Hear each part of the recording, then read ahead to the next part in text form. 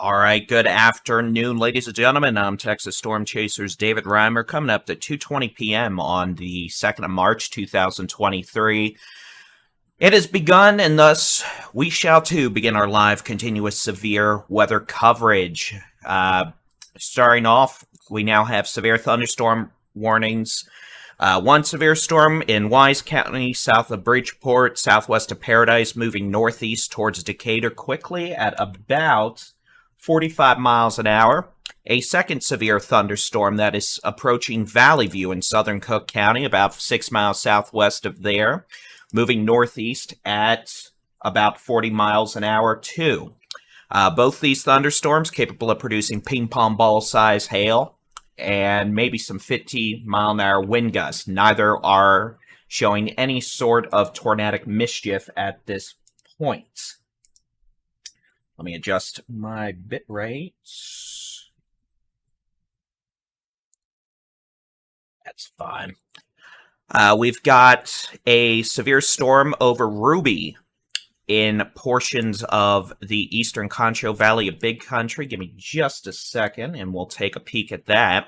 And that's going to be in association with a line of thunderstorms right along the cool front dry line that is going to be moving east. Regardless of what happens further east in North Texas, Northeast Texas this afternoon in terms of more discrete storms, we are going to have a line of storms go from west to east along a cool front, and that line is already starting to form in portions of the Concho Valley from near Big Lake to Sterling City to Ruby, all the way up to Seymour, Wichita Falls, and that's going to move east this afternoon, this evening. Those storms are going to become quite intense with damaging winds, large hail, the threat for a few tornadoes, and that's going to make it to Arkansas by about midnight. And then we're going to have to watch for these discrete storms in portions of North Texas.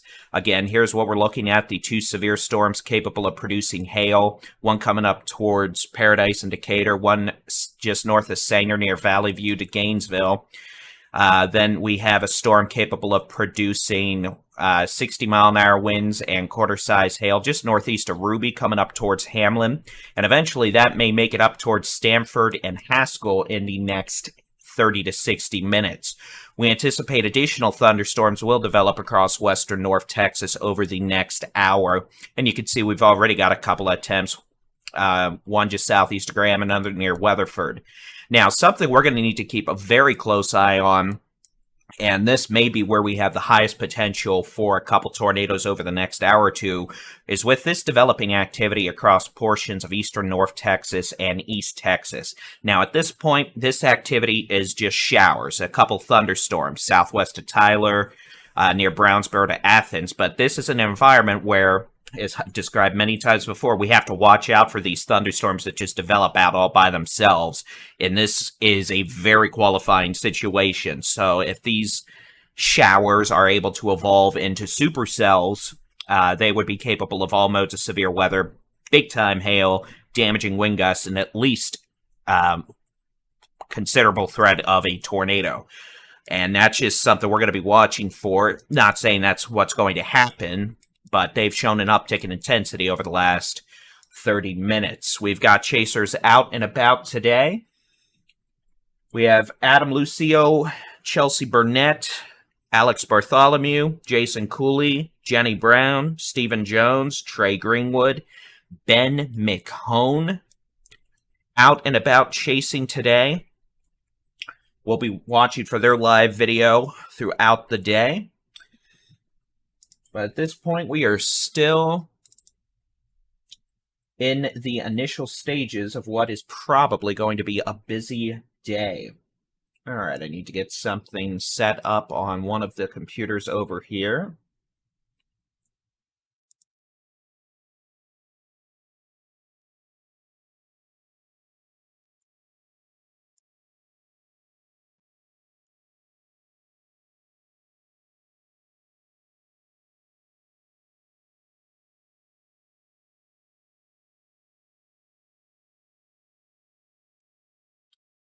Go. That's set up. So essentially, over the next several hours, what we're expecting, and I'll actually turn on satellite imagery here so I can show you what we're talking about. What we have going on is we are watching the dryline cool front right now that's still way out west in northwest Texas, the big country, down into the Concho Valley. Over the next several hours, that is going to move from west to east at a pretty decent clip. I'll just turn on satellite imagery and radar loop over the last 2 hours. You can see we've got a pretty good line of towering cumulus along that cool front, and that's going to be moving east. In terms of severe weather watches, the blue boxes here, we've got severe thunderstorm watches for the Concho Valley, the Big Country, western North Texas, and northwest Texas, and those go through about 9 to 10 p.m. this evening, but essentially are going to be for this line of developing thunderstorms along that cool front and dry line, moving off to the east pretty quickly. And that line is going to move, it's going to make it to Louisiana and Arkansas by midnight, so everyone east of that line has a chance for storms this evening, with the highest potential for severe storms with that line, generally north of a line from Junction to Round Rock to Livingston, north to the Red River. Strongest storms in that line are going to be capable of producing, for now, large hail and damaging wind gusts. As they get further east into a more receptive environment for severe weather mischief, we may end up seeing the threat for a few tornadoes increase with those storms. Looks like our storm chasers, Adam, Chelsea, and Alex, are on 380. And I'm going to assume they are keeping an eye on the thunderstorm that is currently approaching Decatur. They're not having great luck with data, but we'll be keeping an eye on that.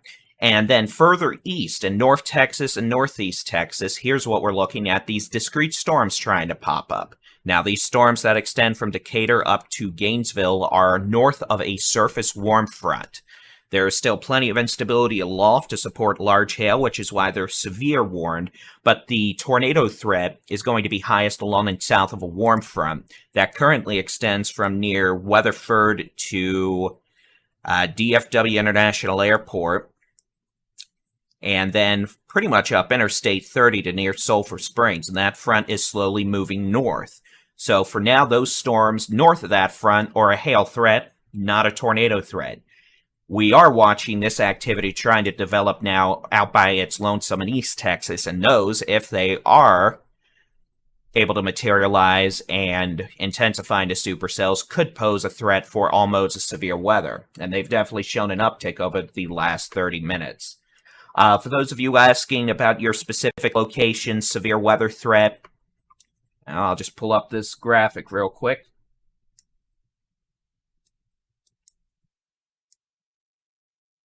And here we go. This is the severe weather outlook for this afternoon, this evening. If you're in any of the colors, yellow or green, yellow, orange, red, or pretty much any color that is currently on the backdrop of this map, you're in a severe weather risk for this afternoon and evening, with the highest chance for severe storms, the most numerous severe storms being the higher risk levels. So level 2, level 3, level 4, the higher up the scale you go, the more severe storms you're going to have in your neck of the woods this evening.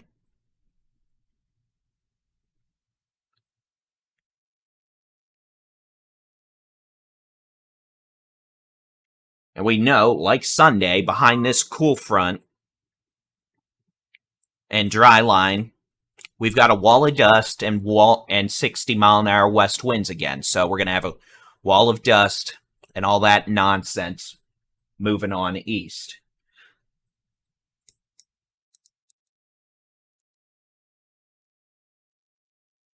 So essentially, that's what we're expecting in terms of storms. Main show for who's going to get impacted most will be this line of developing storms from near Ozana, West San Angelo, West Abilene, all the way up to near Vernon. That's going to be a near solid line of storms that'll move east over the next several hours into this evening with hail, damaging winds, and potential for some spin-up tornadoes. If those of you asking about the cap and the Metroplex, it's pretty much about gone, which is why we saw these storms pop up northwest of the Metroplex. And we'll be keeping an eye out for additional storms developing there. But in terms of storms out by them lonesome, that could pose a threat for at least a tornado if they were to materialize and intensify. This stuff around Tyler down to Athens has my interest for now.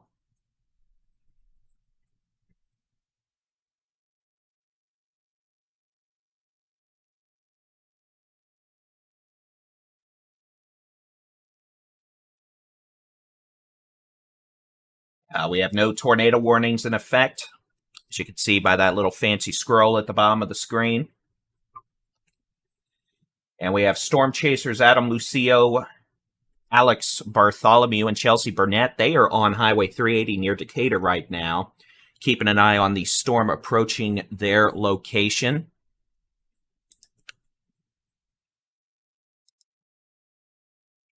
In fact, I can switch full screen to that. That's a triple point setting up. They've got moderate to heavy rain. They're probably going to have some hail here shortly, maybe up to the size of quarters. And you can watch their dedicated storm chasing stream along with other storm chasing streams this afternoon and this evening on the Texas Storm Chasers YouTube channel. Those of you who are watching us on Facebook, congratulations on actually seeing our video. Facebook has been severely throttling our video and post reach, so most folks are on our Facebook page are not seeing our post. We really encourage you to subscribe to us on YouTube. Texas Storm Chasers on YouTube. That's where we do a lot of our video content, our live storm chasing streams, and our live severe weather coverage the most. So all y'all on Facebook watching us, head over to YouTube, subscribe to the Texas Storm Chasers, and be sure you don't miss our live coverage and live storm chasing videos. We've also got a free mobile app with interactive weather radar in it and live severe weather coverage. You can watch us in that as well. So, at this point, we are watching multiple storms firing up. At this point, no tornado warnings. In terms of a short-term threat, maybe over the next hour, if storms around Tyler can get their act together, that would be the highest potential for a tornado. At this point, those storms are behaving. But let's go ahead, quit the animation, switch back over to the high-res radar, and we'll take a look at what we have going on in the hail department. We've got two storms in North Texas capable of producing hail at this point. One storm on I-35 in Valley View up through the construction zone towards the south side of Gainesville. That could have quarter-size hail. That's moving north-northeast at about 40 to 45 miles an hour. That's going to be moving up towards the city of Gainesville, Callisburg, then the west side of Lake Texoma, probably passing just east of Windstar as it moves north-northeast. A second severe storm capable of producing quarter to ping pong ball size hail right now is in the city of Decatur, and especially right on Highway 380 where our storm chasers are sitting. And this storm is moving northeast at about 40 miles an hour and is going to be moving towards Slidell, Leo, and eventually southwestern Cook County around Era, probably passing a bit west of Valley View. And this storm could be a threat to Highway 82 from Munster to Mira to Lindsay in about 45 to 50 minutes. We'll head back over, watch our chasers stream.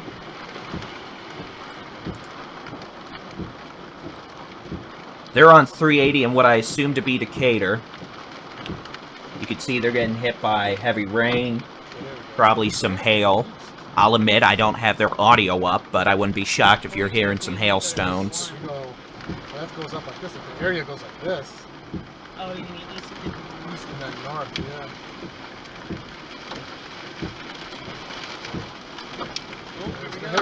And again, they are in the city of Decatur in Wise County.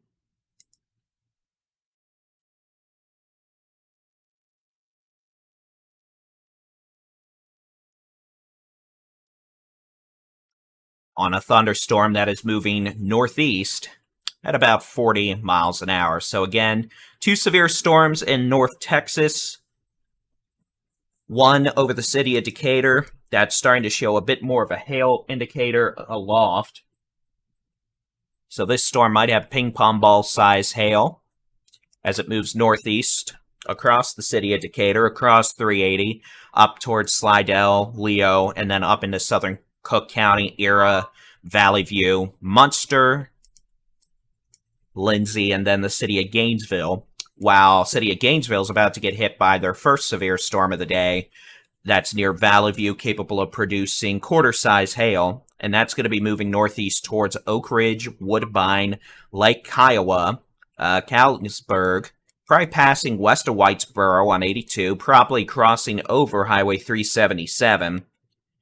Actually, this might pass a little closer to Whitesboro than I thought, if it turns a little right. And then this will be moving over 377 and up towards Lake Texoma before moving into Oklahoma, probably passing near Medill and Kingston. Again, those are hailers. Those are not a threat for tornadoes at this point. They're not showing any sort of indication they're going to be a tornado threat in the short term. They are north of the warm front, which should keep their tornado threat lower. Just got a report of nickel-sized hail in Decatur, and you can see our chasers. They're getting their butts kicked by heavy rain and hail. You can watch their storm chasing feed with audio dedicated on the Texas Storm Chasers YouTube channel, but we'll pop in real quick.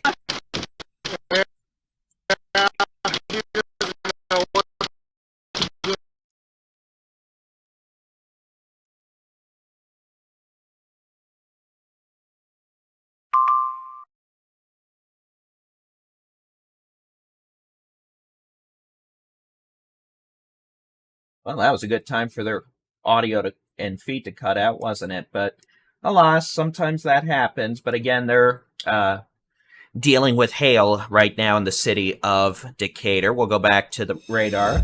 We'll keep an eye out for the feed.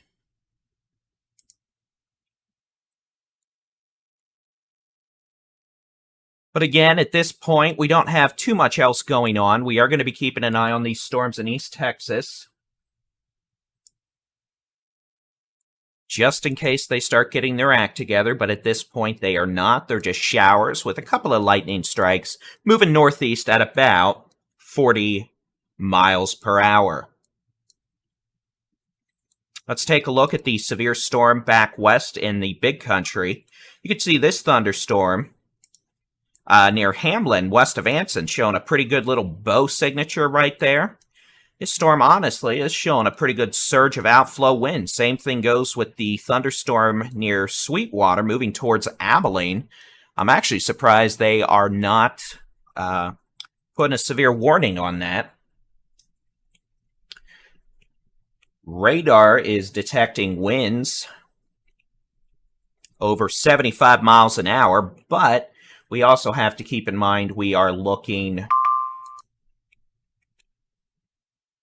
at about 4,500 feet above the surface, so we'll see. I would fully expect there to be a severe warning with that storm at some point soon. And again, no storms are going to be moving into the DFW Metroplex by about 6 p.m., give or take an hour.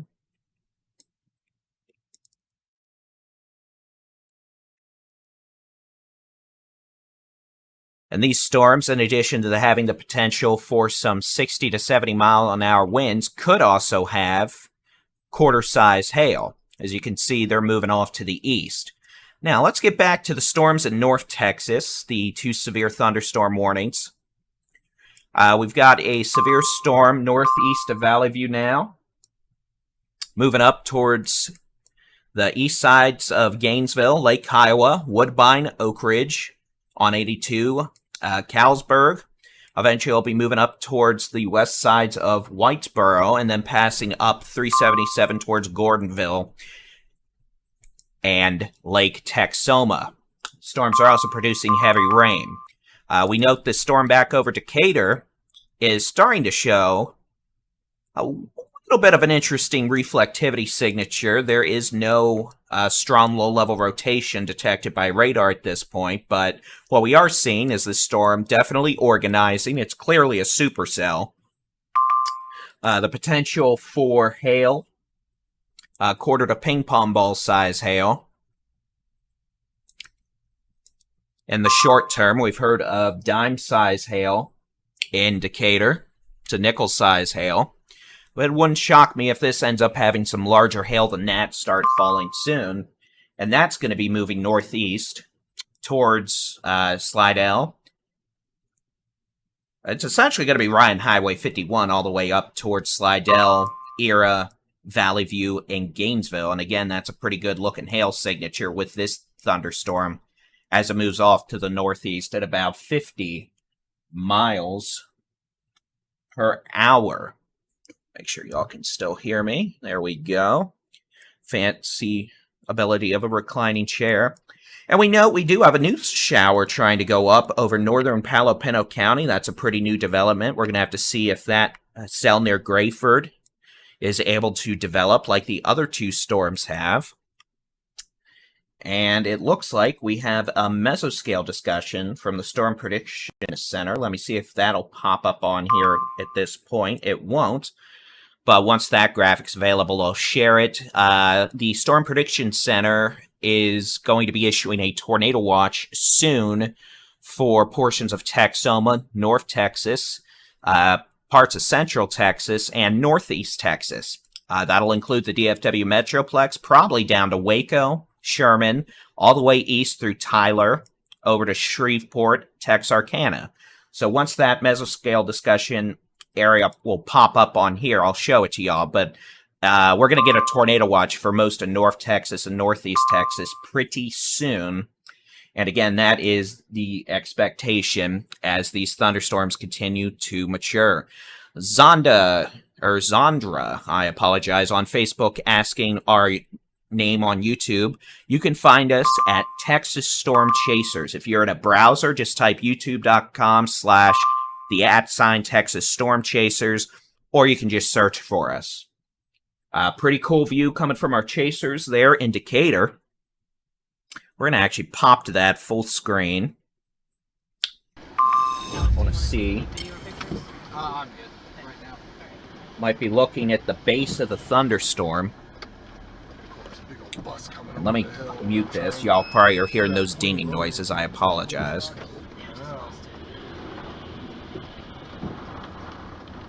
But again, they just got hit, or they just cored the storm. They had hail hit them on 380 in Decatur. Now they're probably looking to the backside of the storm, what we call the rain-free base. Shut up. Nothing too threatening at this point.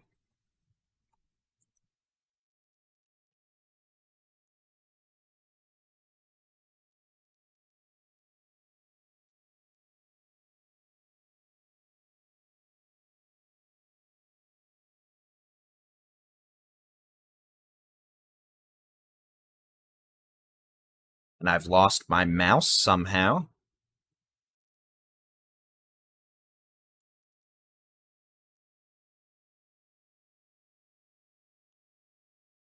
There it is. Okay.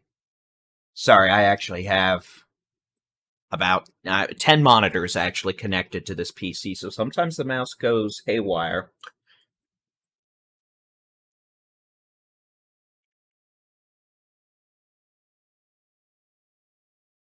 That little picture you see on the right side, that's from our storm chasers, Adam, Lucio, Chelsea Burnett, Alex Bartholomew. They're on the severe storm currently passing now just northeast of Decatur. They do have a wall cloud with this thunderstorm now. We're not seeing any defined significant low-level rotation, but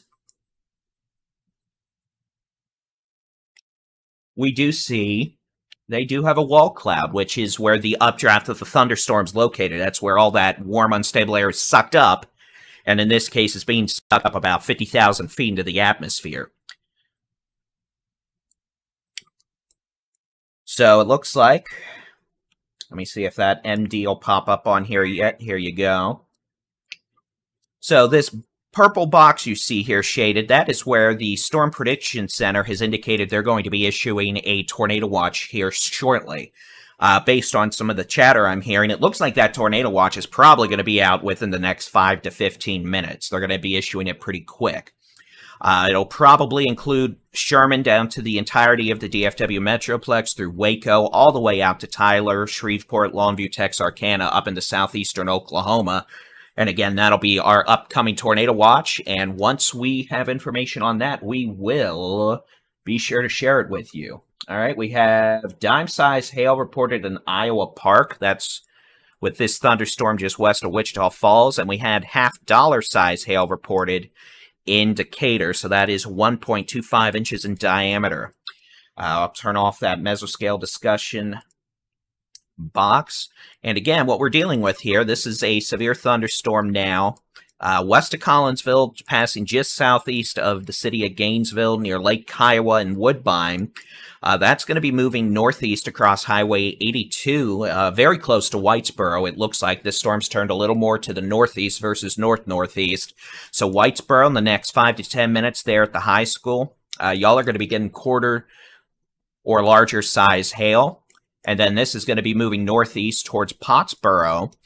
Probably passing what it's going to pass west of Sherman, probably passing west of Denison unless it keeps turning right.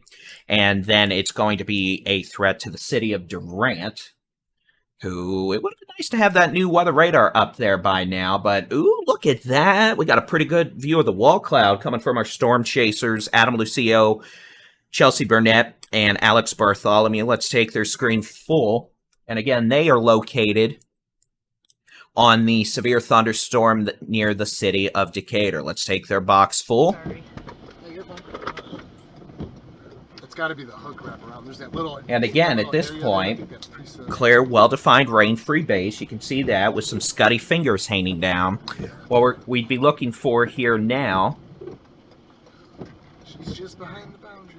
Well, would be maybe I think we have to consider a long play. any sort of right to left and left to right motion, rotation. Stay, give it some breathing room, maybe. What do you think, Alex? Where's my computer? At this point, I'm actually going to share this Yeah.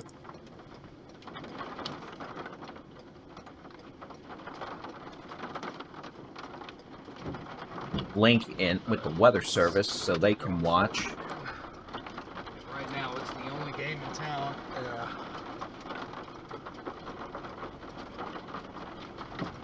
Warm sector stuff is uber trash. So again, you're watching live storm chasing video from Adam Lucio, Chelsea Burnett, and Alex Bartholomew. They are located near Decatur, Texas, looking at a rain-free base from the thunderstorm that dropped up to half-dollar size hail in the city of Decatur. This is a severe thunderstorm capable of producing quarter to ping pong ball size hail.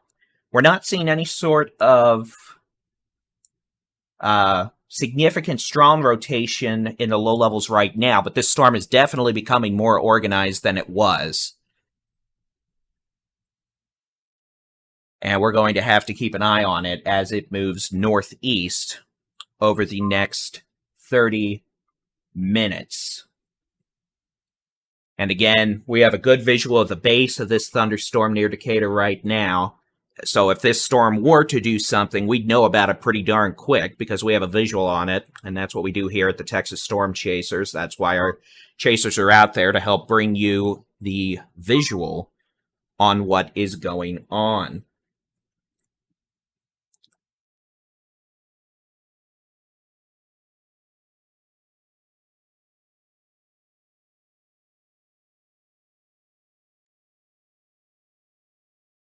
And folks on Facebook, I guess you're getting a cruddy video quality from Facebook.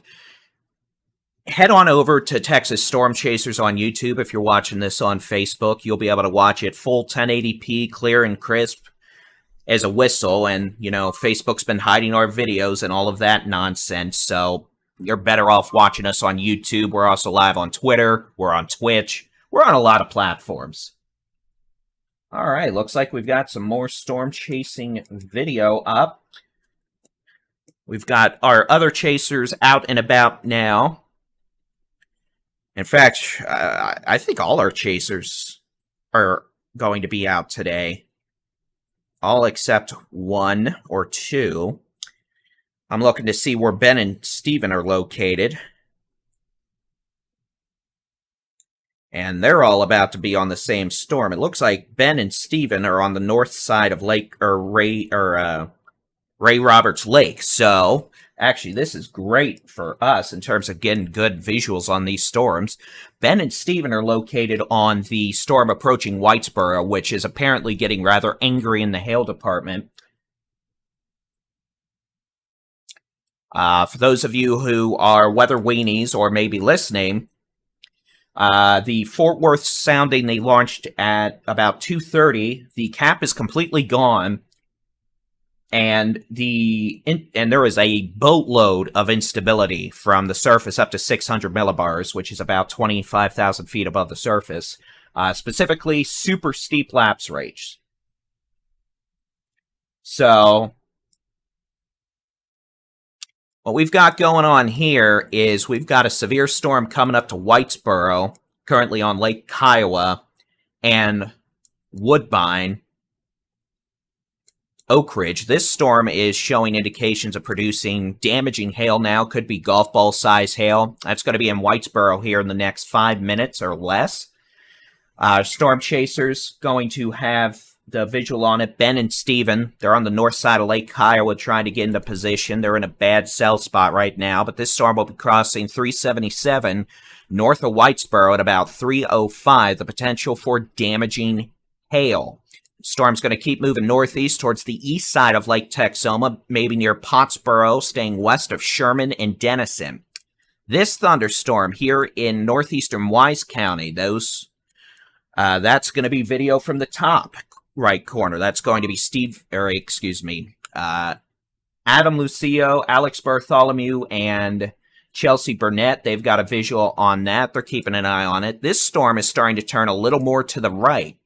And by right, I mean initially this storm was moving north-northeast like this. Storm is now starting to move like this, it looks like. And you can also see that hook echo is starting to develop. Now, that doesn't mean we have a tornado down, but it does mean this storm is increasing in organization. You're going to see the Weather Service has just issued a new severe thunderstorm warning for northern Denton County. That'll pop up here in a second. And that's because this thunderstorm has taken a right turn, and this thing is turning east. It's going to try and ride just north of 380. So in terms of the threat for supercells capable of all modes of severe weather, big hail, big wind, and maybe a tornado, we definitely pay attention to these storms that start turning right of the deviant flow aloft. That helps to locally enhance the amount of spin they have access to. So in terms of severe weather issues, this one northeast of Decatur over Slidell, northwest of Denton, is becoming problematic.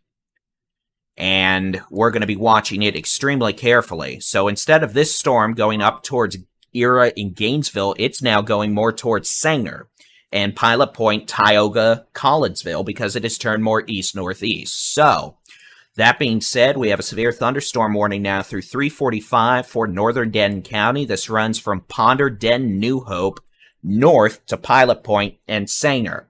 The potential for ping pong ball size hail, at least 60-mile-an-hour winds, and we're going to be keeping a close eye on what is going on with that. The northern storm we're watching right now approaching the city of Whitesboro, not tornadic, has the potential to produce large hail up to the size of golf balls. That's where we have Stephen Jones and Ben McComb. We'll take a peek at their camera real quick. They're taking a look in that vicinity right now. You can see they've got a lot of rain. They've got wet roads, and they've got dark skies, but nothing that screams tornadoes or big-time hail in their visual frame right now. We'll zoom back out. Let's take a look at the storms coming into the big country where we have severe thunderstorm warnings from Stanford down to Abilene. Real quick, these individual showers and storms in East Texas, we're going to keep an eye on them to see if any end up becoming problematic and intensify, but for now they're behaving themselves. They may not stay behaved, but for now they're behaving, and we're not too concerned about them in the next 15 minutes. We've got a line of severe storms from near Stamford, Anson. That'll be coming into Merkel here shortly. We've got the potential for quarter-size hail and wind gust over 60 miles an hour. In fact, you see a pretty good surge of wind coming out on the front end of this thunderstorm coming into Thai. Sometimes those are tornadic spin-ups, but in this case, showing winds over 70 to 75 miles per hour. So the potential for 60 to 75 mile an hour winds in Thai in the next 5 minutes or less, and then that's going to roll into Abilene quickly. We note this thunderstorm probably is also blowing up a considerable amount of dust as it moves east at about 45 miles per hour. And for those of you asking what's going on near me, etc., if we're not talking about you, that's a good thing. If we're talking about you, that means we've got dangerous thunderstorms in your neck of the woods right now. So you could keep an eye on the sky with the free Texas Storm Chasers interactive weather radar on our website, texasstormchasers.com/radar. Free Texas Storm Chasers mobile app, but understand we're focusing on areas being hit right now and in the short term. If you want to know what the forecast is for the remainder of the afternoon this evening, head over to the Texas Storm Chasers YouTube or the Texas Storm Chasers website, and we've got a detailed video up from a couple hours ago talking about the forecast and what we're expecting for the remainder of the afternoon and into the evening.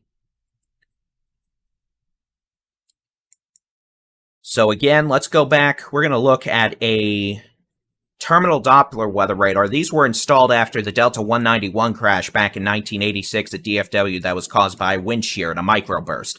What these do is they're very short range, but they take very high resolution data to detect wind shear microbursts, but very useful in the severe weather department as well. We're not seeing any indications of strong low-level rotation with these thunderstorms. Storm in western Denton County may have some winds up to 50 to 60 miles an hour and is moving to the east-northeast. You can see that hail core now coming on into northwestern Denton County over Slidell and far northeastern Wise County.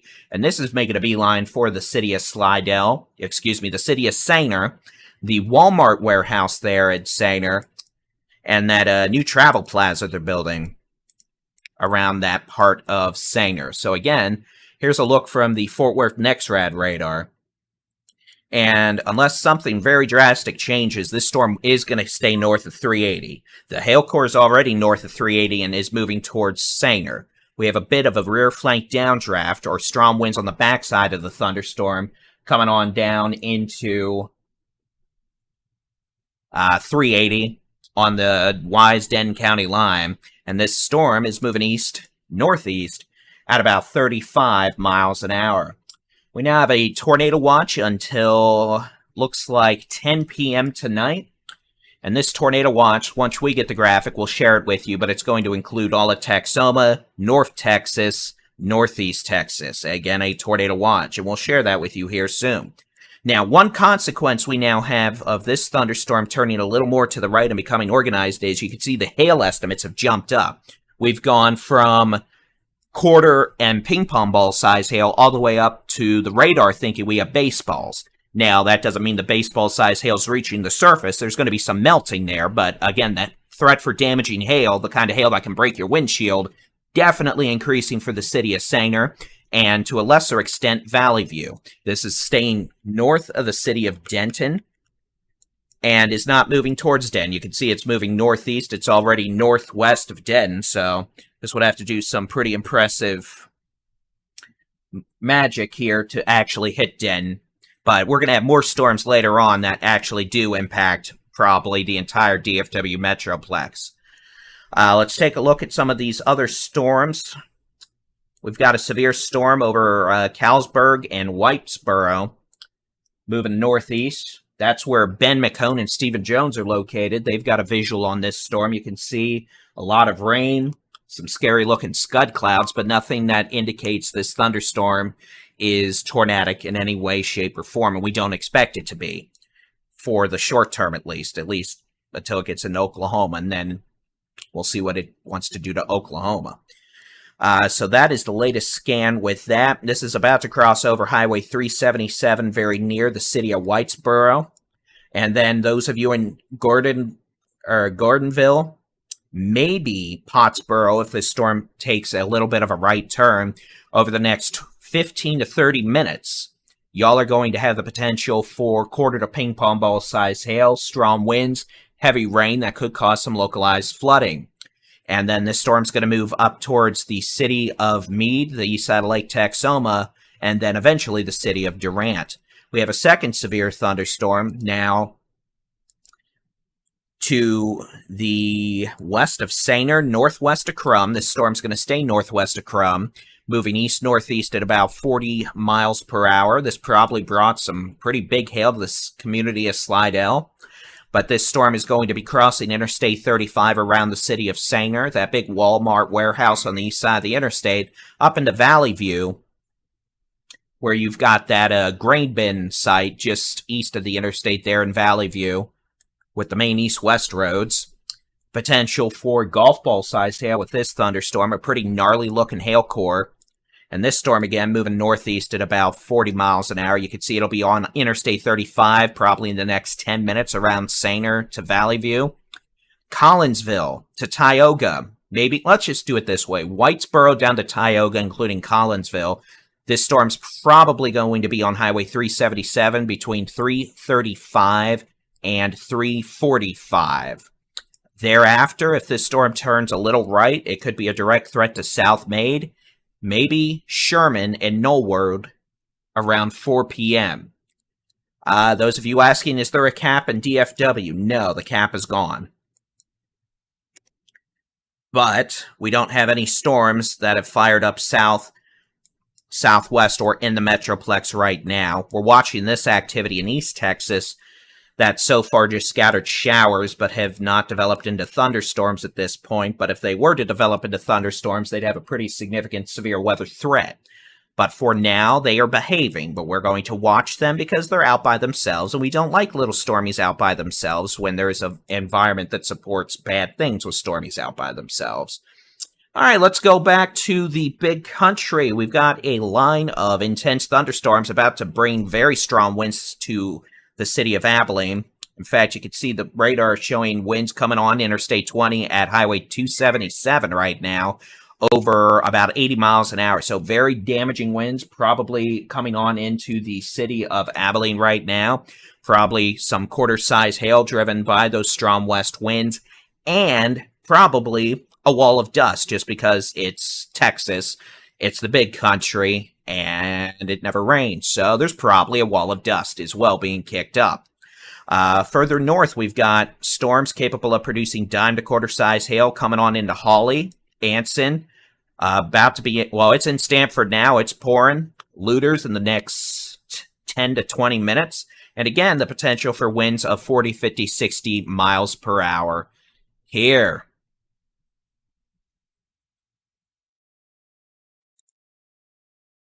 So again, in this complex, this line's moving east at about 45 miles an hour. Let me just go ahead and put a track on it, with the caveat being that line is going to move across the entire Metroplex in about 2.5 to 3 hours, and then make its way into northeast Texas and Arkansas by about midnight.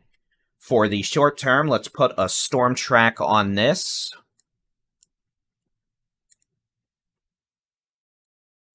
And I'm going to say it's moving at 50 just to give me a little bit of a buffer. Again, this line moving east at about 50. Again, moving into Abilene now. Bayard at about 3:30. The city of Albany about 3:30. Fort Griffin, a beautiful astrophotography site. If you've never been out there in the summer in the nighttime hours, about 3:35. Throckmorton, it'd be about 3:32. And then eventually this will be rolling into the city of Breckenridge a few minutes before 4 p.m. it looks like. The potential for strong winds, some hail. All right, let's get back to it. Back to our two most intense thunderstorms right now. You keep an eye on the sky with the free Texas Storm Chasers interactive weather radar on our website, texasstormchasers.com/radar, and in the free mobile app. We've got Storm Chasers streaming live video on our YouTube channel as well. You can watch their video. That's who you're watching on the right side of the screen.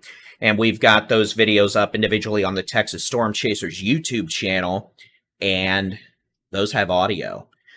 We encourage those of you watching us on Facebook to head over to YouTube and subscribe to Texas Storm Chasers on YouTube. Facebook throttles most of our reach. Most folks who follow us on Facebook never see our videos or posts, and we're tired of it. So if you want to keep watching our live videos, our weather information, you got to subscribe to us on YouTube, Texas Storm Chasers, or download the free Texas Storm Chasers mobile app, our website, and we're actually streaming this on Twitch and Twitter too.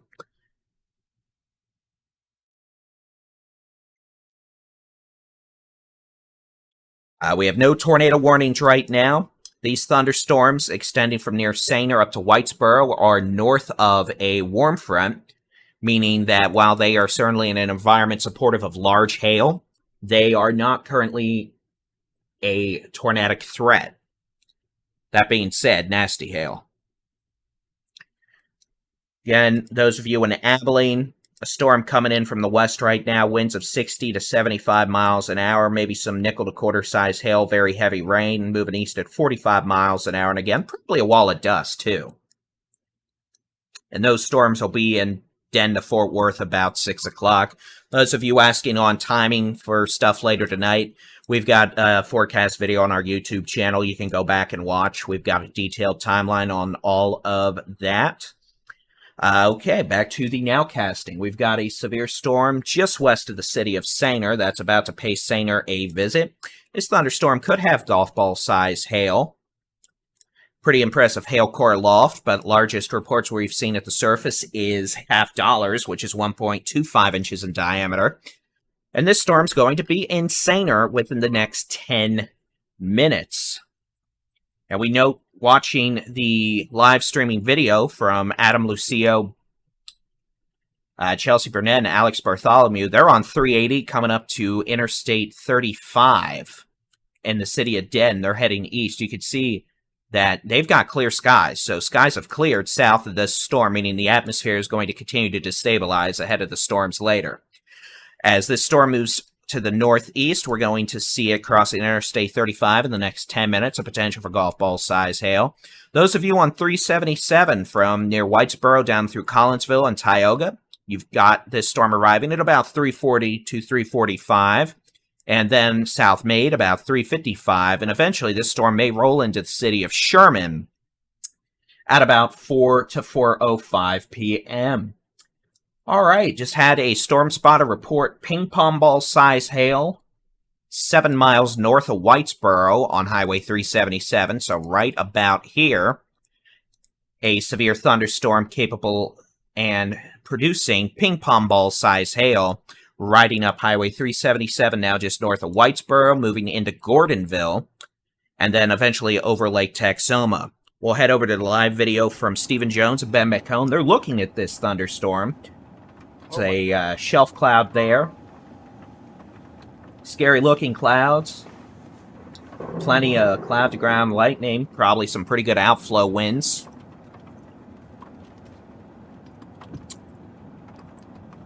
As they look at this thunderstorm, now north of the city of Whitesboro. Or I stand corrected, actually. I'm sorry, they're looking at the thunderstorm coming up on Valley View and Sainer.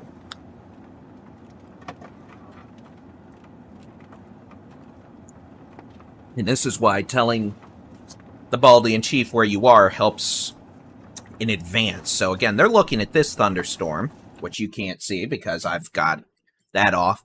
They're sitting on the east side of Valley View right about there. Ben and Steven are looking at the thunderstorm coming on into Sainer and Valley View. A lot of gusty outflowy winds, pretty impressive hail. Possible. Definitely you don't want to be on Interstate 35 driving as this thunderstorm comes on in. At this point, we do not have any additional thunderstorms out by themselves that have developed south or southwest of the Metroplex, which means for now it's quiet in the Metroplex. You can see we have a few showers from Waxahachie to Dallas. Those aren't doing anything. And we note the cap is gone. So at this point, we're going to have to watch for anything that just fires up out by its lonesome. I'll turn on the satellite data. Give me just a second.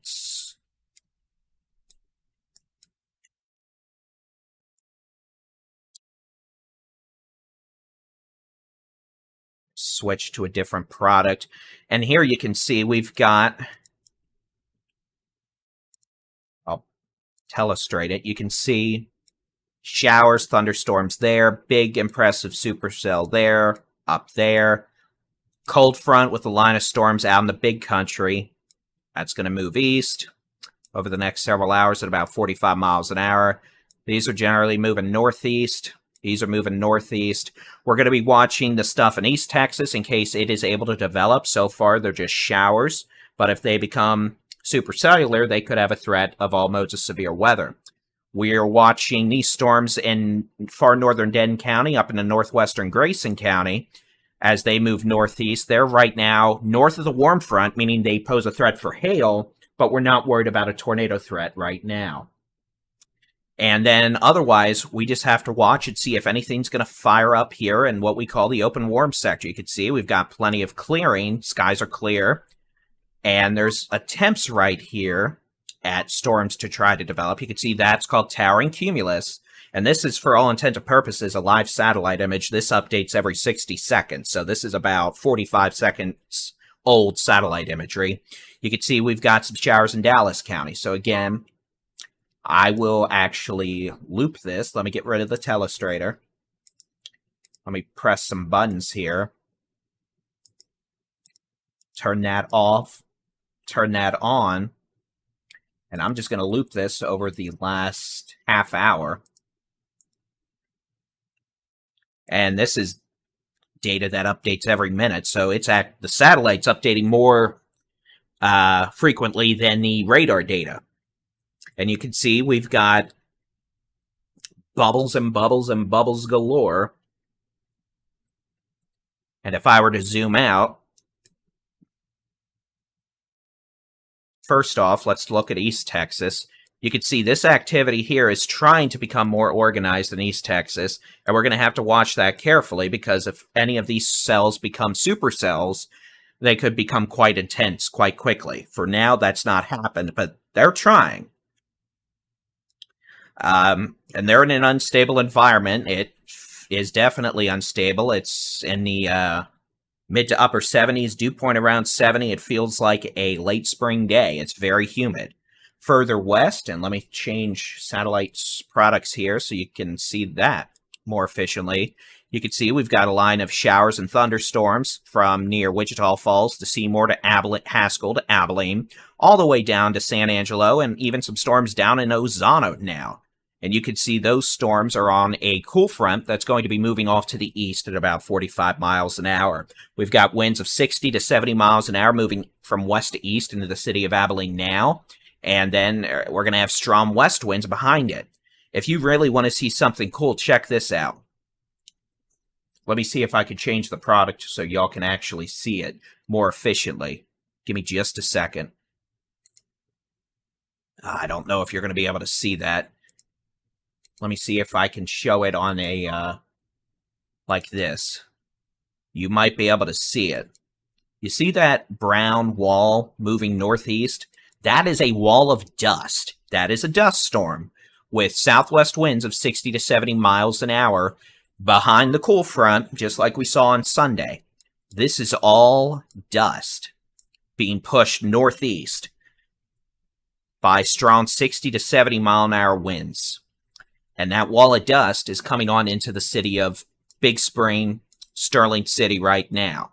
So again, that's a dust storm, a wall of dust. And that dust is probably going to make it into North Texas, the hill country, Central Texas tonight. So let's get back to the storms at hand. Thank you for indulging my nerding moments. We've got a new severe thunderstorm warning. This is going to be for the line of storms from near Looters down to Abilene. The potential for 60 to 75 mile per hour winds. A severe storm warning will include Albany. It includes Clyde, Bayard, Putnam, Morin. It includes that radar site there north or just southwest of Morin in the trees there. And again, this thunderstorm, this line of storms is moving east at about 40 to 50 miles an hour. And this is what's going to actually hit the Metroplex later on towards dinner time. This big old line. What we have now, round one, these are just isolated storms. That line is what's going to come through later, and that itself will also be severe. All right.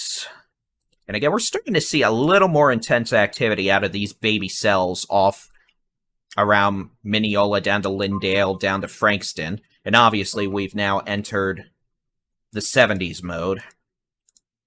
That's why you don't press too many buttons at once on this program. It gets very unhappy.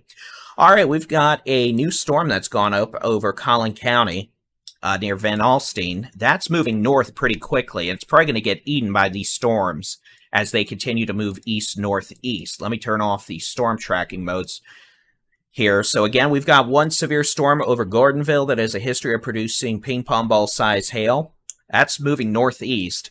That's going to be over Lake Texoma and then crossing into Oklahoma from near Kingston to Woodville to McBride on the north side of Lake Texoma. So that storm's about to be gone. We've got a severe thunderstorm near Valley View down to just northeast of Sanger. That is about to move over the lake. I want to say Lake Ray Hubbard, but I know that is east of Dallas. This is Roy Roberts Lake. Boy, say that fast 5 times. Roy Roberts Lake, Roy Roberts Lake. Right, nope, I'm going to start doing my W's. So, with this activity,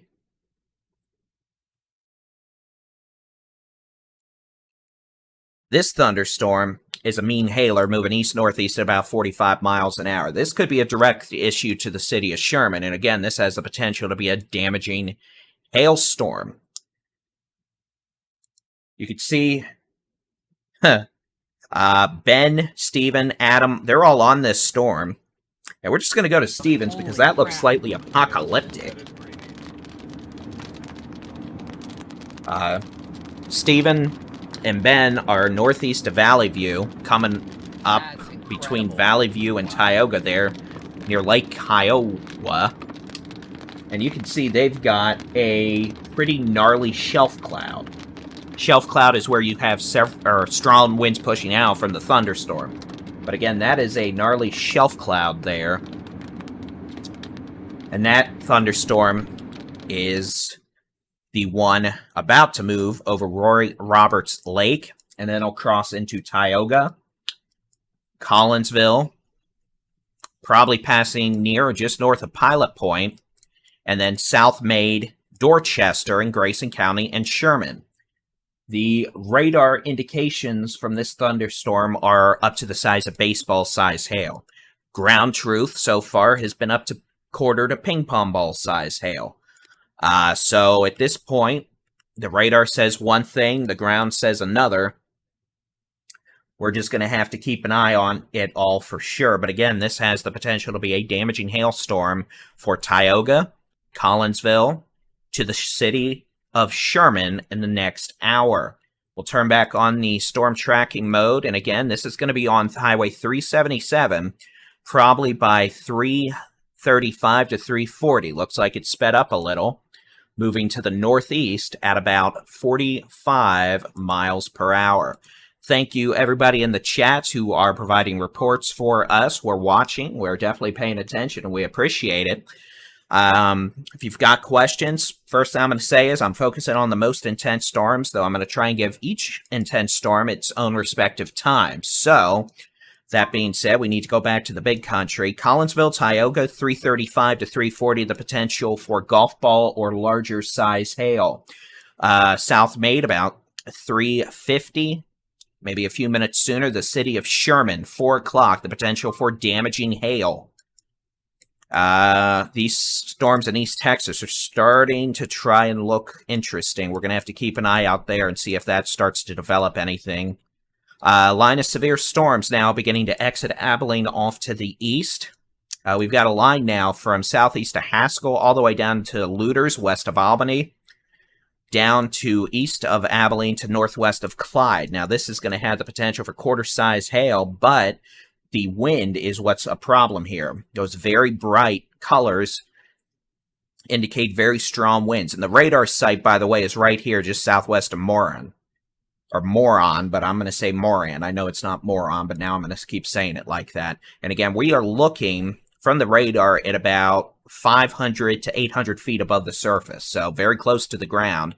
Radar detecting winds 70 miles an hour. We've got winds 70, 71, up to 75 in spots. So again, the potential for 70, 75 mile an hour winds with this line of storms from Clyde to just west of Abilene, just west of Albany, just southeast of Looters, currently about 15 miles southwest of Fort Griffin, moving off to the east at about 50 miles per hour. I'll put a storm track on it. Here you go. City of Albany, about 3:40 p.m., 20 minutes, riding right down Highway 180. City of Breckenridge, about 4:05. And again, this is a thunderstorm capable of producing winds of 75 miles per hour. The potential for wind-driven quarter-size hail, very heavy rain.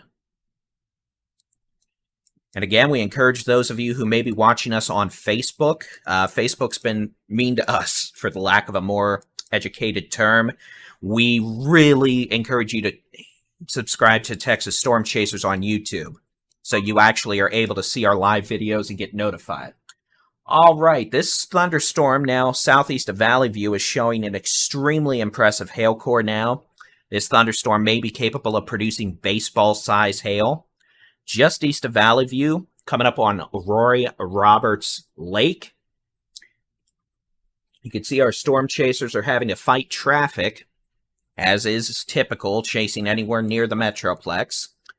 This thunderstorm is going to be moving over the Roy Roberts Lake here shortly. It'll be crossing into Tioga in about 15 minutes or less.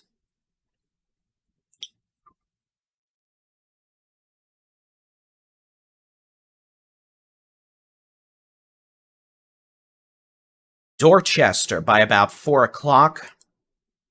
Howe by 4:10. If this storm keeps moving due east. If it moves more east-northeast, it's going to make it towards Sherman instead. Either way, I'd plan on Sherman to Howe. You're going to have a problem. Actually, here, I'm going to look on my client real quick. I want to see. Yeah, I think this is moving a little more east-northeast, but regardless, those of you from Van Alstyne on 75 up to Sherman, the potential for a damaging hailstorm by 4 p.m. With this thunderstorm currently just east of Interstate 35, from just south of Gainesville to Valley View, just northeast of Sanger. Could also have some very strong winds with this thunderstorm as it moves to the east. This activity in East Texas is behaving itself so far.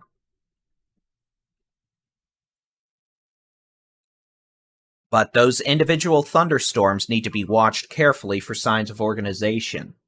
And we note, looking from the Shreveport radar, we're starting to see some isolated activity fire in northeastern Ellis and eastern Dallas County. Nothing severe with that right now, but it's going to be something we need to watch carefully as activity initiates. The live video from Stephen Jones and Ben McCone, I take it they're just looking at the thunderstorm's updraft. Pretty good view of that, actually. You can see the base of the thunderstorm there. Nothing hanging down that would indicate a tornado threat, but a very mean hailstorm for sure. And this is the storm that's going to be making its way towards Van Alstyne, Howe, and the city of Sherman by 4 p.m. Across Lake Texoma, now just northeast of Gordonville. Severe storm now exiting Texas, moving over Lake Texoma, moving up northeast towards Woodville, McBride, Kingston, and eventually could be passing west of the city of Durant, southeast of Tishomingo, up towards Tushka and Atoka, Oklahoma. And then back in the big country, we've got a line of severe thunderstorms now with the most intense portion from, let's just go ahead and say 20 miles southwest of Throckmorton, about 12 miles west of Fort Griffin, not all that far west of Albany. I'm going to say probably less than 7 miles back southwest to near Interstate 20. Abilene, you're getting some rain right now. But that is it. You're done with the severe weather threat. A report from the emergency management. We've got Interstate 35 closed in Gainesville due to accidents and a light pole down on the interstate, and it sounds like it's both directions, so traffic's been moved to the surface road. So again, 35 in Gainesville, I assume in the construction zone, is closed because of accidents and some downed light poles. So again, this storm, Albany, within 10 minutes, the potential for 60 to 75 mile an hour winds. Breckenridge, about 4 p.m. on Highway 183 from, let's just say, Cisco up to Breckenridge to Woodson. And then you can extrapolate it from there. Mineral Wells, probably not that far from 5 p.m.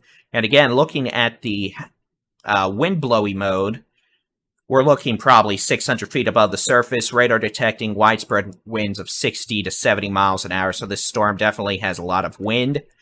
And quarter-size hail, maybe a bit larger. The storm is intensifying.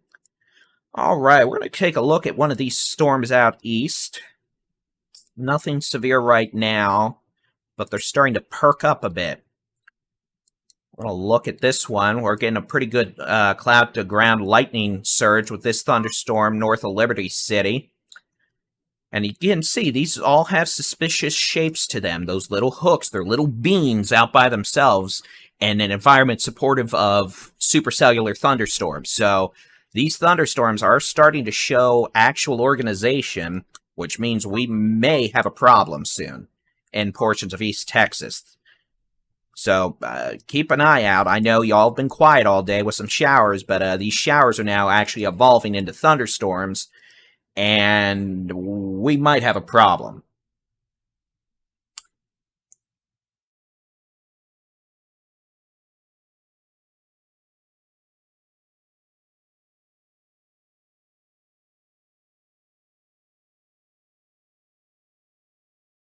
Mineral Wells, you're going to have a severe storm around 5 o'clock. All right, so again, let me just turn off that. Let's loop the radar so y'all can actually see what's going on. Stephen Jones, Ben McCone. We've actually got many chasers out. I'll show you after I loop this radar. We'll go through that. I'm just going to loop the radar for the last hour. You can see we're starting to see an uptick in thunderstorm intensity across East Texas. These storms moving north-northeast at about 40 miles an hour. They're behaving themselves for now, but they're in an environment that would support strong low-level rotation, so we need to watch them carefully. A couple showers in eastern Dallas County firing. A severe storm that fired near Valley View moved over Whitesboro, riding up 377 now into Oklahoma, Lake Texoma. And a supercell thunderstorm now just east of Valley View. Collinsville, Tioga, Pilot Point. Cece, you're having puppy dreams. Yeah, I know I interrupted your puppy dreams, but I didn't want the live stream to make it sound like you were getting murdered. Hashtag dogcam is going to have to be a thing. So severe storm just east of Valley, Sainer, moving towards Tioga, Collinsville, Pilot Point, over towards Van Alstyne, Howe, and Sherman by 4 o'clock. That one could have some big hail with it, damaging hail at that. And then a line of storms across the big country, western, that'll be moving into western North Texas. You can see it actually goes all the way down south of Interstate 10 now. And these storms, this is going to be the line of storms that moves east at about 40 to 50 miles an hour this evening. So I'm going to pause everything, and we're going to show you some storm chasing live feeds while I get this display set up to show you what we expect for the remainder of this afternoon, this evening. We'll start with Adam Lucio, Chelsea Burnett, Alex Bartholomew. They are located, I believe, trying to catch up with the storm near Tioga. You can see they're having data issues, and I'm sure they're not having much more fun in the traffic department either. We have meteorologist Jason Cooley and Jenny Brown. Looks like they are on Interstate 35E, I assume. That may not be 35E. That may be the Sam Rayburn Tollway. Either way, they are heading out from the Metroplex to document storms.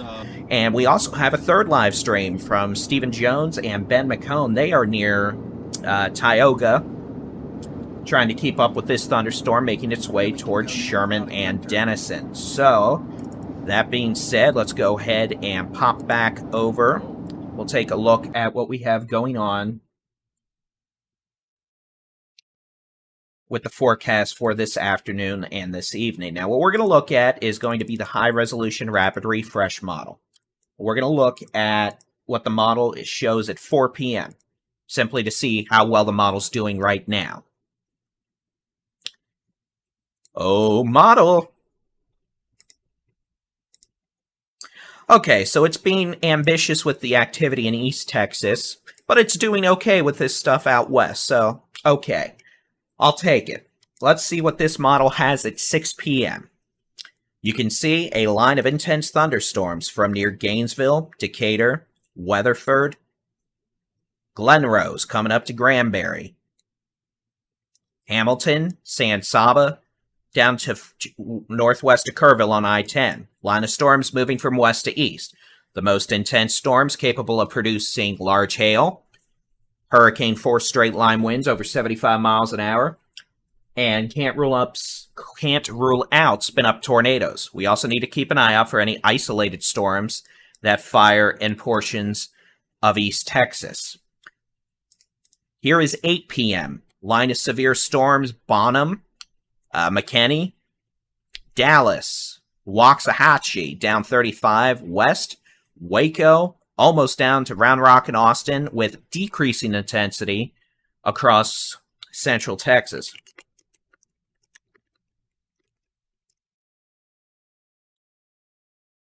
And again, any discrete storms east of this line could pose severe weather issues, and this model may not necessarily be showing them. Here is 10 p.m. Line of storms extending from near, what is that, Clarksville down to Tyler, Canton, Crockett, Huntsville, Haleysville. And you can see this model actually has storms south of I-10 down to Victoria. And some of these are still going to be severe with some strong winds, some hail, maybe a spin-up tornado. We'll go to midnight.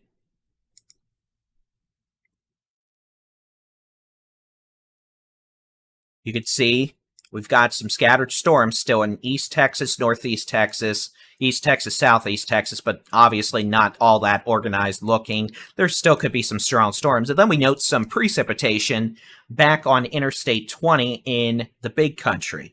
And again, that activity would not be severe. That's just rain on the backside of the storm system. But there might actually be some small hail and strong winds with that, though.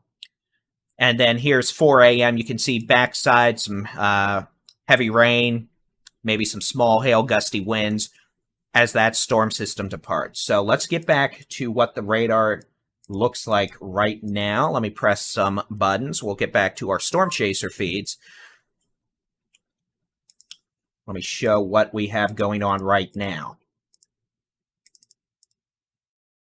Actually, Gustnadoes first. Let's jump over to the stream from Stephen Jones and Ben McCone. That's what we call Gustnadoes.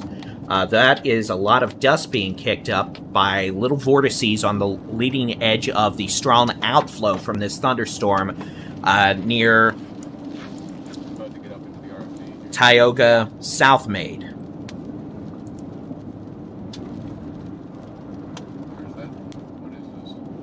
I don't know, but keep going. The main mezzo's over there.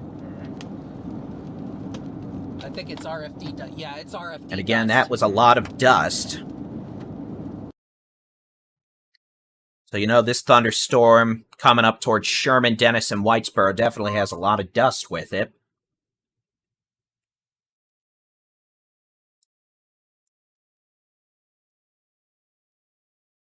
Let me loop this. I'm sorry, I got distracted by the dust. This is what the radars looked like this afternoon. You can see we've had some isolated storms develop over the last 2 hours in North Texas. Kind of a lull now. Those are moving up towards Sherman. We've got activity increasing in intensity now in East Texas and Northeast Texas. A couple showers here in eastern Dallas County.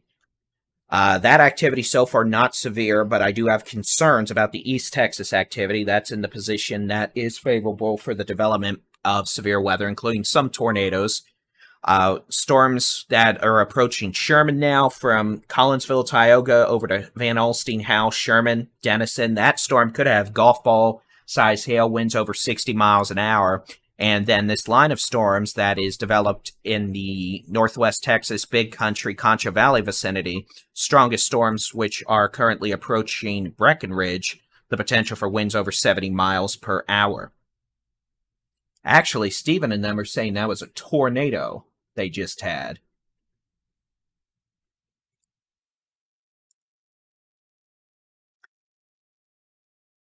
You can see Steve and them, they are getting absolutely annihilated by winds now. So that dust you saw, they say was a brief tornado. You're scared. Pull over. Maybe. But either way, it's gone now. No, I can't see. I think you're good. No, car. And that was the storm in southwestern Grayson County. Either way, this storm is producing a considerable amount of wind, obviously.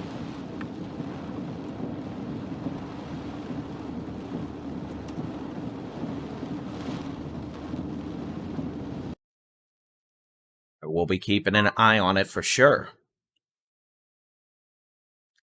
So again, line of storms, that's going to be moving east at about 40 miles an hour until it gets to Louisiana and Arkansas around midnight.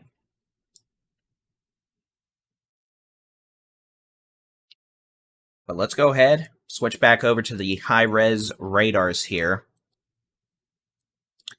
You can see, yeah, a bit of a hook echo there. Broad area of rotation for southeastern Cook County.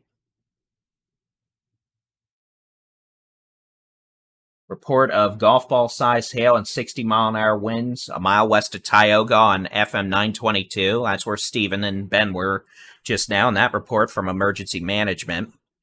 And again, we're looking at the terminal Doppler weather radar. The reflectivity is going to look wonky, but here you go. You can definitely see this did try to push out a pretty good rear flank downdraft.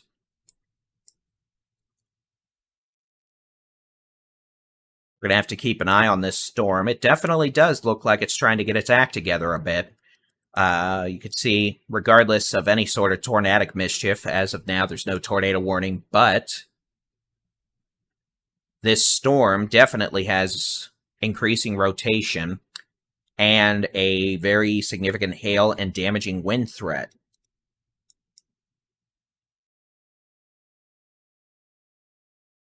Otherwise, we've got a thunderstorm now developing in southeastern Denton County near Wilmer, Seagoville.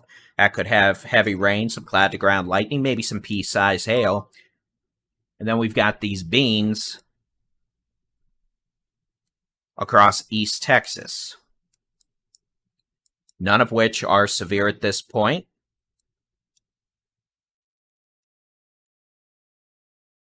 But we're going to watch them as they move north-northeast, just in case they start showing signs of rotation. I mean, these are rotating aloft, but nothing is imminent, in significant severe weather.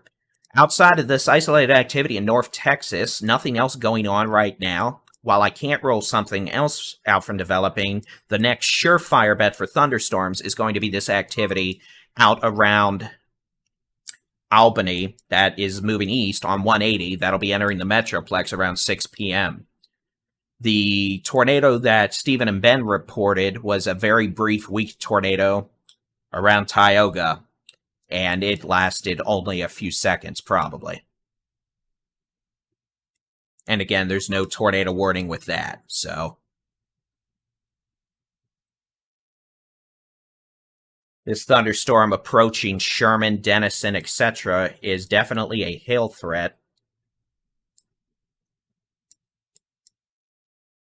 So those of you in Sherman, Howe, Dorchester, get your cars in shelter because it's about to be hailicious.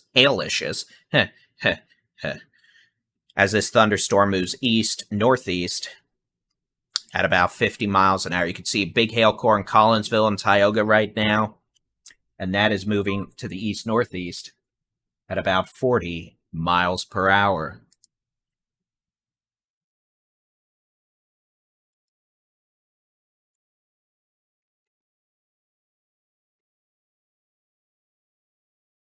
All right, let's do some housekeeping. We do thank all those who have joining and watching us this afternoon. I'm Texas Storm Chaser's David Reimer. It is the 2nd of March, 2022. Monitoring multiple severe thunderstorms this afternoon in portions of Texas. Most intense storm right now we're keeping an eye on is this hailer now exiting Collinsville and Tioga and moving northeast towards the city of Sherman. The potential for golf ball or larger size hail. Winds over 60 miles an hour. And this storm did produce a very brief, very weak tornado about 5 minutes to 10 minutes ago near Tioga. No damage that I know of, but very strong rear flank downdraft. On the back side of this updraft, you can see that hook pushing out. And again, so this thunderstorm is obviously quite intense. Those of you in the city of Sherman need to get your cars into shelter now, as this dangerous storm's coming on in. Do not go do it once the hail starts. That's not a good idea. This activity, a storm in southeastern Dallas County around Seagoville. Nothing severe with that. Keeping an eye on this thunderstorm northeast of Athens, showing some weak rotation aloft. And then all this showery activity moving northeast. Nothing going on. Those of you in Sherman, by the way, it would be wise for you to get away from west-facing windows and south-facing windows when this comes in.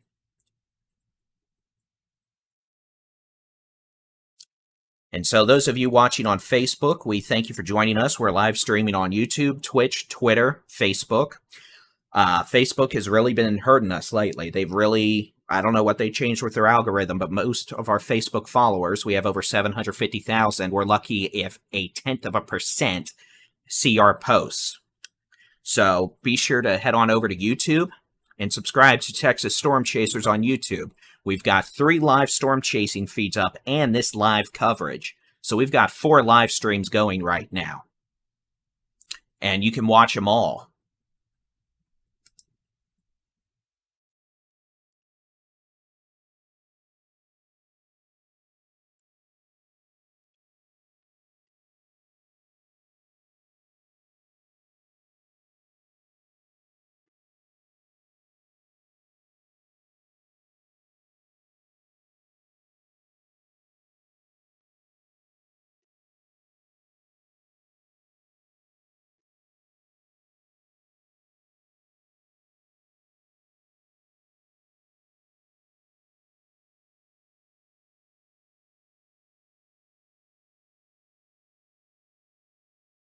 Sorry, I'm doing some housekeeping.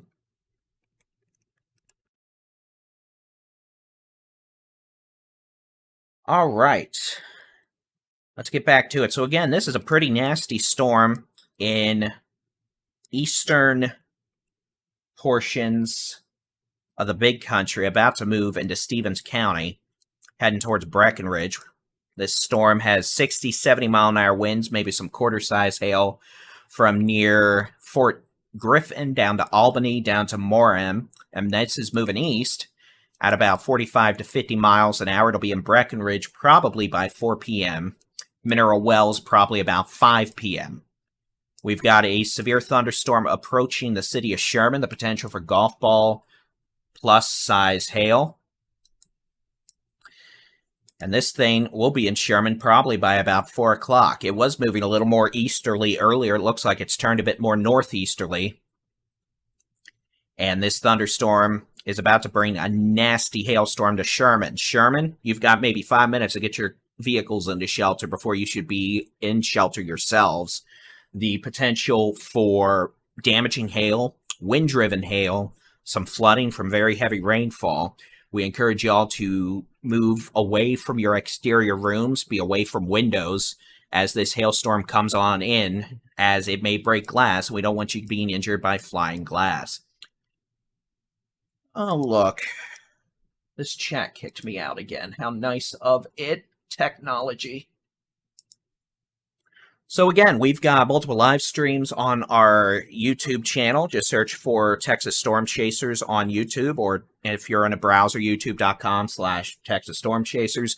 We've got Adam Lucio, Alex Bartholomew, Ben McCone, Chelsea Burnett, Jason Cooley, Jenny Brown, Trey Greenwood. Out and about, we've got 3 separate live storm chasing feeds going on YouTube right now that you can watch with their audio. And then we also have Baldy in Chief with live severe weather coverage to bring it all together. So we'll just show you real quick. Here's Adam, Alex, and Chelsea. They are near the Sherman cell, I believe. I believe the traffic on 35 really messed with them. We have meteorologist Jason Cooley and Jenny Brown.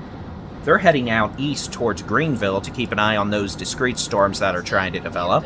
And we have Stephen Jones and Ben McComb, who observed a brief tornado near Tioga at 3:30 p.m. in southwestern Grayson County. And they are keeping up with this storm and obviously not dealing with the best data as they do so. And again, you can keep an eye on all those feeds on the Texas Storm Chasers YouTube channel. And we thank all of y'all for joining us.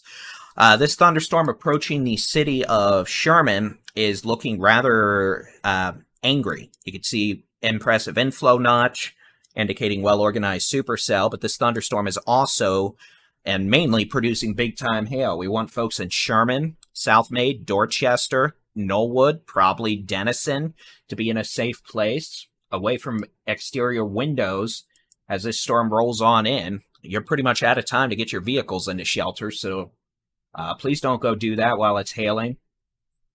And we'd love to hear your hail reports, but we don't want you doing it while you are still getting hailed on. So if you want to take pictures of the hailstones after the hail's done falling, we'd love to see them, but please don't do it while the hail is still falling.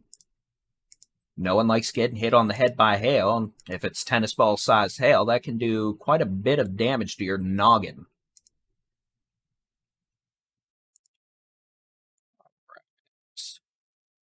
Reopening chat rooms because technology hates me. And one day I'll do a video tour of this. I've got 1, 2, 3, 4, 5, 6, 7, 8, 9, 10 monitors all hooked up to one pretty impressive PC. And then, obviously, I've got monitors behind me, too. But, all right.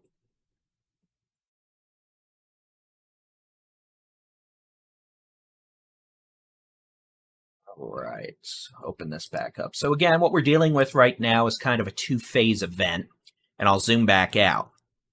Let me clear the high-res radar. We'll load the local radar real quick. Excuse me, the regional radar. We've got essentially 2 rounds. We've got this isolated activity in East Texas, eastern North Texas, Texoma. You can see we've now got a bit of a break in central Texas, North Texas, and then this line of storms that'll be coming in from the west. And this line of storms, some of which are going to be severe, are going to move east at about 45 miles an hour. Some storms are going to have damaging winds, hail, maybe a few tornadoes. These discrete storms in East Texas, which so far are behaving themselves, thankfully, if any of them get their act together, they could pose a threat for tornadoes. But so far, so good. And then this intense thunderstorm approaching the city of Sherman is going to bring a boatload of hurt. Wind-driven golf ball-sized hail, the potential for hail damage is definitely there. And we want folks to be in a safe place away from windows. Here's the timeline on that. So again, we've got hail falling on 56 in South Maid, 289 from Dorchester up to 82. And then Sherman, hail's coming in now in the next 5 minutes. You're out of time. Same thing for Knollwood up to Denison. Highway 75, you definitely don't want to be traveling on that right now, as this dangerous thunderstorm with the potential for wind-driven golf ball size hail arrives. Otherwise, we've got a severe thunderstorm warning. We're going to go from north to south here. Looks like we've got a couple more severe storms. We've got a line of storms now east of San Angelo. San Angelo, your severe weather threat is done. You're about to get a wall of dust as Crashy the cold front comes on in.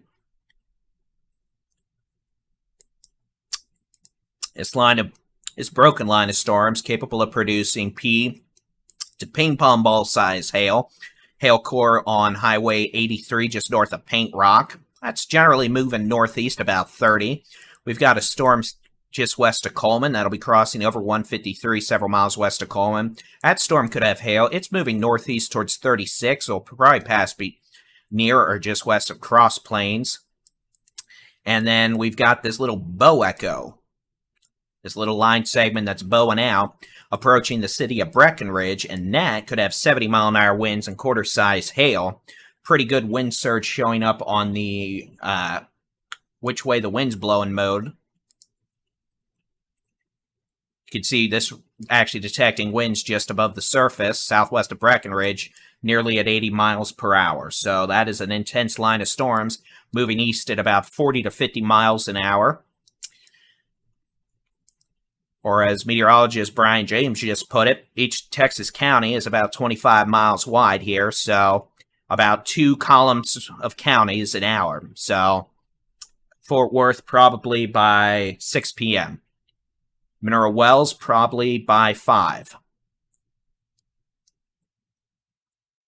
Again, this is a severe thunderstorm with 70-plus mile-an-hour winds. The potential for quarter-size hail. Let's get back to Sherman. This storm is a mean. And let me tell you what, it is never a good omen when you see the radar color go black, because that means it's hail time. Radar now estimating softball-size hail with this thunderstorm aloft. Now, let's be clear. Probably not getting softball-size hail at the surface, but I'll tell you what, Sherman, y'all are about to be in a world of hurt. Any minute now, y'all are going to have big hail. So please get away from windows. We're worried about broken glass.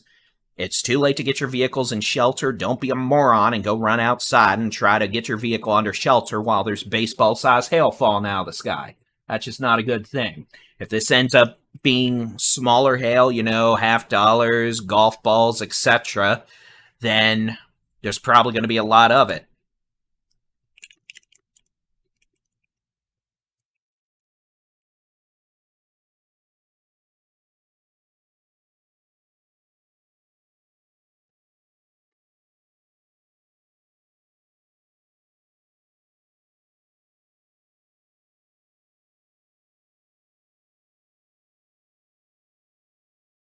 So again, Sherman, it's hail time. And then once this storm moves past Sherman, it's going to be moving east-northeast towards where, pretty much passing near, probably a bit north of Bells. This will be then crossing or paralleling the Red River for a bit, passing north of Bonham, before eventually moving towards Boswell, Soper, and Hugo, Oklahoma, unless this storm takes a right turn. But at this point, after Sherman, this storm's going to be moving towards Ravenna, which is northeast of Bells, northwest of Bonham, and then into southern Oklahoma. You can see our chasers are enjoying themselves in traffic at the moment. Looks like all our chasers have gotten owned by traffic at this point, which is not entirely surprising. We'll switch back out to the regional view. So we can do some loops. Do a 2-hour loop here. You can see activity in East Texas has been moving north-northeast. None of that activity has been severe, and we're lucky for that. We'll be keeping an eye out for sure, but those storms so far are behaving themselves. We've had 2 severe storms in North Texas so far that fired up in portions of Parker, Wise counties. The first storm is well north of the Red River now in Oklahoma. The second storm bringing a nasty size hail threat to the city of Sherman.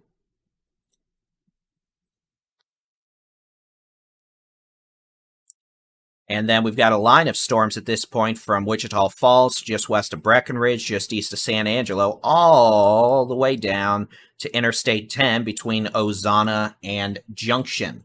And again, that line is going to keep moving east at 40 to 50 miles per hour. Those of you in Sherman, be sure you're away from those outside windows. We don't want you getting hurt by hail.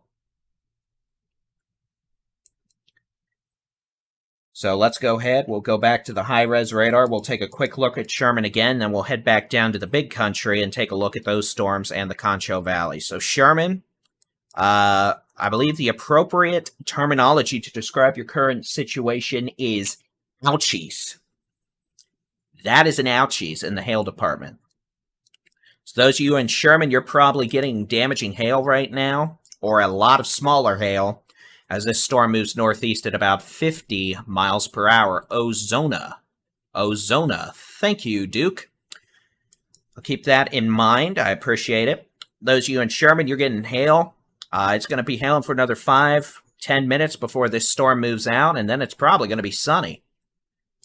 As this storm moves northeast at about 50 miles an hour, it could pass near Bells, but the worst will probably pass a bit north of Bells, and then this will stay well north of Bonham, paralleling the Red River east of Denison all the way to near Tulip, north of Honeygrove, north of Monkstown, before making its way towards Hugo. If this turns a bit right, it's going to end up passing closer to Paris. But at this point, it looks like it's going to stay north of Paris. All right, we're going to take a look at the big country Concho Valley storms. Then we'll take a look at the future radar and see what the timing expectations are for this evening. Pretty nasty little line segment about to move into Breckenridge. Strong winds being indicated here on the radar. The potential for some quarter-size hail. And this storm is moving east. Now, let's see. At about... Nope, that's not what I wanted. At about 50 miles per hour. Fluctuating between about 45 and 55 miles an hour. So this storm moving east, it's going to be in Breckenridge in the next 5 minutes or so. Mineral Wells still looking like about 4:50 to 4:55 p.m., and this storm is probably going to remain severe as it continues moving east on 180.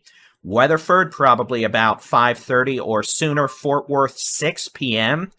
with this thunderstorm coming in from Breckenridge around east down Highway 180, moving east at 45 to 55 miles an hour. This activity further south, a bit less organized, but we have some severe storms producing hail, some strong winds from near Clyde to Coleman to Santa Ana, now south of Ballinger.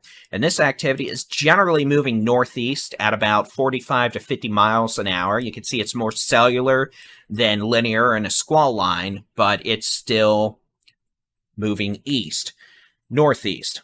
In terms of this whole thing, this thing could have spin-up tornadoes on the leading edge at times. In fact, that might be what this is right here, just southwest of Breckenridge.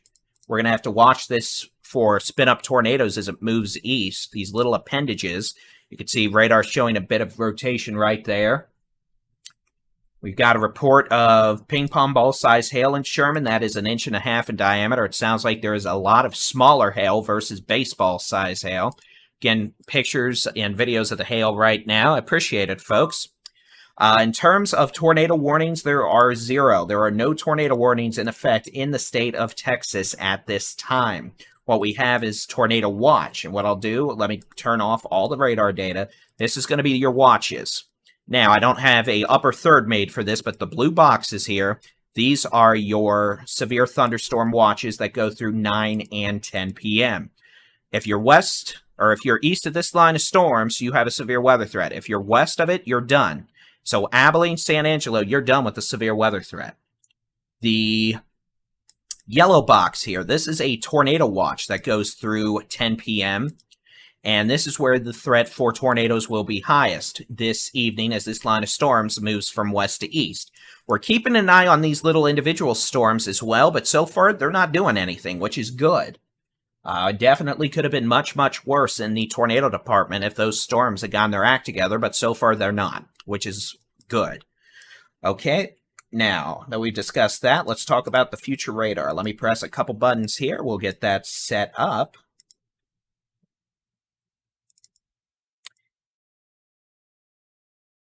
Put me in a big box, because who doesn't like staring at Baldy and Chief in a big box? The correct answer is no one. No one should enjoy staring at me in a big box.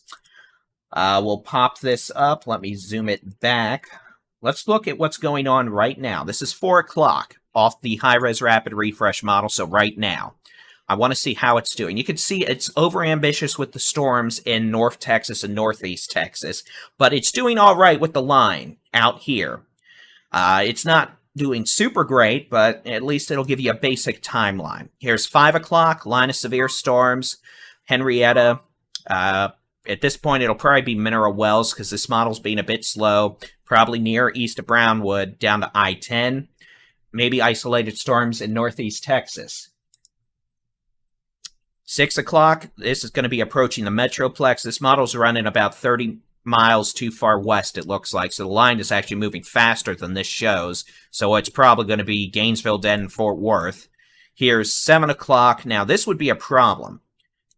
You can see the line, Sherman, DFW, down to Waco, Killeen. If we get isolated storms that develop east of this line, we're going to have problems. I'll tell you that now. So we're going to have to watch out for any individual discrete storms that fire east of the squall line this evening, because they would have a pretty significant tornado threat. Here's 8 o'clock. You can see the line itself, pretty nasty looking from Bonham, Greenville, bowing out there. That'd be a damaging wind event. Second little bow down into central Texas, I-35 corridor. We'll go to 9 o'clock. And we've got a tornado warning for Stevens County, so let's go ahead and finish this very quickly. Here's 9 o'clock, and again, this is assuming the model isn't being too slow with this. The line may be running faster, so assume it may actually arrive an hour sooner. Here's 10 o'clock, 11 o'clock, coming on in Texarkana, Nacogdoches, Houston, some stronger storms with hail and wind. And then here's midnight, looking much weaker. This is wraparound precip on the back side. Not severe. There may be some snow that mixes in with that. All right, we have a tornado warning now for the city of Breckenridge. That's going to be that little couplet I was talking about. So this is a tornado warning for eastern Stevens County. I assume until 4:30 p.m. It's going to be for a possible tornado and extensive straight line winds near the city of Decatur or near Lake Daniel, moving northeast at 60 miles an hour. This tornado warning also includes Caddo, and this will be near Caddo at about 4:10 p.m. Tornado signature on radar right now is several miles southeast of the city of Breckenridge. Breckenridge itself is getting owned by wind and hail. Possible tornado is going to be located right there. So let's go ahead and put some roads on here, if this thing will actually let me. Again, this is east of 183. Coming up to Bradshaw Cemetery Road, southeast of Breckenridge. You got County Road 141.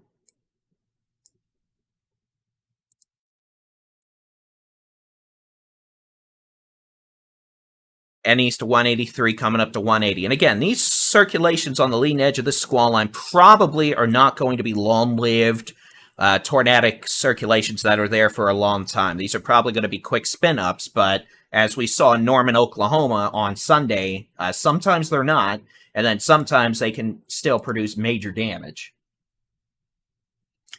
Back over to the how hard it's raining mode, you can see that little hook echo on the leading edge of that line. No tornado debris signature, but again, pretty good indication of what could be a spin-up tornado. If there's not a tornado there, regardless, the radar is detecting winds, let me get rid of the roads, of 90 plus miles an hour. So you've either got a tornadic circulation at 90 to 100 miles an hour, or you've got straight line winds at 90 to 100 miles an hour. Take your poison pill. All right, let's go back to Sherman, who is currently enjoying themselves a hailstorm. Sounds like a lot of ping pong ball size hail. So I said we could either have golf ball to baseball size hail or comparatively smaller hail, but a lot of it. So it looks like that's what we ended up with. A lot of quarter to ping pong ball size hail that probably made it look like it was snowing. Sherman, your hail should be coming to an end over the next 5 minutes. And this storm is going to be moving east-northeast at, they've got it moving at about 55 miles an hour. So this thing is cooking and booking. Now, you notice they have this storm now moving a bit more to the east again. If that's what's going on, this thing's going to keep on riding on 82. It would pose a direct threat to Bells, and it probably will, given the latest look. Let me turn the radar label back on. There you go. So again, Bells, this is going to probably be there in the next several minutes. Bonham, if this were to continue on present track, 15 to 20. North of Honeygrove, about 35 minutes. And then Paris in about 65 to 70 minutes. Sarah, thank you for your report. Broken windows in Valley View, I assume from the hail. I'm sorry about that, but thank you for letting us know.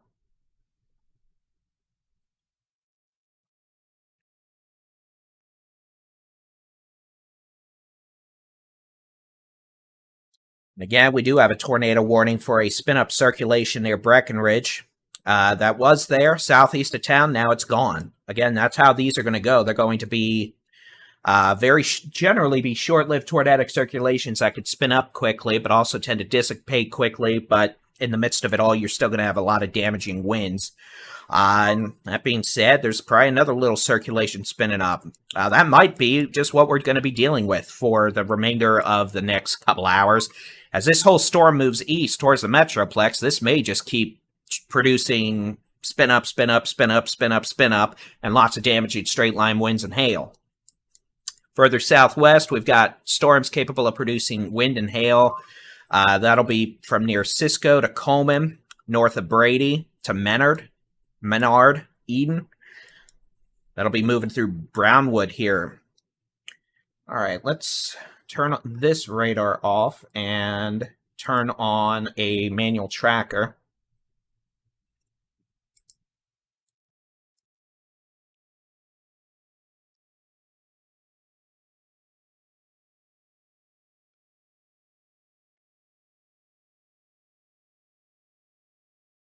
So these are moving east at about 55 miles an hour. So for simplicity's sake, let's just put a big old tracker on there.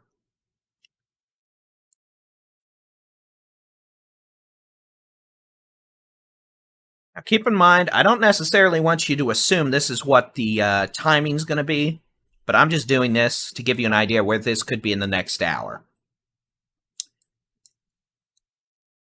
So again, let me fix the cities real quick.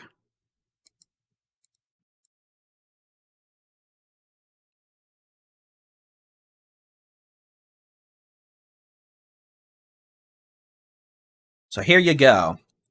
Next hour, if you're in this red box, this is where the line of storms is going to be over the next hour, probably. So Nakona, down to Mineral Wells, just west of Weatherford, down to Stephenville to Dublin, just west of Goldwaith, Mullen, including Brownwood, including Brady, including Melvin, Menard Junction, etc. In an hour, the storms are going to be on the right side of this big red box of doom. Some of these storms are going to have damaging winds, hail, and maybe the threat for some spin-up tornadoes. Not all of them are going to be severe. Most of them are not going to have tornadoes. Most of them will not have big hail. And some of them will have strong winds. Now, the good news is this activity out east, for the most part, is either being steady state or not organizing at all. And I'll loop this over the last hour.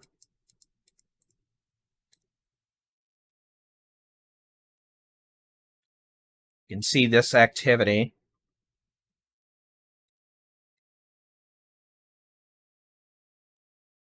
Generally, these showers in East Texas, Northeast Texas aren't doing a thing. Some of these could have evolved into tornadic supercells and put down some pretty mean tornadoes, but they're not. And we're lucky about that. So if we can get lucky here, we'll be in decent shape in the tornado department with those. We're still going to have issues. This storm near Sherman, exiting Sherman out to the east, now moving towards Bells. The potential for tennis ball size hail. And then eventually, this is going to be near Ravenna.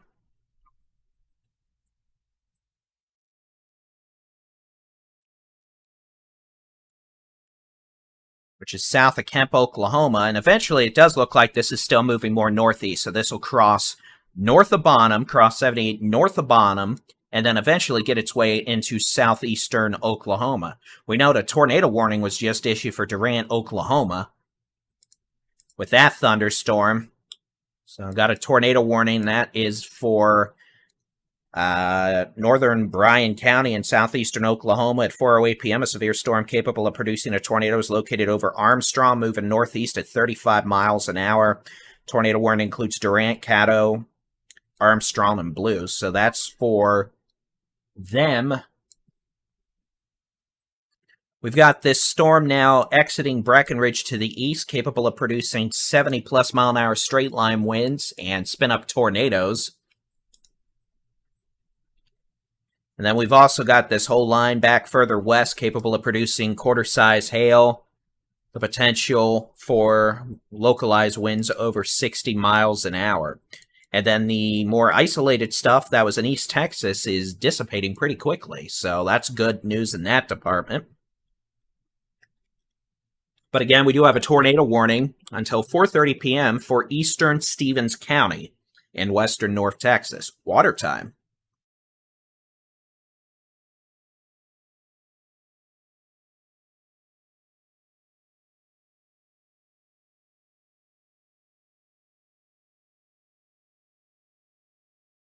So we're here keeping an eye on things.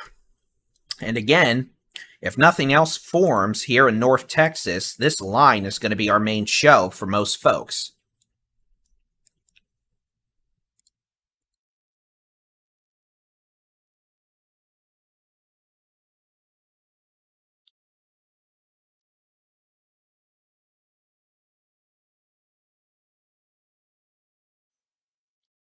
Yeah, that water, this is a giant water bottle, isn't it? Very useful in the summer months. This is a very, very large water bottle, about 80 ounces. Hey, it's pretty neat if you take it into QT and fill it up with soda, though. Which I haven't done, actually, but that's not a bad idea over the summer. All right, so a couple housekeeping notes. We have 3 separate storm chasing feeds up on our YouTube channel, plus this live coverage. You can watch all of them on the Texas Storm Chasers YouTube channel. We would love it if everyone would congeal on the Texas Storm Chasers YouTube channel and hit that magical subscribe button. That way you get notified when we post live videos, forecast videos, storm chasing videos. If you're watching us on Facebook, unfortunately, Facebook has been hiding most of our stuff from 99.95% of our 755,000 followers, most of whom have forgotten we exist because Facebook never shows them our videos and our stuff. So if you're watching us on Facebook by chance, congratulations. You are a part of less than 0.1%. And we encourage you to head over to our YouTube channel and subscribe to Texas Storm Chasers on YouTube, or just download the free Texas Storm Chasers mobile app. You're really going to like the new app coming, by the way, here in about a month. Y'all are going to like it. But let us continue on with our severe weather coverage.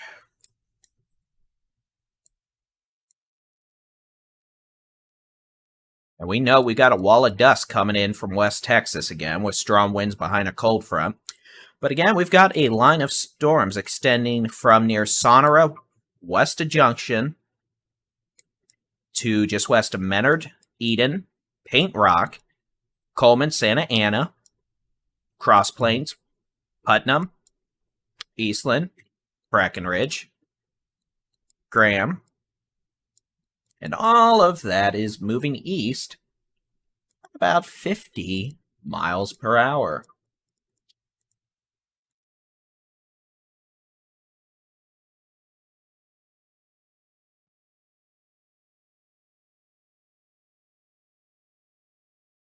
Good dog, you figured it out. I'm proud of you. So this line of storms that'll continue moving east at about 50 miles an hour. It's going to make it into the hill country, central Texas, north Texas over the next 3 hours or so. The strongest of these storms are going to be capable of producing damaging winds over 60 miles per hour, the potential for hail, and perhaps spin up tornadoes.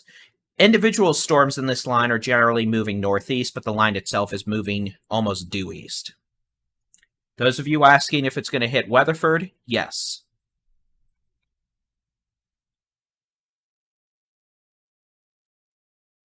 In about 70 minutes or less.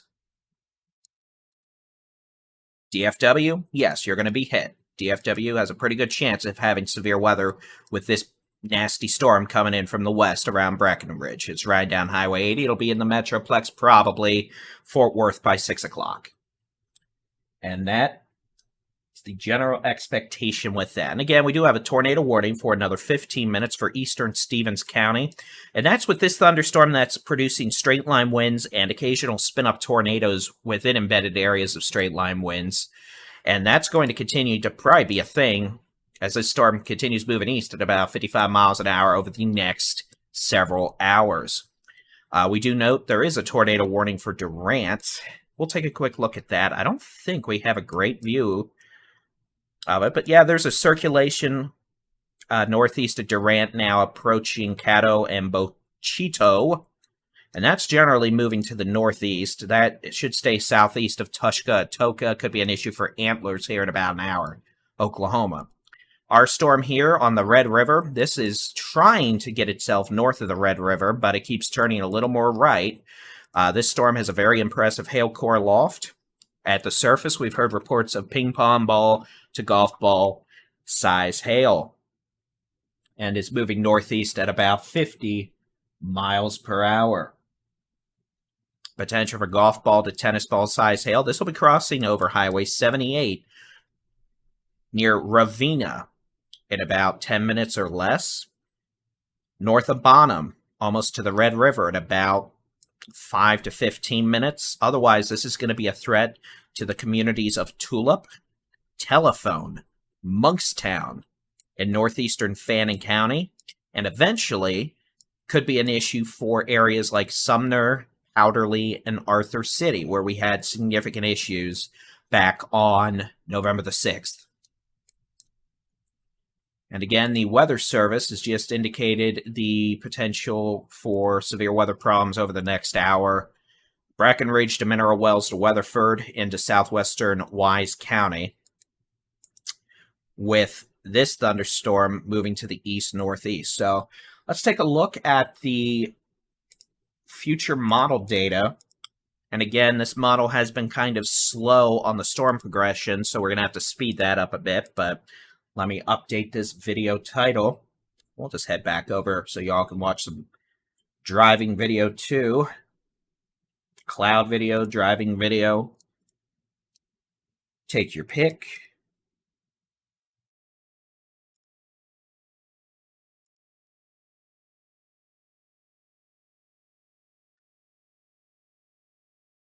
Again, what I'm going to do is we're going to take a look at what the model has this stuff looking like right now. Now, this model is being way overzealous with the precipitation in northeast Texas.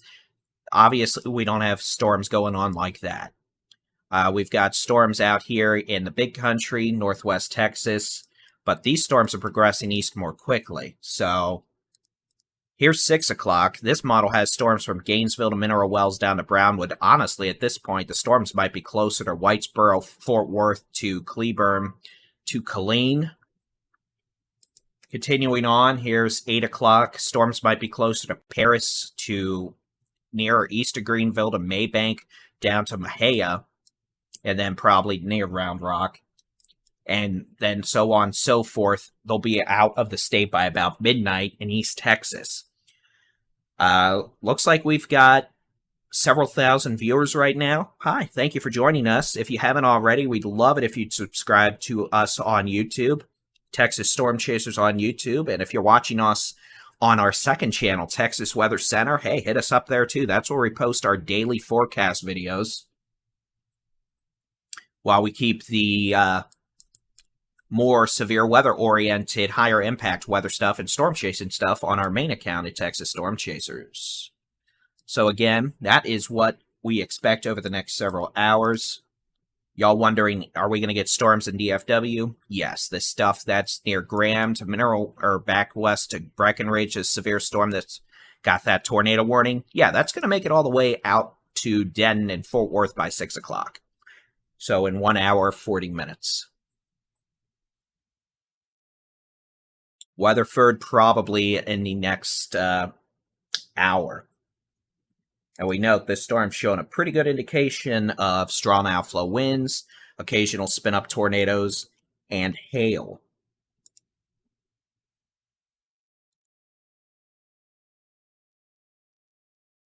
But not all these storms are going to produce hail. Not all these storms are going to produce significant damaging winds. And most of these storms are not going to produce tornadoes.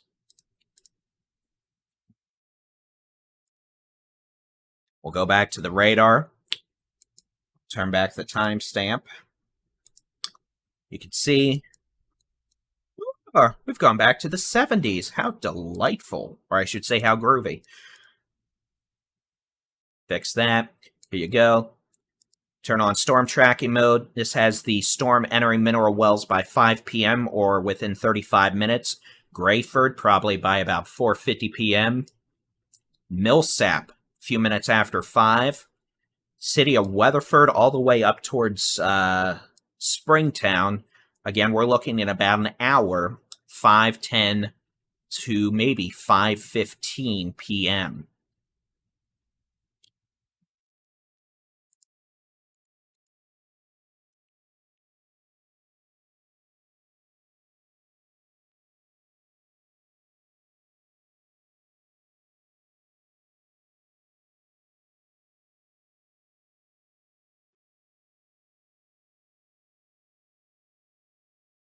Ooh. So again, we've got Adam Lucio, Alex Bartholomew, Ben McComb, Chelsea Burnett, Jason Cooley, Stephen Jones, Trey Greenwood out and about chasing today. We've got multiple live streaming storm chasing videos on our website. Two of the 3 up here. I was negligent and didn't make a 3-screener. But what we're going to do real quick is we're going to head on over. We're going to take a look at the feed from Jason Cooley and Ben McCone. Excuse me, Jason Cooley and Jenny Brown. And we're going to let them take it for just a few minutes while I refill that water bottle, eat a brief snack, and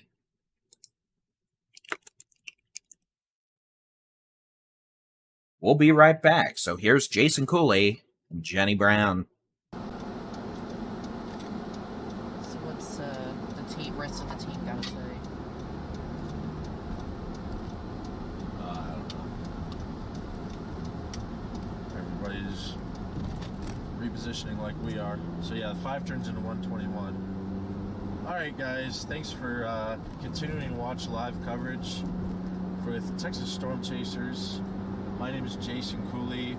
I'm with Jenny Brown in the car, chasing what we had hoped to be a little more activity here in Collin County, but things have held off, so we're repositioning to the west of the Metroplex. We'll have to hop on 121 Tollway and then make our way to the southwest. So I'll talk about the radar here in just a moment. Let me get, so we see the radar here on the screen, but I'm going to go full screen with the radar here just very momentarily. Again, thanks for joining Texas Storm Chasers today for your Texas Live weather coverage. Really appreciate you tuning in. We have still an ongoing tornado warning as of 4:23. Let me double check on that. Tornado warning still in progress for another 6 minutes in central Stevens County. I'm going to go ahead and go full screen with radar using radar scope.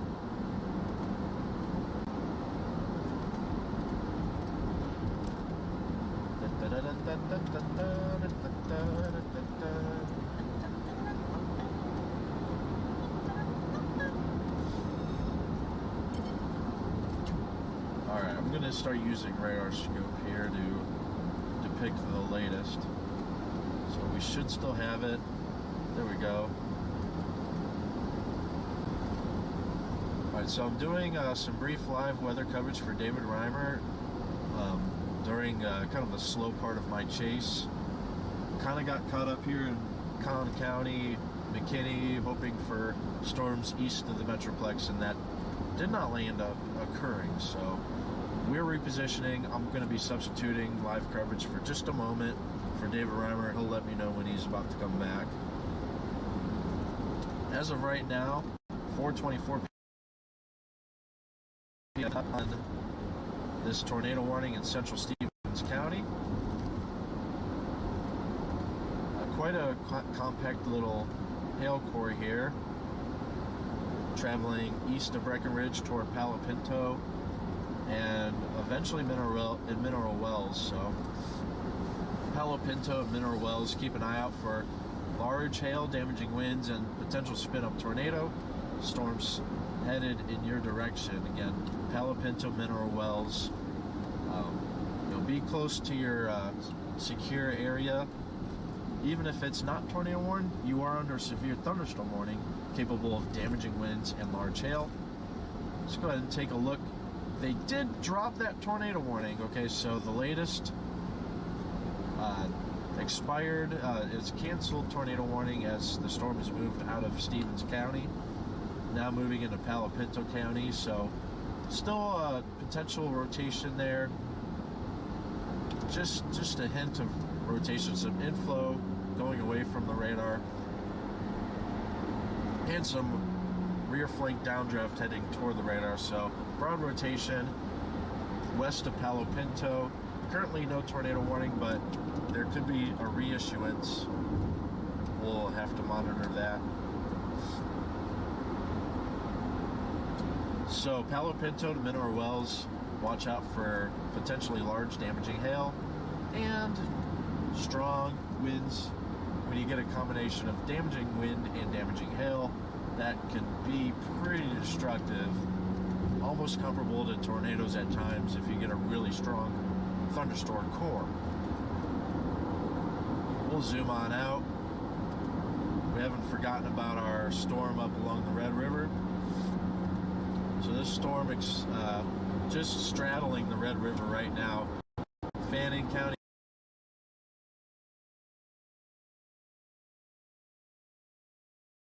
Grace County, Texas. The storm came from hail. Ambrose, large hail, right next to the road. Beat off Oma. Take 121. This way or that way? Straight. Okay. Yeah, that's we're getting on the tollway now. You can go up to highway speeds. Nice. Yep. So we're repositioning now. We're on the Sam Rayburn tollway. Okay, audio low. I think David might have my audio a little too low. We can always talk louder. Yeah, I could try.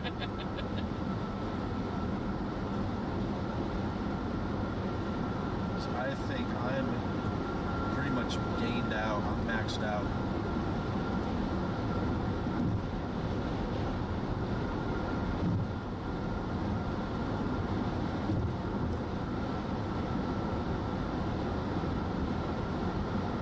Sorry about the audio issues.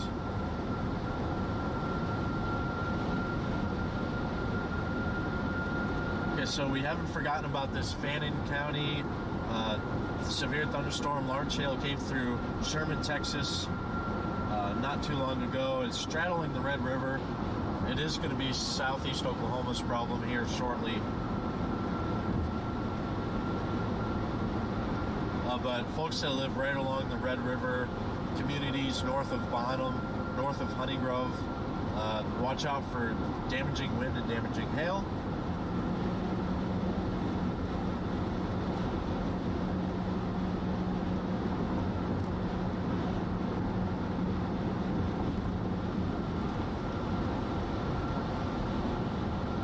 We have a tornado warned thunderstorm just north of Bochito, Oklahoma, east of Caddo, Oklahoma. We don't have a radar there to give us really quality data, but let's take a look at which way the wind is moving. And yeah, just relatively poor data quality here. Out just east of Caddo, Oklahoma, we have tornado warning just north of Bochito, Oklahoma, north of Bennington, Oklahoma, east of Caddo, Oklahoma. This tornado warning storm is moving northeast at 35 miles per hour.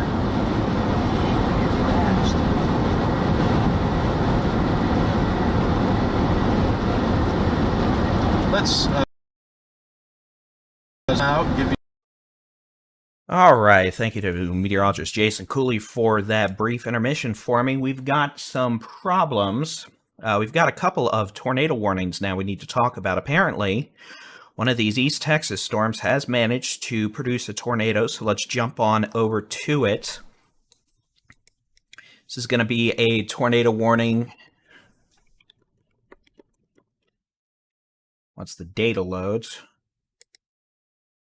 or not, the entire program's just going to crash on me apparently, so give me just a second. But we've got a report of a tornado at FM 69 and 269 in Hopkins County from Emergency Management, moving to the northeast.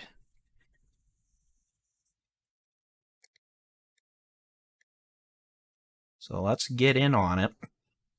It's going to be with this small storm here. So again, sometimes you just do not have these big, scary supercells, but sometimes these little cells can produce tornadoes. So, which leads to the problem, if that storm just put a tornado down, what are these others going to do? So, our concern is now returned. For East Texas, we've got a report of a tornado now down with this thunderstorm between Winsboro and Como. What's likely a brief, weak tornado, but nevertheless a tornado. That's going to be moving northeast towards Mount Vernon. So those of you in Mount Vernon, get ready. You may have a tornado warning come out in just a moment for your neck of the woods. Again, a tornado reported near Picton, Texas, crossing Highway 11 a few minutes ago. That's with this area of rotation. And this is for a thunderstorm moving to the northeast at about 30 miles an hour. Eventually, it may pass a bit west of Mount Vernon, up towards Bogota and Talco if it were to continue. But again, a brief tornado reported there. And we're going to have to keep an eye on all these other storms now because with similar looks, there's certainly the potential they could produce brief tornadoes themselves. Let's clean this up.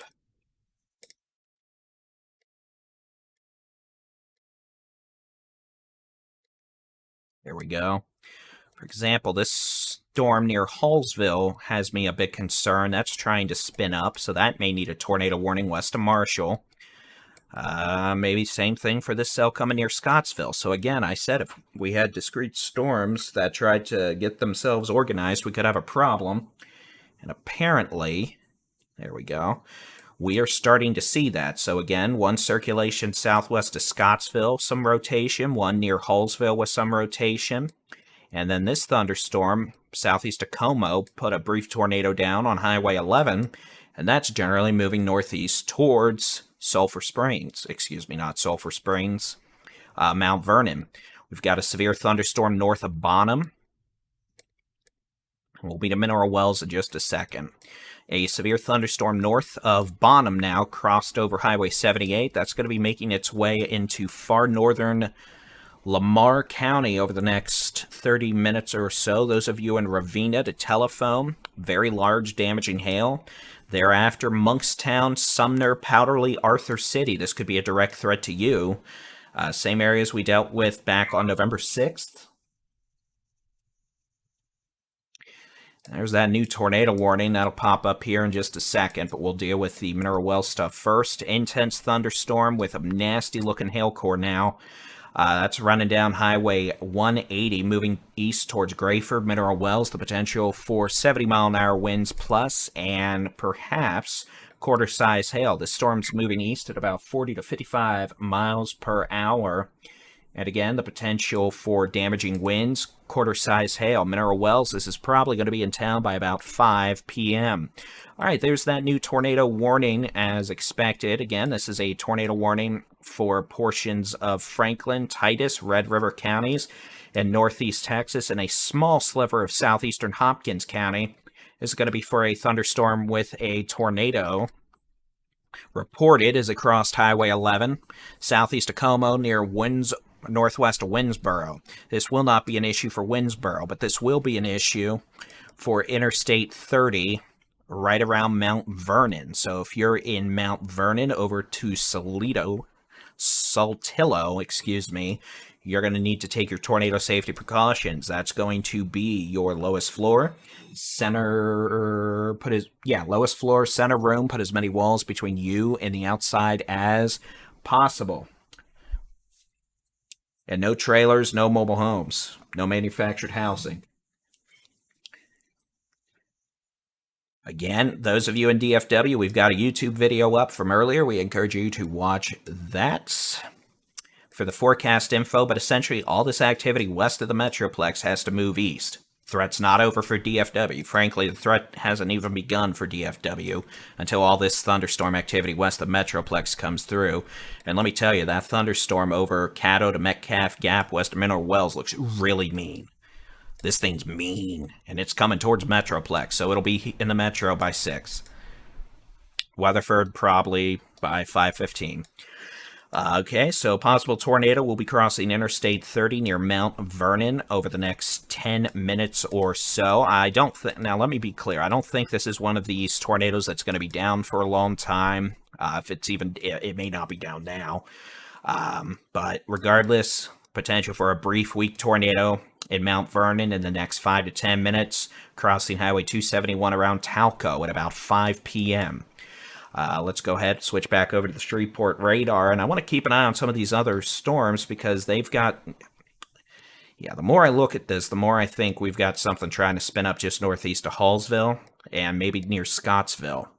Once we got a report that the shower up here north of Winnsboro put a tornado down, it has made me suspicious of everything else, and this activity for sure has the potential to be problematic. You can see these are what we call mini supercells. They're small scale, pretty small storms, but they are organized. You know, they've got that classic hook echo, and they're certainly supportive of producing severe weather and tornadoes. So we're going to be very mindful of this, and it looks like we are going to get a tornado warning. So those of you Hallsville up to Nesbitt, I'd go ahead and take your tornado safety precautions. That's going to be the lowest floor, center room, away from windows. Put as many walls between you and the outside as possible. I'd recommend hard-soled tennis shoes.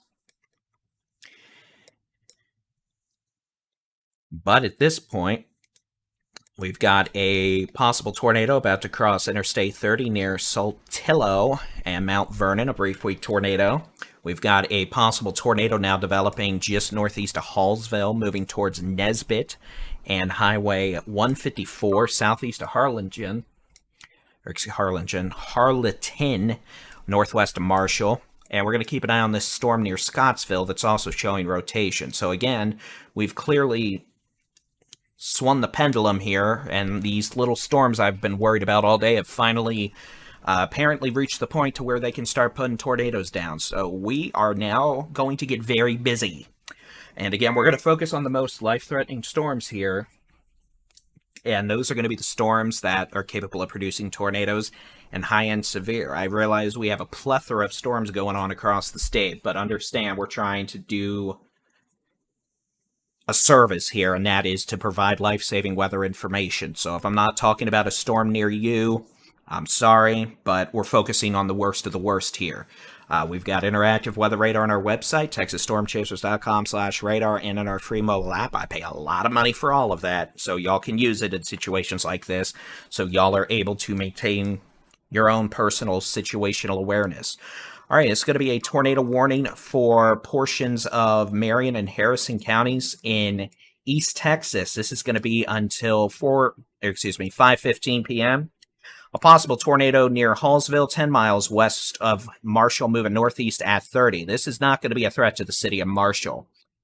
This will be a tornado warning for places like Jefferson, Nesbitt, and areas just east of Harleton. This includes Highway 154, roughly from northwest of Marshall to Harleton. This includes Highway 59 near Jefferson. Highway 49 from just southeast of Lassiter to Jefferson. And again, clear, well-defined circulation here. No tornado debris signature, but this could put a tornado down at any time, and frankly, so could this storm near Scottsville. This storm near Scottsville doesn't have a tornado warning, but it is definitely getting that look. So we could have multiple tornadic storms here pretty quickly. One passing over 154 just west of Nesbitt. One near Scottsville, about to cross over Highway 43 northeast of Marshall. Marshall, y'all have been praying, right? Because you're not at risk of either of these storms. There could be more storms. For example, this one near Tatum. That's also rotating. But again, two possible, well, technically three circulations I'm concerned about for tornadoes. One, near Scottsville, east of Marshall, moving up towards Uncertain, Highway 43. Two, Highway 154, just northwest of Nesbitt, northwest of Marshall. Three, possible brief tornado spin up coming up on Interstate 30 near Mount Vernon and Saltillo. All right, so again, 1, 2, 3. We've got a hailer capable of producing nasty size hail that's well north of 82 now on the Red River, paralleling the Red River near Telephone and Monkstown. This storm's going to be moving northeast towards Arthur City and Powderly, eventually passing near or just south of Hugo, Oklahoma. Again, this will stay north of Paris, north of Toco, north of Honeygrove, north of Bonham on 82. But those of you in Sumner, Powderly, Arthur City, Telephone, areas impacted November 6th last year, the potential for a destructive hailstorm. All right, let's deal with this thunderstorm now coming into Mineral Wells, Palo Pinto County, Grayford. This is a severe thunderstorm that is capable of producing nasty size hail. If the radar will load, I would appreciate it.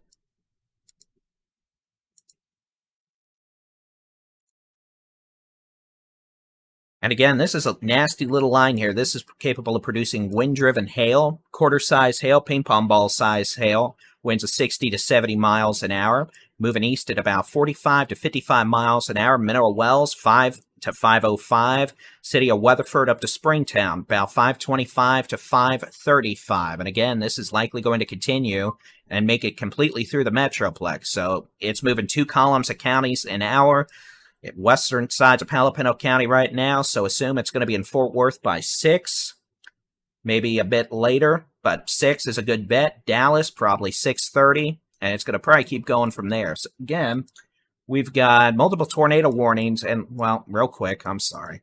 Let's do this real quick. Concho Valley, line of severe storms from near Coleman to Melvin to Menard moving east. Severe thunderstorm warnings for winds of 70 miles an hour, quarter-size hail.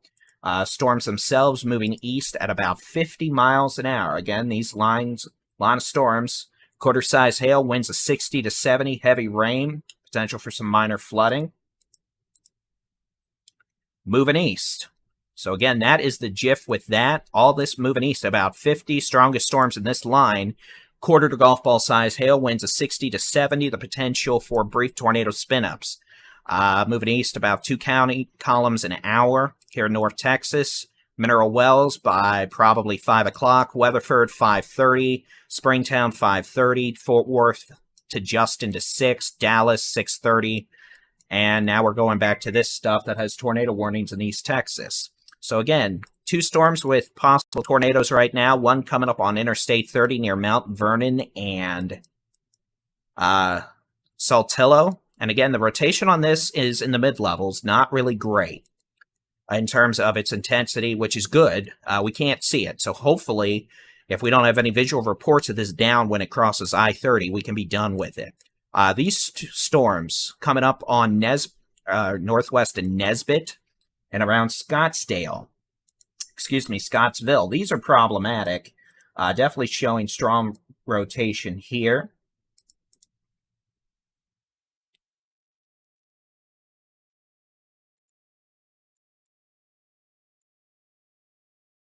And again, pretty good area of rotation passing just west of Nesbitt, coming up on Highway 154.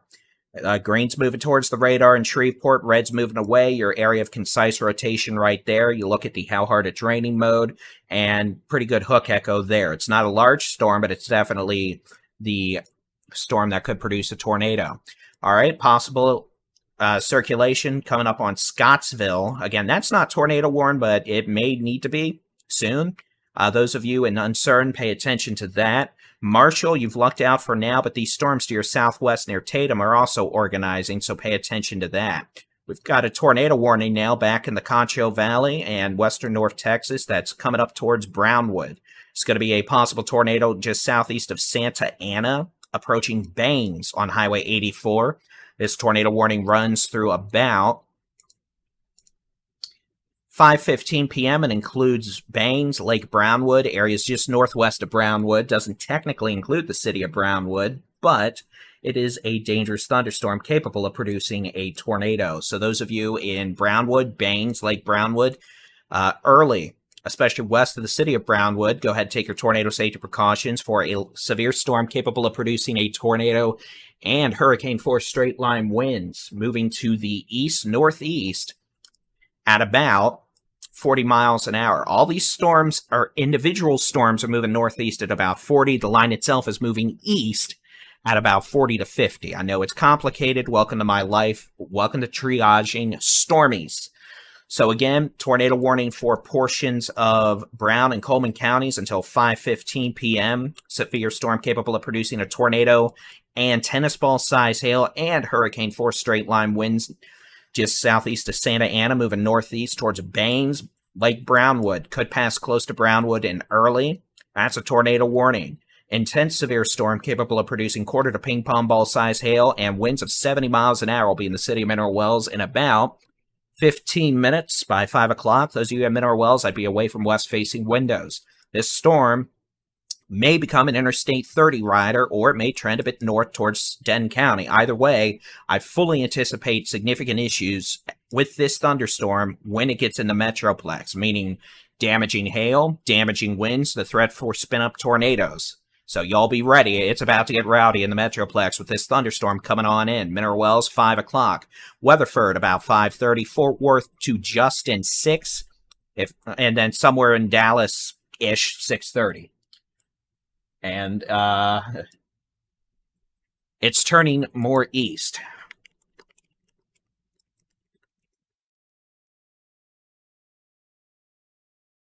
And again, it's trying to turn right, which would have it ride right on 180 and then ride I-30 right through the Metroplex, which we've had some analogs, previous storms do that in years past.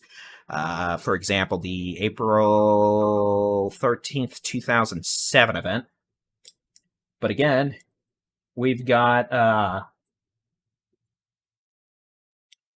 this storm's going to be a problem. Mineral Wells, Weatherford, Fort Worth, heads up. This thing over the next hour, y'all are going to have problems. Be ready. Big hail, big wind, potential for at least a tornado threat. No tornado right now. That may change. We've got a severe storm capable of producing a tornado on Highway 154, well northwest of Marshall, coming up on areas now north of 154, northwest of Nesbitt.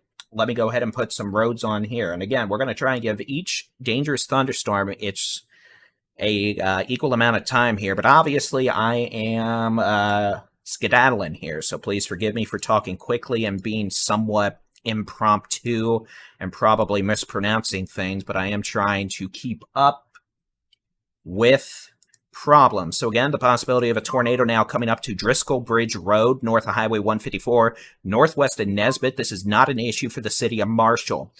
This is going to be coming up towards Jefferson. That's Highway 59. This is Highway 49. Thunderstorm moving to the northeast at 30 miles an hour. Here's the how hard it's raining mode. You can see well-defined on reflectivity. It's what we call a mini supercell. And this supercell is capable of producing tornadoes. No debris signature at this point. Emergency management reporting... Standby. We've got... Okay, where was that? I just saw that.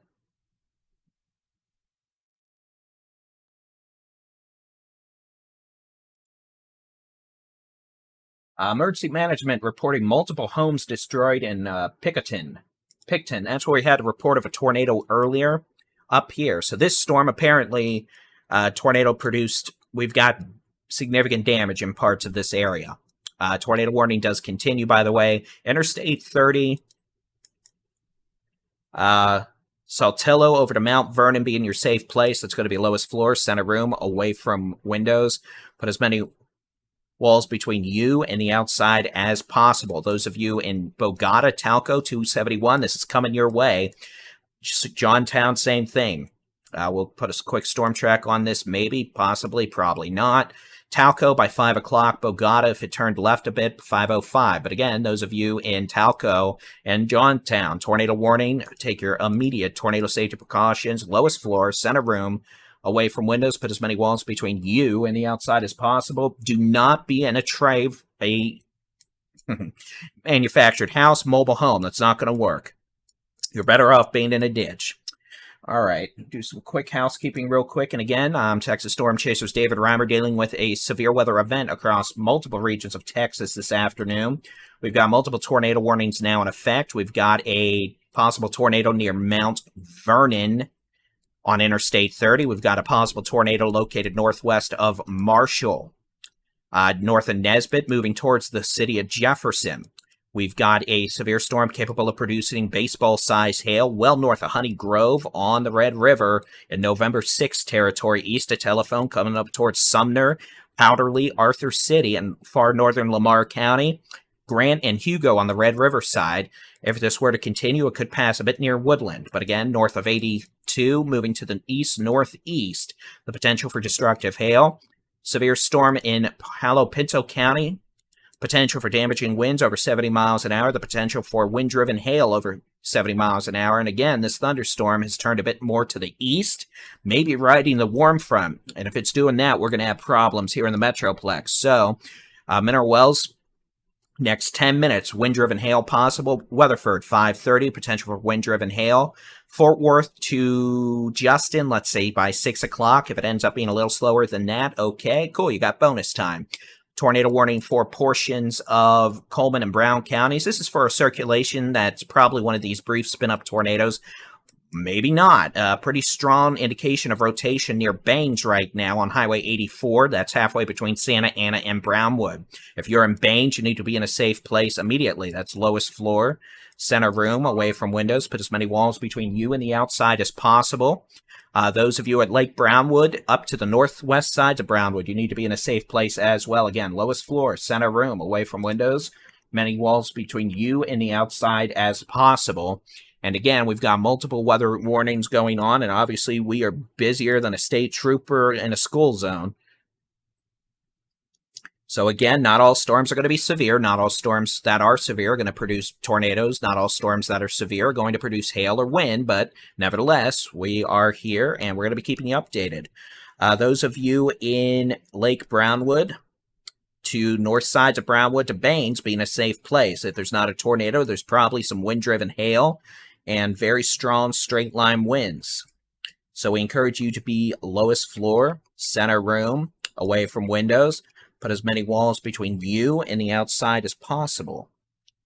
And again, need folks to treat this storm seriously and be in a safe place. It's definitely got a pretty interesting look on velocity data. I know it's a bit messy there, but be in shelter, please. Regardless, line of severe storms all the way pretty much from near Rock Springs and Junction up to Brady. See that little kink southwest of Brady? We're going to have to watch that for a spin-up tornado. Potential for hail coming into Brady shortly. Same thing for Brownwood up to Lake Brownwood. Then up Ranger, we've got a storm near Ranger. That's sub-severe right now.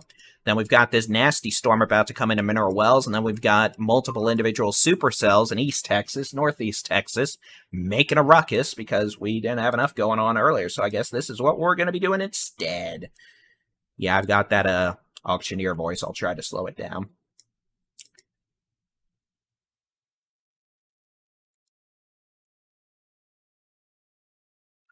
Okay, so let's review. Let's go from east to west. First things first, let's turn off the magical road button. Storm near Tatum starting to show indications of low-level rotation on Highway 43. No tornado warning right now, but if you're in Marshall, it's coming your way. Don't be surprised if you get a tornado warning if that increases in intensity. Circuit storm northeast of Marshall coming up to Uncertain. The potential for a brief tornado. There's no tornado warning, but that's a very suspicious looking signature. Storm north of Nesbitt moving towards the city of Jefferson. Strong rotation. Tornado warning is in effect through 5:15 p.m. That includes the city of Jefferson. You need to be in a safe place. Lowest floor. Center room away from windows. Put as many walls between you and the outside as possible. This thunderstorm has a history of producing a tornado back on Highway 11. The report of damage to structures in Picton. So apparently we got problems there. And this storm, not getting a good look at the velocity data, but it looks a little stronger now northwest of Mount Vernon. And again, this thunderstorm could put a tornado down at any point, and we're not in great radar coverage land here, so we rely more on the visual reports from spotters and storm chasers.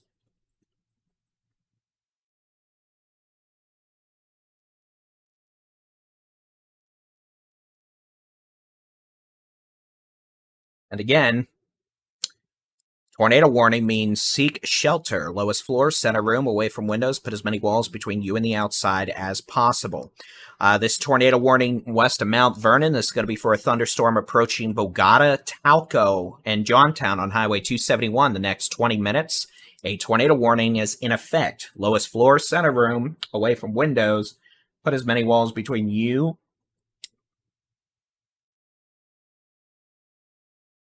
and the outside as possible. Caffeine. Gonna need more. And you can see here in West Louisiana and East Texas, many of these little mini supercells are spinning up now. This is northwest of Mansfield, Louisiana. You see that in reflectivity. See this thunderstorm just northwest of Shreveport. You've got this thunderstorm northeast of Tatum.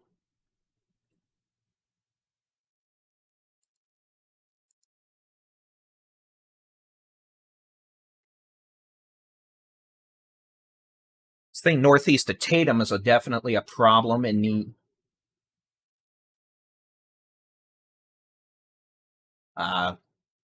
Spinney department. If that wraps up anymore, that's going to need a tornado warning. Possible tornado now crossing into the Jefferson area, now north of Driscoll Bridge Road, north of Highway 154. This will be crossing Highway 49 very near the city of Jefferson. North of Sid Craver Road, approaching Meadow Cemetery Road, Coffeeville Road, which, oh boy, I need coffee. Highway 49, etc. So if you're in this neck of the woods, be in a safe place immediately as this dangerous thunderstorm moves northeast towards the city of Jefferson. Got a bit of rotation still southwest of Uncertain. We're going to watch that carefully. And again, this thing could easily have a tornado down at any time. All right, let's go back to tornado warning up here. Possible tornado now northwest of Mount Vernon, moving northeast towards Highway 37.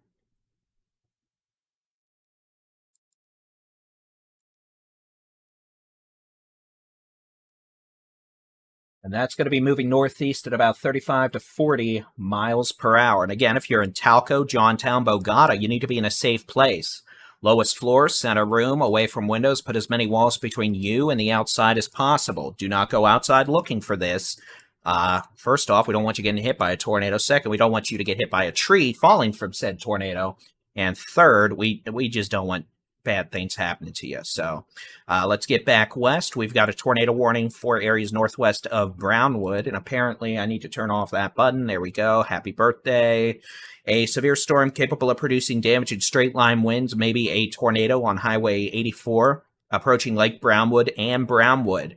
Pretty good outflow wind signature here, so there's probably some wind-driven hail. I know Tracy Norris there in Brownwood's about to have some fun times. I really hope you're not taking shelter in that mini house of yours. If you are, hope your dad gives you a good old head slap.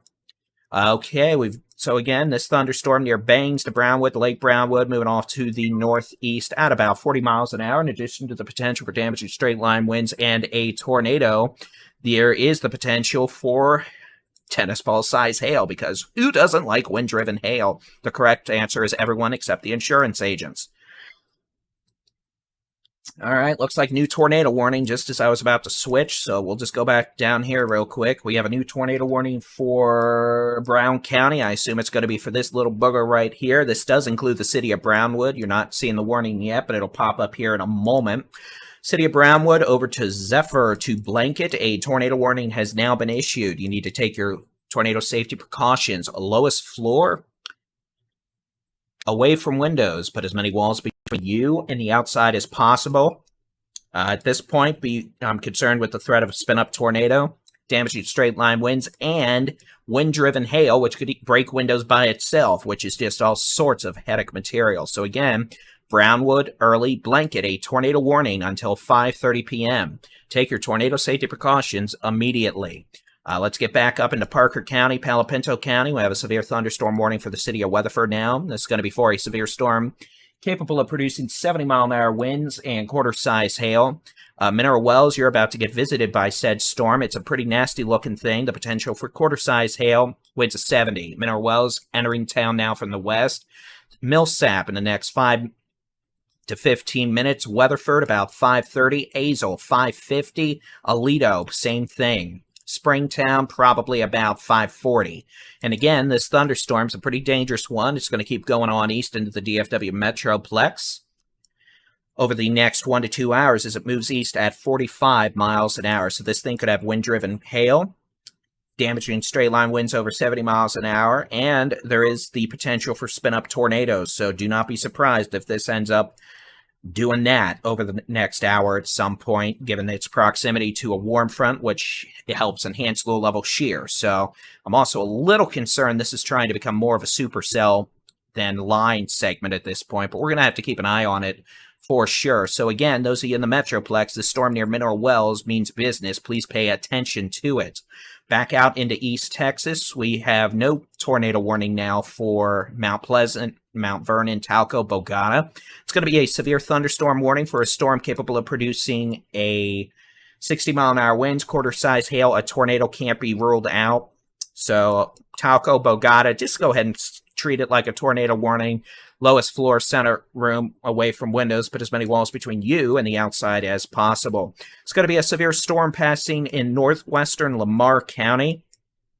This is going to be near the community of Sumner, maybe a bit north, but it's going to be moving northeast towards Powderly and Arthur City on Highway 271. Areas impacted quite badly back on November 6th, I believe. We've got a new tornado warning now. This is going to be for the city of Marshall for the circulation near Tatum. So again, those of you in Marshall need to take shelter now. Scottsville, take shelter now. Nesbitt, go back to shelter. You got another tornado warning. So again, tornado warning for Marshall, Nesbitt, Scottsville. Possible tornado now about 6 miles northeast of Tatum, very near Highway 43. This is going to be moving directly towards the city of Marshall, a direct threat to the city of Marshall. There's your couplet showing up there. Definitely become more organized again. So Marshall, this possible tornado will be in the city within the next 20 minutes. Seek shelter now.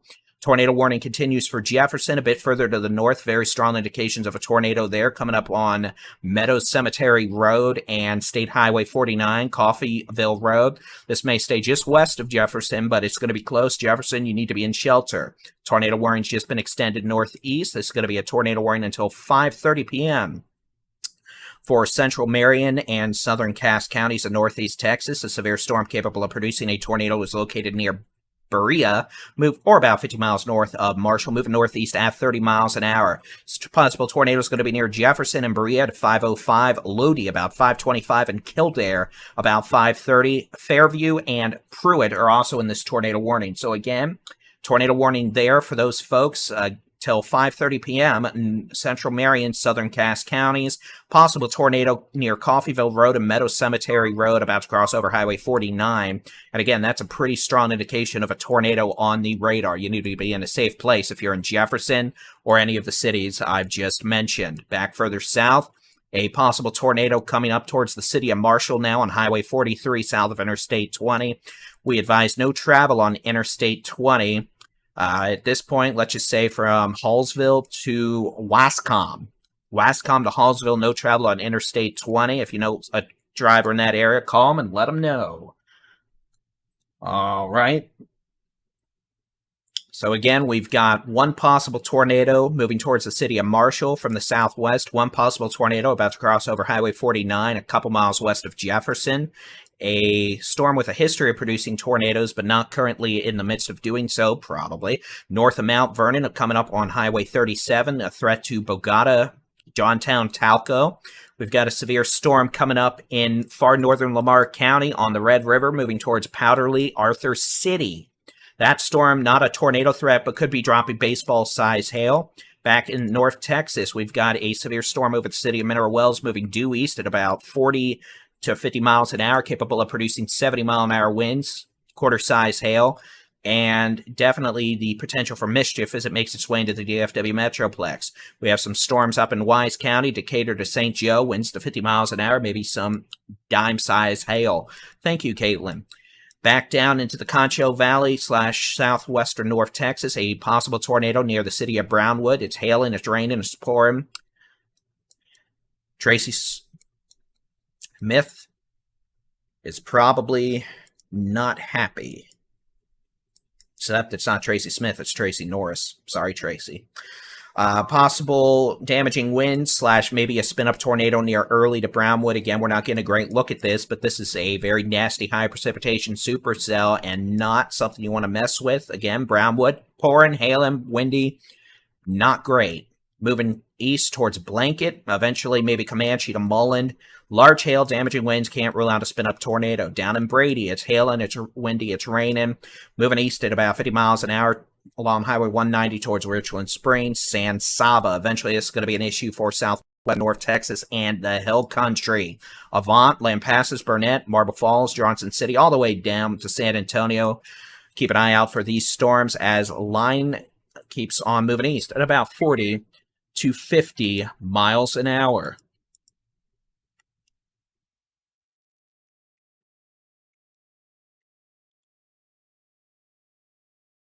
All right, let's get back. We've got a report of a tornado down north of Mount Vernon. Okay, so that's the storm that's not tornado warned, but was. So apparently this thing's got a tornado down. So Talco, Bogota, Johntown, safe place. Lowest floors, center room, away from windows. Apparently we've got a tornado down according to a storm chaser, and there's visual evidence of such, so be in a safe place. We're going to get a tornado warning there in a pretty quick minute. Again, report of a tornado again with this thunderstorm. North of Mount Vernon, moving towards Talco, Bogota, and Johntown. So again, this is a storm that has a history of producing tornadoes, and it is down right now. Those of you in Talco, Bogota, Johntown, back southwest of Highway 37, north of Mount Vernon, be in a safe place immediately. A tornado is in progress, regardless of if there's a tornado warning. There is a tornado down at this time based on visual evidence. All right, let's get back southeast. Again, we're going to keep trying to keep up with these. A possible tornado crossing over State Highway 49 now near Coffeyville Road, a couple miles west of Johnstown. That's a pretty good, impressive velocity couplet. Let's take a quick query on that. Even more impressive, possible tornado debris signature there. So I'm going to say that is probably a tornado debris signature based on the coefficient dropout right there. So coming up State Highway 49, a couple miles west of Jefferson, a likely tornado down doing damage. We've got winds moving away from the radar at about 85, winds moving towards at 35. A possible tornado debris signature there in that little green donut. And so those of y'all in and near Jefferson need to be in a safe place.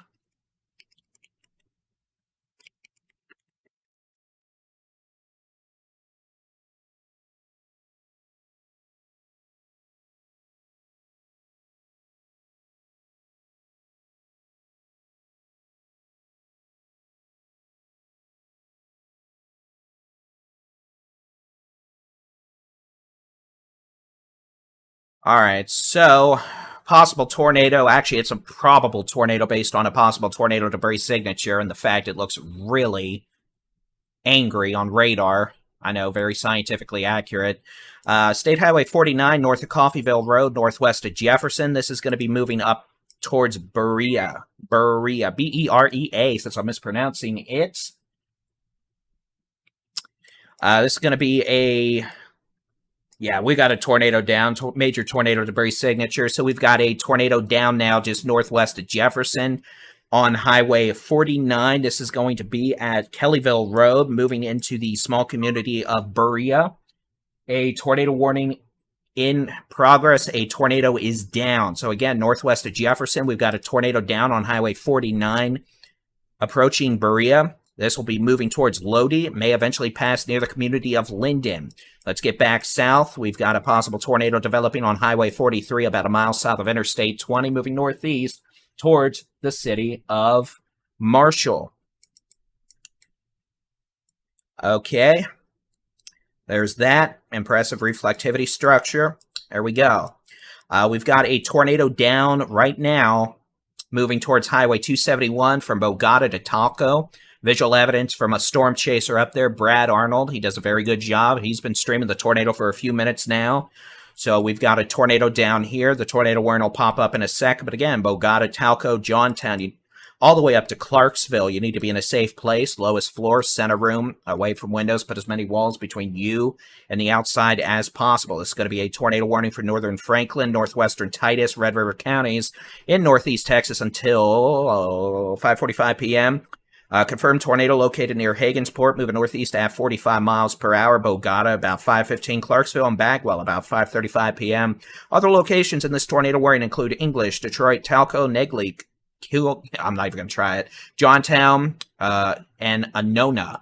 So again, y'all need to be in a safe place. Lowest floor, center room, away from windows. Put as many walls between you and the outside as possible. You need to be in a safe place immediately. All right, we've got a possible tornado on Highway 43, just southwest of Marshall, coming on up Highway 43 towards Marshall. We've got a tornado down now on Highway 49, just northwest of Jefferson. Tornado debris signature there. Let's get back into the storms coming in the Metroplex. Again, I'm trying to keep up with each storm and give each storm the time it deserves, but obviously we're in a little bit of a issue here keeping up, so be sure to keep an eye on the Texas Storm Chasers interactive weather radar on our website, texasstormchasers.com/radar, in the free mobile app. We're going to do our best to keep up, and again, we appreciate everyone keeping an eye on things. Severe storm Mineral Wells had a wind gust of 71 miles per hour as the storm came through. We've got reports of wind damage in Medard. We've got telephone lines down. We've got roof damage. We've got a possible collapse of an old building. And that's for a storm down here in the Concho Valley. But again, this storm, Mineral Wells, we had a 71-mile-an-hour wind gust. So that means storm producing 60, 70, 75-mile-an-hour winds moving east at about 50 miles an hour. This storm is moving towards Fort Worth, Weatherford, Springtown, Azle, and eventually Tarrant County. Fort Worth by 5:45 to 5:50. Weatherford probably in the next 10 to 15 minutes. So yes, this is moving towards Tarrant County.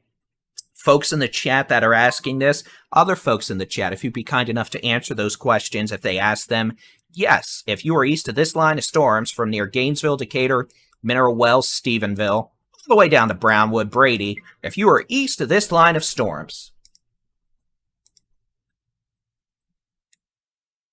there you go. Big old arrows. Happy birthday. Yes, this line of storms is going to be here by 12 a.m. So if you're east of this line to the state line, you're going to get a storm. Not necessarily going to be a severe storm, but you're going to have storms. Okay? Okie dokie.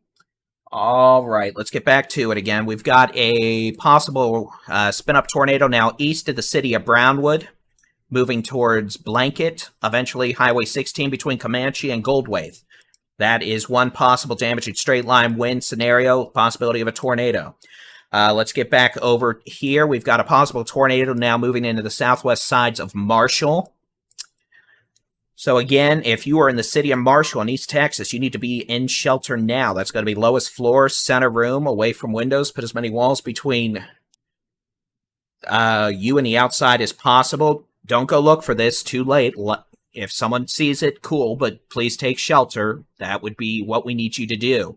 Those of you in Marshall, you need to be in a safe place immediately, as this dangerous thunderstorm has the potential to produce a tornado as it moves north-northeast into town over the next 5 to 10 minutes. This thunderstorm northwest of Jefferson had a tornado down about 5 minutes ago with a clear tornado debris signature. It is now north of Highway 49, but I would not be surprised if Highway 49 northwest of Jefferson is closed due to debris on the road. This storm is now near Berea, looking less organized, the latest scan. No clear tornado debris signature at this point.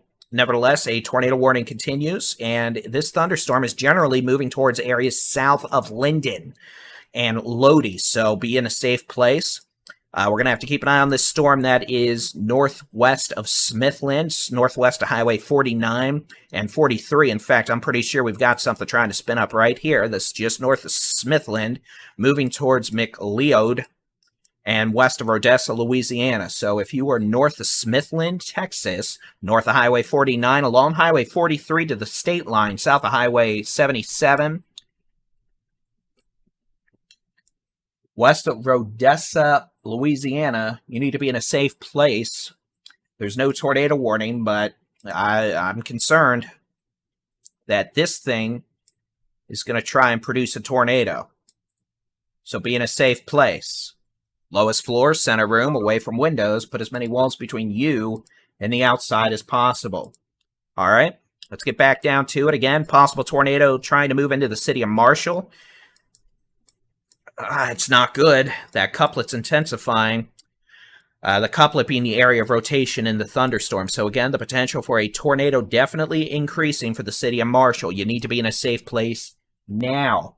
We'll get back on over to the radar. And again, if you've got folks in these affected areas,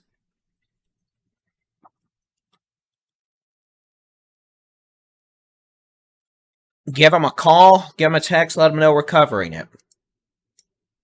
They can watch us on YouTube, Twitter, Twitch. If you really want, you can watch us on Facebook, but Facebook's been mean to us, so I'd recommend, just watching us on YouTube. So again, possibility of a tornado now coming up on the southwest sides of Marshall. We have no ground confirmation of a tornado, but this has a pretty good circulation with it and could put a tornado down at any time. Radar indicating the potential for maybe a spin-up tornado. There's no tornado warning. This would be just north of Smithland on Highway 49.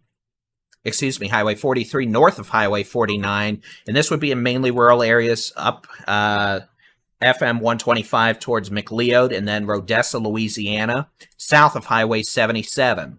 So be in a safe place there. There's no tornado warning, but that thing could put a tornado down at any time based on the radar signature. We've got a tornado warning for a storm approaching Bogota. Doesn't look as organized now, but apparently this thing has just been putting tornadoes down. So if you live in Bogota, Talco, up to Clarksville, you need to be in a safe place. Lowest floor, center room, away from windows. Put as many walls between you and the outside as possible. No travel on 82 between Detroit and Annona is recommended. No travel on Highway 37 between Clarksville and the Red River is recommended.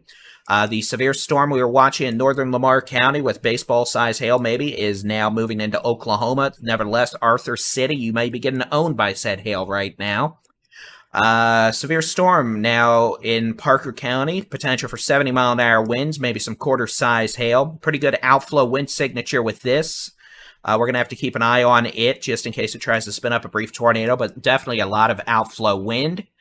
DFW scanner just reported wind damage in Millsap to a fire station. So that is coinciding with this strong storm. So we've got damage to a fire station in Millsap, according to DFW scanner.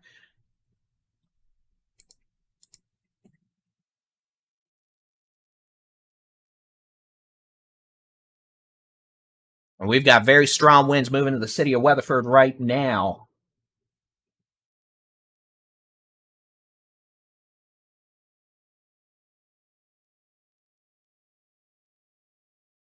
So if you were in the city of Weatherford, the potential for 70-plus mile-an-hour winds and significant wind damage and hail. You need to be in a safe place immediately. Weatherford, we encourage you all to be in a safe place. That storm is moving east towards Azle, Lido, west sides of Tarrant County, including Fort Worth, southwest Denton County. So again, that's something we're going to have to deal with. Let's get back out here to Marshall. Let's make sure we have nothing too nasty going on, and that's not a good look. Marshall, again, be in the safe place, especially if you are on the west sides of Marshall. The potential continues there. Very strong rotation indicated on radar. And the potential for a tornado coming up on Highway 154, the Ernest Smith Parkway, now north of Highway 80. Safe place, lowest floor, center room, away from windows, put as many walls between you and the outside as possible. And again, if you are in east sides of Marshall, you're okay from this. This is going to stay on the west side of Marshall. But if you're on the west sides of Marshall and the north sides of Marshall, you need to be in a safe place. Again, tornado warning continues with a strong area of rotation clearly evident on radar. I've broken the radar. Please stand by while I restart the radar program.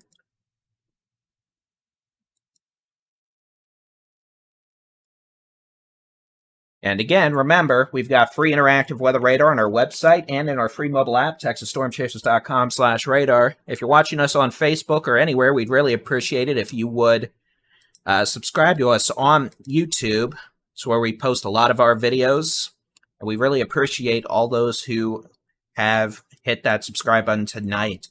Okay, back to it. Now that the radar is mostly fixed, we've got a possible tornado again, the west sides of the city of Marshall.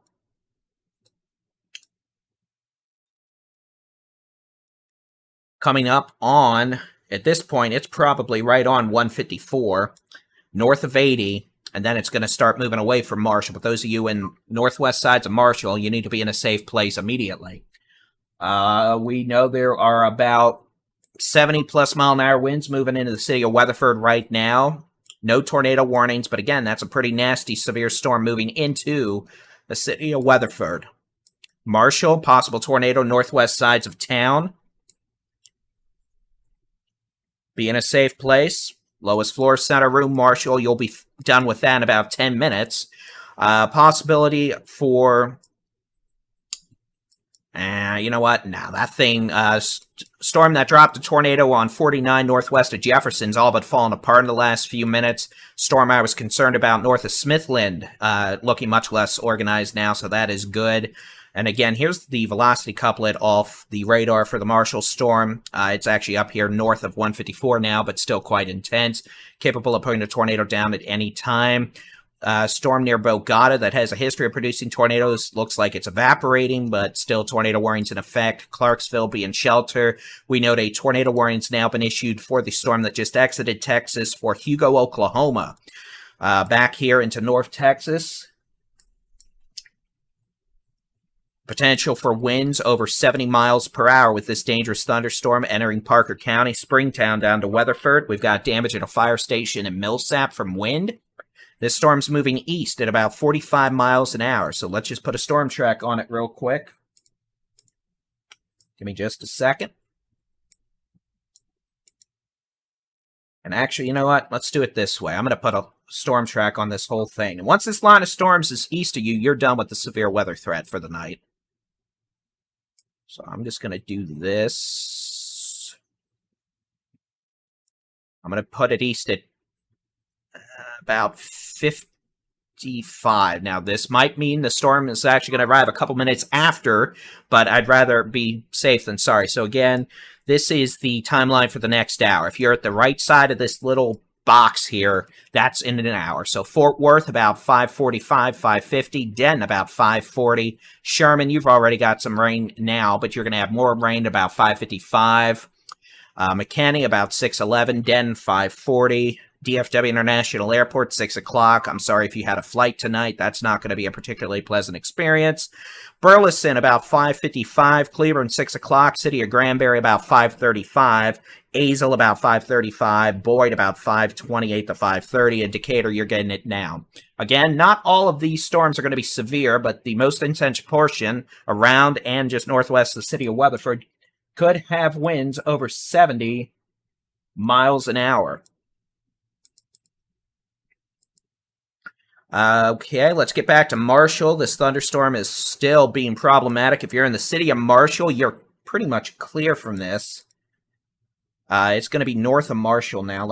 On my side it is. I don't know why the data is being a little laggy over here. Give me just a second and I'll see if I can't fix that.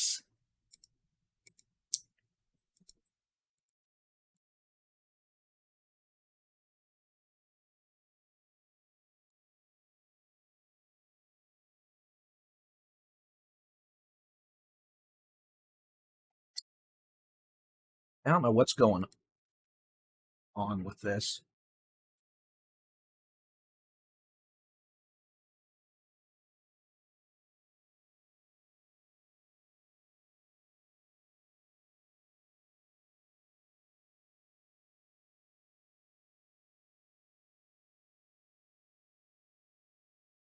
About 5 minutes behind on this side, but I've got live radar on my other platform.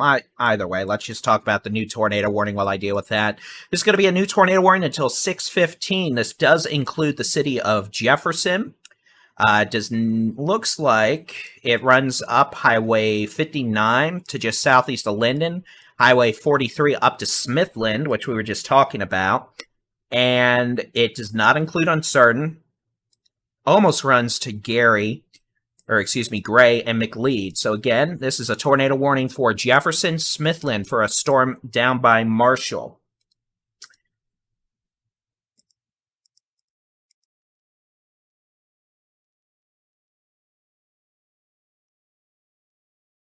I'm gonna fix some of this data real quick.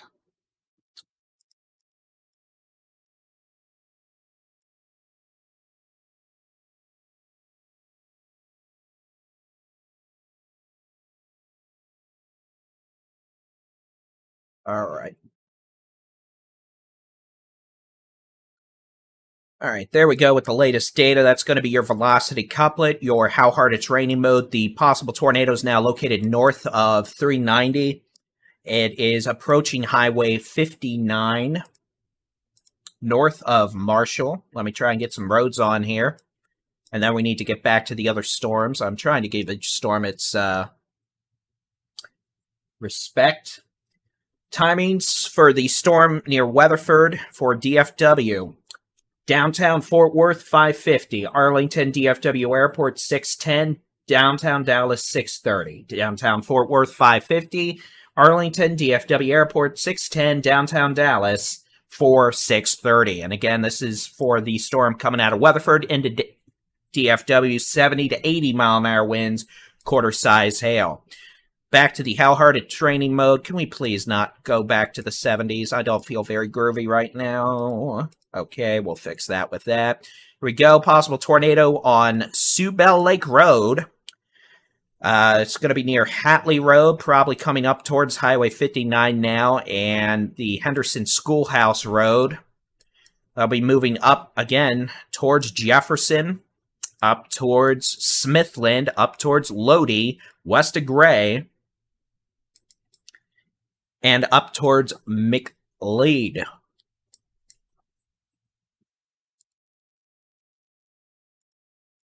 And again, that's a tornado warning through 6:15 p.m. We note this that little scary-looking storm southeast of Atlanta. Storm coming near Bogota to Clarksville is evaporating. Tornado warning still technically there, but hopefully that'll be gone soon. Let's get back to the Concho Valley, Big Country, and to the far northern Edwards Plateau. Yes, I know that's Highway 87. Let me fix that. A line of severe storms extends from near Rock Springs to Mason, east of Junction, west of San Saba, to Comanche, to Stephenville, to the city of Weatherford, to Decatur, and Denton. These storms down here in the eastern Concho Valley, about to move into the hill country, are capable of producing hail up to the size of quarters and 60-mile-per-hour winds. These storms, again, mostly moving east at about 50, 60, even 70 miles an hour here on the southern flank. Not all these storms are going to be severe. Not all of y'all in the path of this are going to get hail, wind, tornado, blah, blah, blah. But some of you are going to be dealing with wind-driven hail, wind, hail, rain, spinny, spinny, doom, doom, stuff like that. Tornado warning around Brownwood, and done. Technically, pretty much, it's out of that polygon. So let's take a look at the storm coming on into Parker County. Again, this thing is being really nasty. Getting reports of power flashes in Weatherford. That's not a surprise with very strong winds. We're going to switch to a different radar here. This is the Terminal Doppler weather radar used for wind shear detection for DFW Airport, and I just want to see if we have any sort of indication of strong winds. Yeah, we're seeing winds of 50-plus miles an hour with this radar. Wouldn't be shocked if they're a bit higher than that, to be honest with you. It seems a little low. Let me look from this. We know the severe thunderstorm warning, by the way, for Decatur over to Denton County, winds of 60.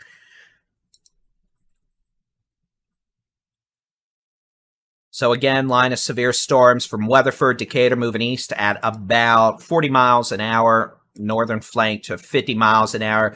Wind 60 to 70 miles an hour possible. We'll put a quick storm track on this. And then I'll zoom out and do a larger storm track. And this is just going to be for this, about 50. Again, this is... Again, downtown Fort Worth, about 550. DFW Airport to Arlington, 610. Downtown Dallas, about 630. Denton, about 540. McKinney, about 610. Louisville, about 6. Texas Motor Speedway, about 540 to 6. And real quick, we'll do a track on this whole line.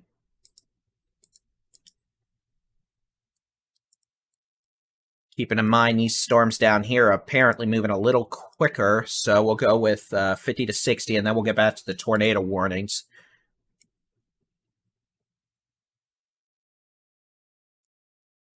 Okay, so again, I'm just going to put 55 miles an hour. That some are moving a little slower, some might be about that or a bit faster. Again, I'm just going to zoom in, and we're going to go from from south to north. This is going to be for the next hour, so the right side of this should be where the storms are in an hour. Fredericksburg, about 550. Round Mountain, 620. Marble Falls, 620 to 625. Burnett, 620. Lampasas, 615. Lametta, 555. Avant, 6 o'clock. Gatesville, probably right about 630. Meridian, about 620. Glenrose, 555. Granbury, about 545. Stephenville, pretty much now. Downtown Fort Worth, again, that's going to be about 550. DFW Airport to Arlington, about 610, and 630 for downtown Dallas. The potential for damaging winds, 50, 60, 70 miles an hour. The potential for some quarter-size hail, generally pocket-size. And the potential, perhaps, for a spin-up tornado in spots, and we're going to be watching that. All right, let's get back to the radar for our tornado warnings. And again,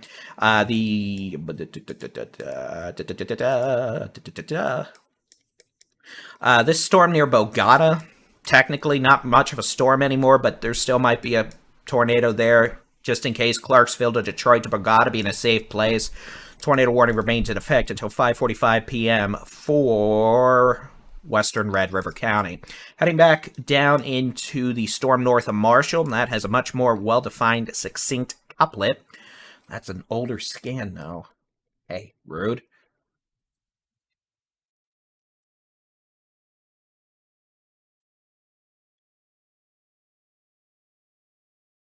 Turn that off and back on. If it doesn't work, you just turn it off and turn it back on again.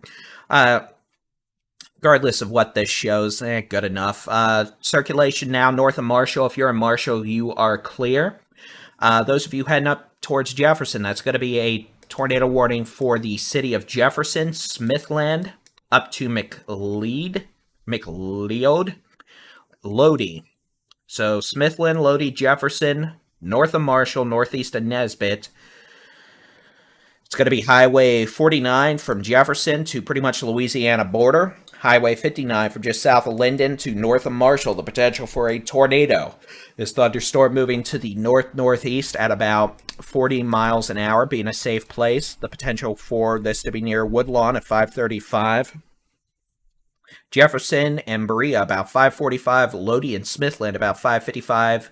And Kildare about 605. So again, the potential for a tornado with this thunderstorm as this storm continues to move to the east-northeast. Just got a report off Twitter of quarter-size hail, winds of 60 in Poolville. Thank you for that report. Pronounced McLeod. Thank you. Yeah, Weatherford's getting owned by these strong winds for sure.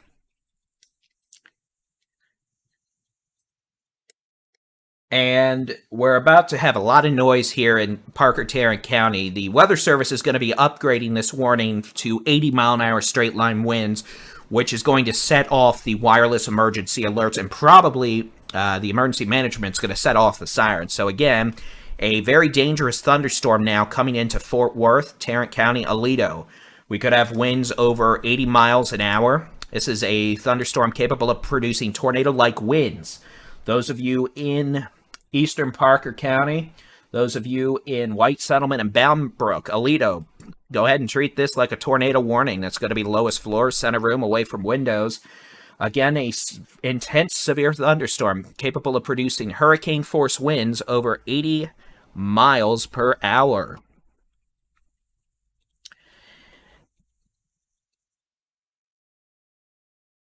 And again, if we're not talking about your storm, I'm sorry, but you can keep an eye on the sky with the free Texas Storm Chasers interactive weather radar on our website, texasstormchasers.com/radar. Obviously, I am one Baldy-in-Chief, and I can't handle it all sometimes, so I'm trying to focus on the highest impact storms. All right, going to have a severe thunderstorm warning for Tarrant County. Winds over 80 miles an hour possible. That's going to set off your phones and make them go chirp, chirp, chirp. Outdoor warning sirens are probably going to go off as well. So again, potential for dangerous severe thunderstorm winds, hurricane force winds of 80 miles an hour. Severe thunderstorm located near Aledo. This is going to be moving east at about 40 miles an hour. 550 for downtown Fort Worth, 610 for DFW Airport down to Arlington, 630 for downtown Dallas. This thunderstorm could produce major tornado-like wind damage. Widespread power outages, knock trees down, all that nonsense. So again, it's just not great for those folks there. We'll go back out to East Texas, and then we're going to take a look at the Hill Country, the Edwards Plateau, and the possibility of a tornado on Highway 59. In fact, almost two circulations here. So possibility of two tornadoes now. South-southwest, the city of Jefferson. We'll put a line on it. About 5 miles south-southwest, the city of Jefferson, the possibility of a tornado. No tornado debris signature, that is good. But again, this could drop a tornado at any time as this storm continues to move northeast. And for what it's worth, behind this line of storms, we've got a wall of dust and a lot of wind that's causing damage, just like we saw on Sunday in West Texas in the Panhandle.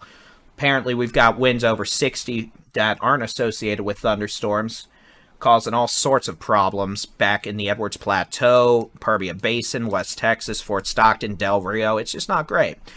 Let's take a look at the severe storms. We'll go south to north. Pretty good little hailer now west of Fredericksburg. That's going to be moving east-northeast at about 50 miles an hour. All these orange boxes are going to be severe thunderstorm warnings, and for these severe thunderstorm warnings, the potential for quarter-size hail and winds of 60-plus miles per hour moving east at about 50 miles an hour. So again, list of cities here you may or may not be able to read. Essentially, it's moving into the hill country from near San Saba to Mason to west of Fredericksburg to Rock Springs. Moving east at 50 miles an hour to 55 miles an hour, 60 mile an hour winds, 70 mile an hour winds, potential for quarter-size hail. Severe storm near Comanche, capable of producing winds of 60 to 70, quarter-size hail from Comanche up to I'm not even going to say it, up to Dublin, up Highway 67. A little weaker stretch near Stephenville, and then we've got a more intense segment from near Aledo all the way up to the Denwise County line in North Texas. We'll turn the radar back on.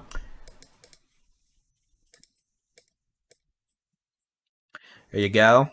These could have winds 60, 70, 80 plus miles an hour. We note a particularly nasty spot there. Radar detecting winds up to near 90 miles an hour. So again, this is a... Thank you for D. Leon. Aledo, you may have winds 80 to 90 miles an hour. The potential for tornado-like damage with these dangerous straight-line winds. Your cell phones went nuts. You probably also have outdoor warning sirens going off.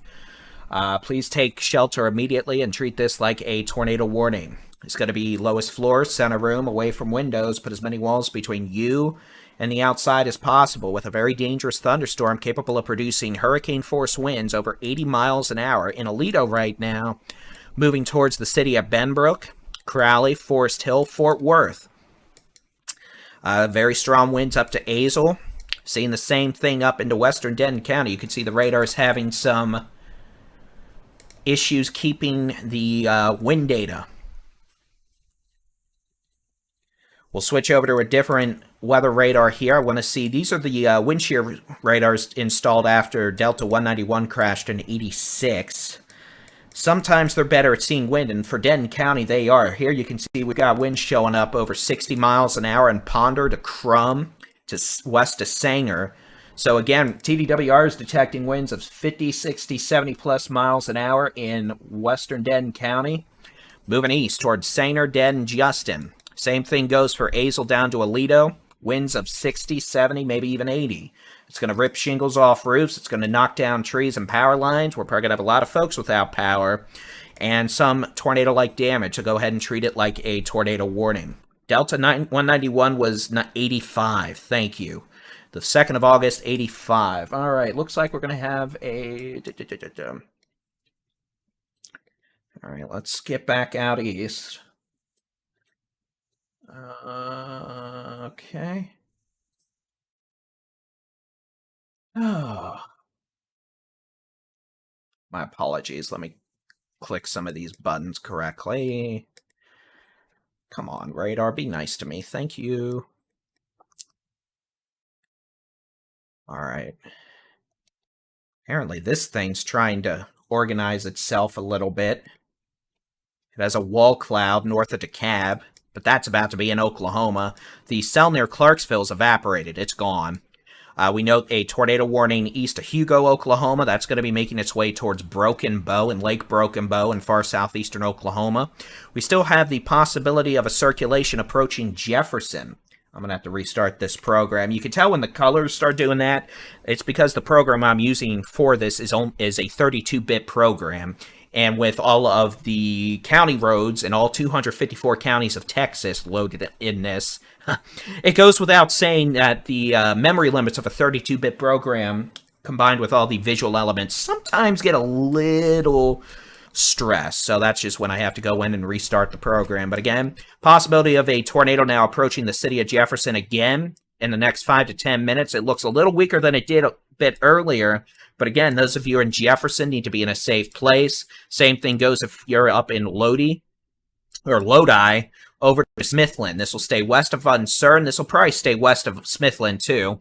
And we'll see if this thunderstorm is able to maintain itself or if we can get rid of it soon. Now, that being said, this thing southeast of Atlanta has all sorts of problems written all over it. You can see that circulation showing up on radar there. If you're southeast of Atlanta, go ahead and be in a safe place just in case. And again, this is Atlanta, Texas, not Atlanta, Louisiana, which is east of I-49, and not Atlanta, Georgia, which is the epitome of hell in the traffic department, as I had to drive through there in September. Wasn't fun.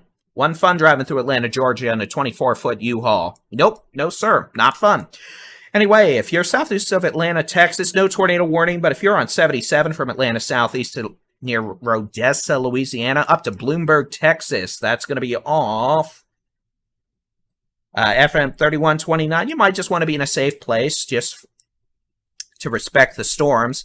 Otherwise, that's going to be the only tornado warning we really have to deal with in terms of near Jefferson, Texas. And then we've got these dangerous storms from Denton County down to Tarrant County, capable of producing winds of 60 to 70 plus.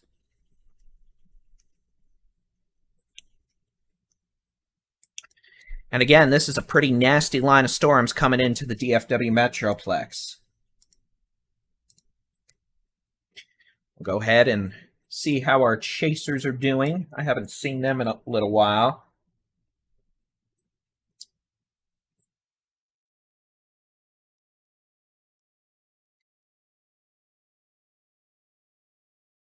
Got some stuff up here.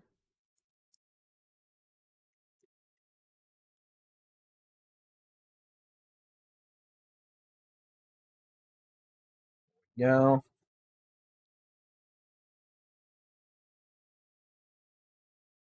So again, Tarrant County, even parts of Denton County, you're going to hear the outdoor warning sirens going off. That's due to straight line winds over 70 to 80 miles an hour.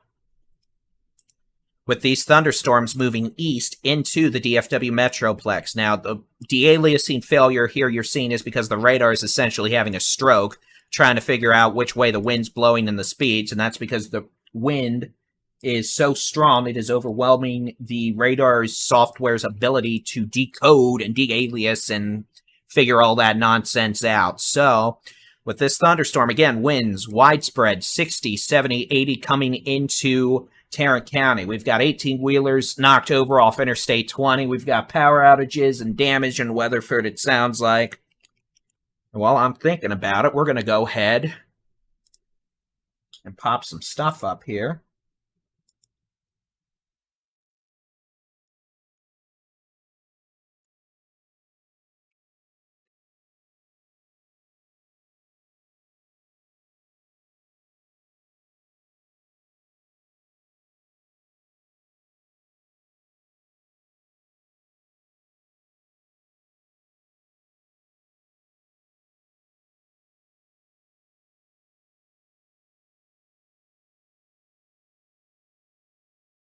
John, if you're watching, I'm going to go live.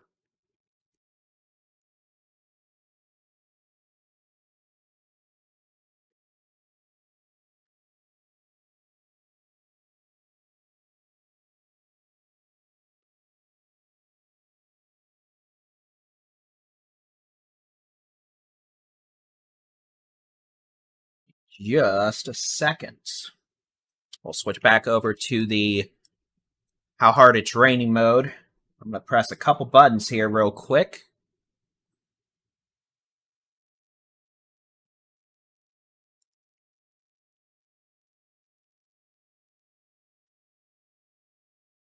And again, this line of storms from Denton to Tarrant County is going to be moving east at about 50 miles an hour.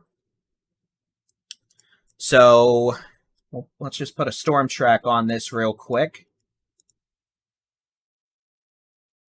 And again, those of you in Denton down to Fort Worth, it's about to get really windy. We note this whole line of storms was technically severe now, but the most intense winds seem to be in Denton, Eastern Tarrant, and Parker counties. Those of you just joining us, good evening. I'm Texas Storm Chaser's David Reimer, tracking severe thunderstorms moving east into the DFW Metroplex. These storms have a history of producing wind damage in Parker County, Weatherford, Millsap, the potential for hurricane-force winds over 80 miles an hour. We've got a live storm chasing video in the top right from meteorologist Jason Cooley, Jenny Brown, Stephen Jones, Ben McCone. Jason and Jenny are heading towards Arlington to document the storms coming in. And here's timelines, essentially. Denton, you're about to be hit. Fort Worth, probably the next 5 to 10 minutes. The potential for winds of 60, 70, 80. Down to Granbury, you're getting it now. DFW Airport, Arlington, about 6:10 to 6:15. McKinney, about 6:20. Little Elm, Frisco, about 6:10. Downtown Dallas, probably 6:25 to 6:30. This had a 68-mile-an-hour wind gust measured at I-30 on the Tarrant-Parker County line. And again, because the severe weather warning for Tarrant County is for winds over 80 miles an hour, your phones are going nuts, and the outdoor warning sirens are probably going off. So again, outdoor warning sirens are sounded for hurricane-force winds over 75 miles an hour, in addition to the threat for tornadoes. And we don't have a tornado warning, but we have dangerous thunderstorms producing hurricane-force winds over 80 miles an hour. Switching back over to the which way the wind's blowing mode, and again, the radar is having issues determining that because the winds are so strong. Radar is detecting wind gusts over 90 miles an hour in Aledo, moving into Lake Worth, River Oaks, the west sides of Fort Worth, Benbrook. This is a very dangerous situation with tornado-like winds moving into very highly populated sections of Tarrant County. You need to be in a safe place and treat this like a tornado warning. Again, just because it's straight-line winds versus tornadic does not mean... Stand by. It's Northbound 4105. 4105. It's got a... Sorry. I'm just gonna play this.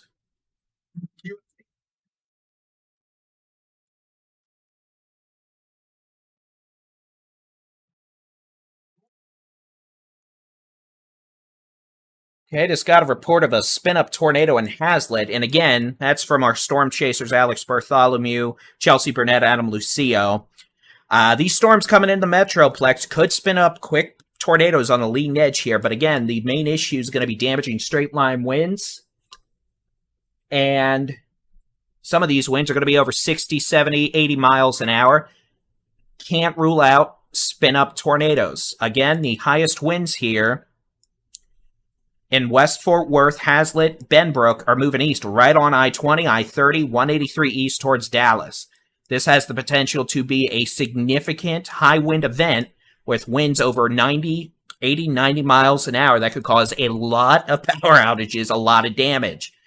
So you need to be in a safe place immediately. And again, we'll switch to a different radar. Unfortunately, we're seeing a similar wind signature here in Denton County. TDWR Terminal Doppler Weather Radar, we're seeing winds 60, 70, slightly higher in portions of western Denton County, just west of Sanger, to Crum, to Ponder, to North Lake, to Justin. So we could have winds 60, 70, 80 plus from Sanger, Denton, Argyle, Justin, I-35W down to downtown Fort Worth to Burleson. I just had a 70-mile-an-hour wind gust measured at the Naval Air Station in Fort Worth.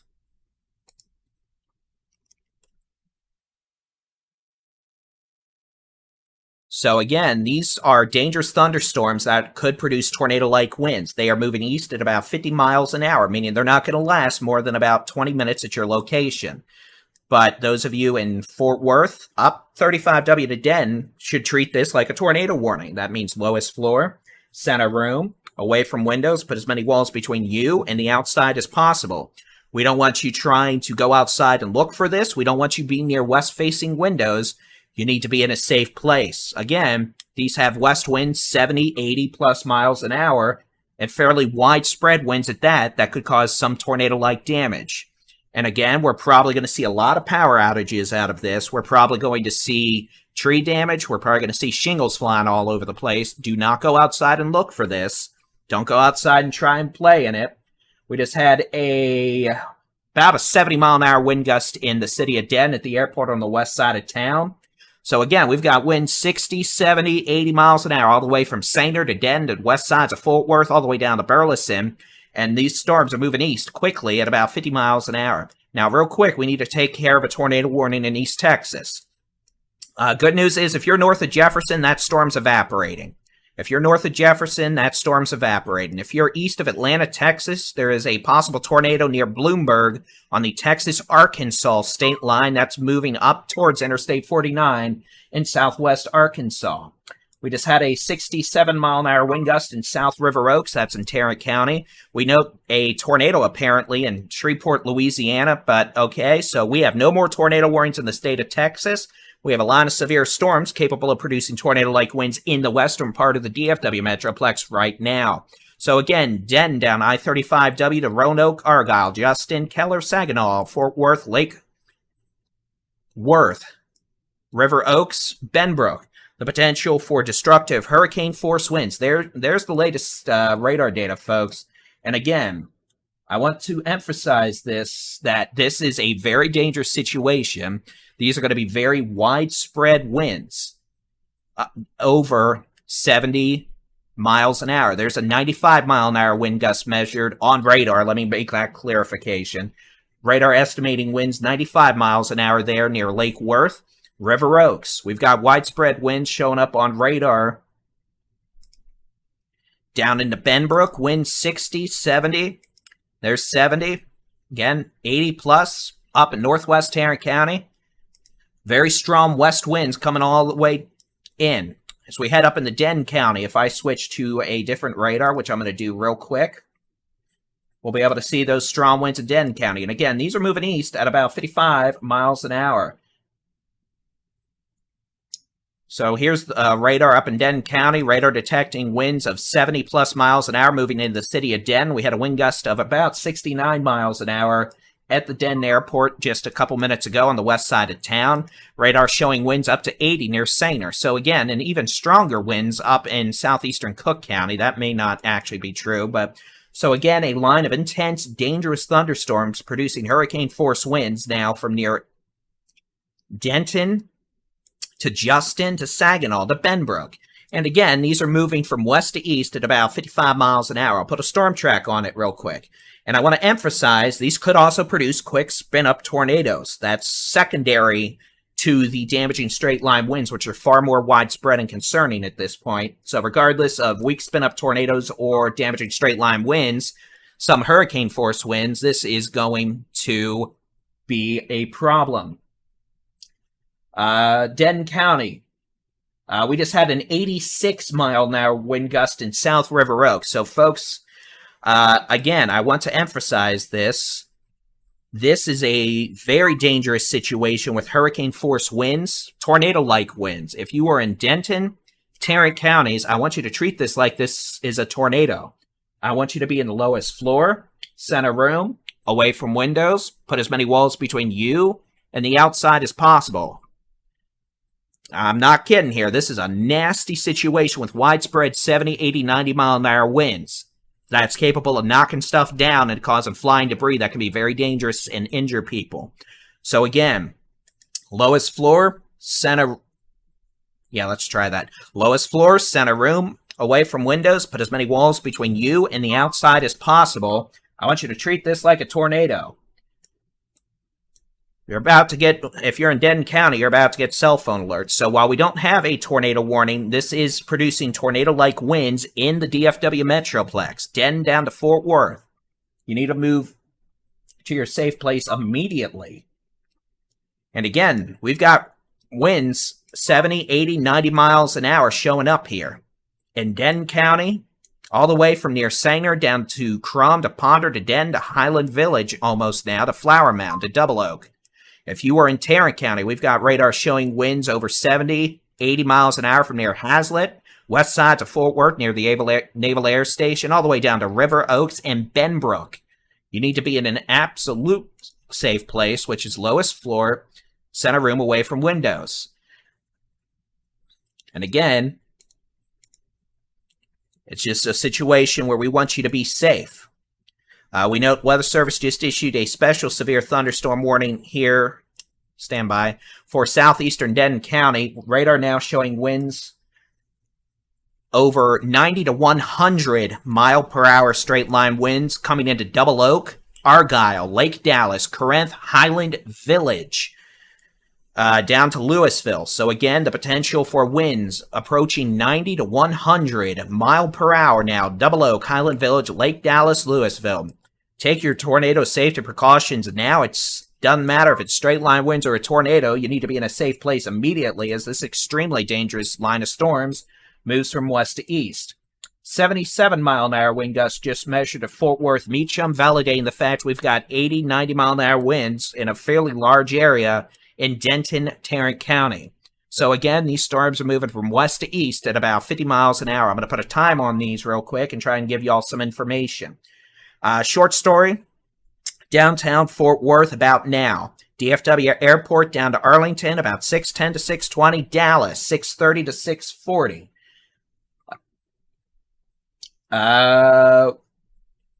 North Riverside and Tarrant Parkway, shingles flying all over the place, power flashes galore.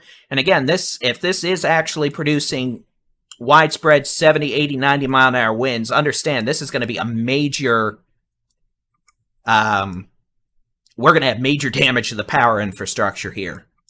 But we're going to deal with that afterwards. If you are in Ennis and asking about if you should be in a trailer when these storms hit, no.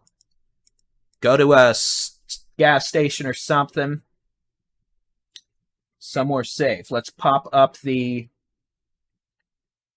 live stream from Jason Cooley. And again, we're live on DFW Scanner as well as an exceptionally dangerous line of thunderstorms that's moving from west to east in the Metroplex. We're about to have a severe thunderstorm warning with hurricane force winds issued for Collin and Dallas County. That's going to set your phones off like a tornado warning would. Jason Cooley, Jenny Brown, I believe they're in Arlington. They're looking west as this line of storms approaches. And again, this is a dangerous situation. Real quick, let me make sure we're not missing anything. I realize we're concentrating on the Metroplex. I'm sorry, but this is a pretty bad situation. Line of severe storms from Granbury to Stephenville, east of Comanche, down to Goldwaith, San Saba, west of Llano, west of Fredericksburg. Pretty good hail core west of Fredericksburg. These storms down from I-10 in Kerrville to Fredericksburg all the way up to near Granbury could have winds of 60, 70 miles an hour. Storms from southwest Tarrant County up to Den could have winds of 80-plus miles an hour. And understand, we're probably going to have some pretty large-scale power disruptions because of this. These are the kind of winds that really can cause problems and damage. Jenny Brown, Jason Cooley, there with live camera out of Arlington, I assume looking west. And again, let's put a storm track on this. I just want to make sure we've got the right storm speed. Just a second, moving east at about 40, they think. 40 to 50, so we're going to do 50. And again, this is going to be just so we can keep folks informed. Again, these are hurricane force straight line winds of 70 to 80 plus miles an hour, capable of producing some tornado-like damage in spots, so please take it seriously and treat it like you would a tornado. McKinney, 620. Downtown Dallas, about 6:30 to 6:35. Downtown Fort Worth, pretty much now. Cleburne, 6:15 to 6:20. Arlington, about 6:20. DFW Airport, 6:15 to 6:20. DeSoto, about 6:35. Plano, about 6:25. And then Rockwall here about 6:45. And again, we're dealing with a line of intense thunderstorms that are capable and have a history of producing winds of 60, 70, 80 plus miles an hour. Switching back over to the which way the wind's blowing mode, those blue colors you see are winds over 60, 70 miles an hour. The radar is actually having issues determining it because the wind's so intense. But again, these are what we are seeing. With then, I think it may have knocked out the radar. Stand by. I think I haven't gotten a radar scan there in a few minutes, so let me switch data sources real quick.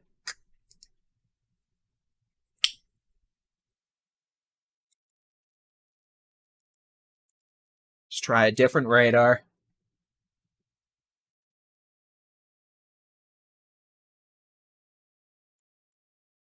Again, this is a radar data scan from 6:01, so now, these are winds now showing up in southeastern Denton County. 80, 90 mile an hour winds, Lake Dallas, Corinth, moving into Highland Village. moving towards Louisville. So again, take shelter immediately, away from windows, and be in a safe place, as this very dangerous thunderstorm produces widespread 70 to 80 mile an hour winds. It's going to be moving east towards Collin County and Dallas County over the next 30 minutes. We're going to see a severe thunderstorm warning here soon, and I'm afraid, folks, based on the amount of wind we're seeing here and how widespread it is, we're going to see many, many, many power outages. And we're going to have to deal with it afterwards, but understand we're probably...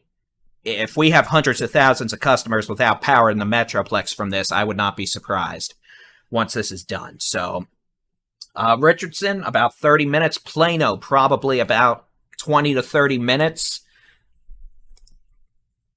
David, there is just pretty widespread sporadic wind.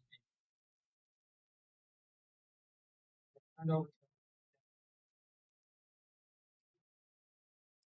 So again, this is enough wind that we could actually,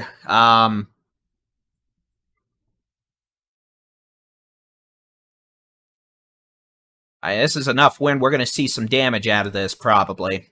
So again, potential for 60, 70, 80 mile an hour winds with this line of storms extending from near Aubrey to Corinth to downtown Fort Worth.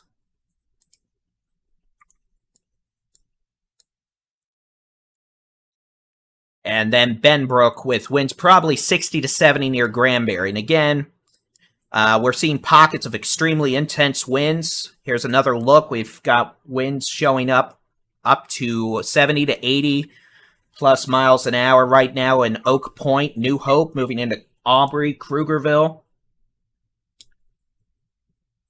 Just had a wind gust of 70 miles an hour off Interstate 820 at Beach Street at the Weather Service in North Fort Worth. So again, these are widespread hurricane force winds. And you need to be away from west-facing windows. We're going to have a lot of flying debris out of this. We're hearing reports all over the place of just power poles down, semi-trailers that have been knocked over. Understand, this is probably going to take a lot of shingles off roofs.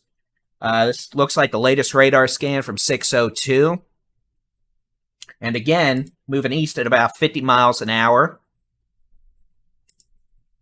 Seeing winds 60, 70, 80 miles an hour across Tarrant County, Denton County, moving east, and what is going to be a high-impact, widespread wind event. Probably the most widespread wind event we've had in several years since we had a summer storm in June bringing a similar wind event all the way across the Metroplex. It's the one that knocked the cranes down into an apartment building in Dallas years ago. We're probably going to be dealing with a widespread nature of that again with this. So again, many towns in the Metroplex are going to blow their sirens for this. That's exactly what they're designed for, outdoor warning sirens. We've got wind 60, 70, 80. Your cell phones are probably going kabooyah at this point. So let me go ahead and try and get some updated times. And again, we're live on DFW Scanner as well. Given the dangerous nature of this, we thank DFW Scanner and John Bergdorf for allowing us to simulcast, for the lack of a more technologically advanced term, our coverage to their platform for this. McKinney about 6:20 to 6:30. Downtown Dallas about 6:30. DFW Airport probably in the next 10 to 15 minutes. Six Flags, Jerry World, etc. about 6:15 to 6:35. Arlington, the next 10 to 15 minutes. Cleburne, about 6:15. Just got a video of a trampoline flying onto a roof in Collinsville. That's unfortunate. 6:30 for Midlothian, about 6:40 for Waxahachie, about 6:50 for Seagoville, 6:20 for West Dallas, 6:35 to 6:40 for East Dallas, 6:35 for Garland, 6:30 for Plano, 6:20 for McKinney. And again, all your cell phones in the Dallas, Tarrant County are about to go off. Wireless emergency alerts. The thing you'd get if you got tornado warning, that's what they just issued, a severe thunderstorm warning with tornado-like winds. We're getting bad damage reports. Understand, this is going to be widespread wind damage. Weatherford, we got windows blown out of buildings. We've got trailers flipped on Interstate 20. We've got power outages just bad. we're going to have probably hundreds of thousands of people without power in the Metroplex out of this. And understand, most roads are going to have some debris on them after this. Shingles, small trees, etc. And they're probably going to be a plethora of trailers knocked over from this. So again, most towns are going to sound their sirens for this. This is a severe thunderstorm warning for Tarrant, Dallas, Denton, Collin counties until 7:15. A line of severe storms with tornado-like wind speeds now moving from near Salina to Mansfield, moving east at 40 miles an hour. If you are in the following locations, you need to take your tornado safety precautions for this hurricane force wind event. Dallas, Plano, Garland, Irving, Grand Prairie, Mesquite, McKinney, Carrollton, Frisco, Richardson, Allen, Rowlett, DeSoto, Cedar Hill, Wiley, Coppell, Duncanville, Lancaster, Farmers Branch, Balk Springs, and everyone else in between. Again, this is an extremely dangerous situation. This line of thunderstorms are producing widespread wind damage and hurricane force winds across Denton down to Tarrant, Tarrant counties. You can see Jason Cooley and Jenny Brown. They are at Interstate 30 and 360 in Arlington, heading east to stay ahead of the line of severe storms. Again, this is going to be a line of severe storms producing widespread winds of 70 to 80 mile an hour winds. Some winds in southeast Denton County right now may be over 105 miles an hour. In fact, I'll show you what we've got. So again,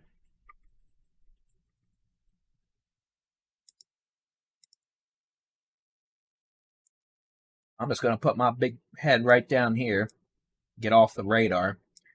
Again, what we're dealing with right now is a line of extremely dangerous thunderstorms producing winds of 60, 70, 80, 90 mile an hour. All right, y'all said you need me to look at the hill country, Edwards Plateau. I'll do that. I'm sorry. Broken line of storms from near Kerrville, Fredericksburg. Fredericksburg, you got a hail core just to your north. Up to Llano, could be winds 60 to 70, quartered ping pong ball size hail. Same thing up to Lometa. These storms moving east at about 40 to 50 miles an hour down here into the hill country. These storms right now could have winds of 60, maybe 70 miles an hour, quarter-size hail, moving east at 50. And again, that means they're probably going to be from near Meridian, Clifton, Gatesville, Fort Hood, Killeen, down to just west of Round Rock, down to Round Mountain, etc. over the next hour. And we'll deal with that here in the next little bit. But again, we need to get through this problematic situation.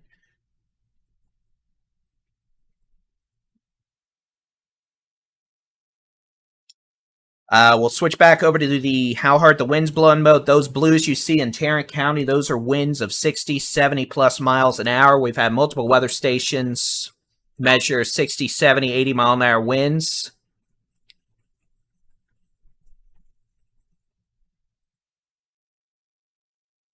And again, we're going to have sirens galore across the Metroplex because of these hurricane force winds with this line of severe storms. No tornado warnings, but we are getting tornado-like wind speeds capable of having damage produced of tornadoes. Yeah, I need more caffeine. Hold on.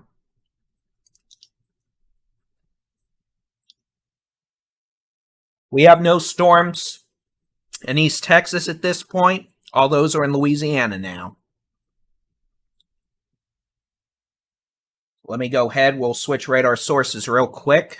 And again, leading edge, these very strong winds may be out ahead of the rain by 5 to 10 minutes.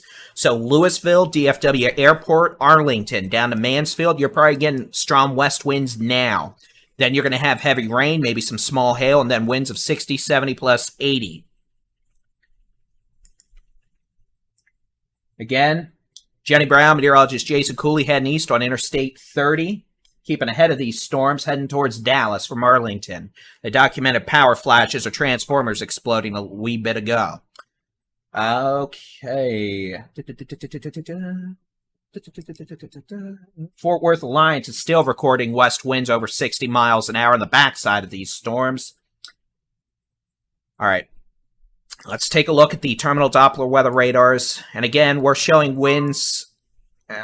Let me tell you, when you have winds right next to the radar over 80, 90 miles an hour, folks, that's bad. So again, the Colony, that big giant trash mountain, northeast sides of Louisville off the Sam Rayburn Tollway, radar detecting winds near 95 miles an hour. And understand, we're looking the radar's right here. So we're looking like 100 feet above the ground. Winds up in Little Elm, the potential for winds of 80 plus miles an hour in Oak Point, Lakewood Village. Our crews aren't probably going to have power when they get home. Little Elm, that's going to be moving into Frisco, the Colony, Louisville, Flower Mound, Coppell, DFW International Airport, down to Euless, Grapevine, Arlington, Grand Prairie. You need to be in a safe place. Lowest floor, center room, away from windows. Put as many walls between you and the outside as possible. Understand, these are widespread hurricane force winds with a lot of damaging wind. If you do not travel right now, stay where you are in the Metroplex. We're going to probably have stuff flying all over the place on roads. Got winds near over 90 miles an hour in northern DFW. This is in Grapevine, just north of the airport, moving into Coppell. We've got power poles snapping in Haltom City. And again, winds 70, 80, 90 miles an hour right now. Aubrey, New Hope, Louisville, Little Elm, Oak Point, all the way across Louisville Lake, down to Louisville, down the north side, DFW International Airport, Colleyville, Bedford, Arlington, Pantego. Winds 60, 70, 80, maybe even higher in spots. This is a pretty widespread wind event. And understand, we're probably going to have hundreds of thousands of people without power. Regardless, you need to be in a safe place. Lowest floor, center room, away from windows. Be away from west-facing and north-facing windows, just in case you have debris that hits them and breaks them. These storms are moving east at about 55 miles an hour. Real quick, let's take a look out East Texas. There is a tornado warning, but it looks like it's going to be southeast of Texarkana and on the Arkansas side of the state line.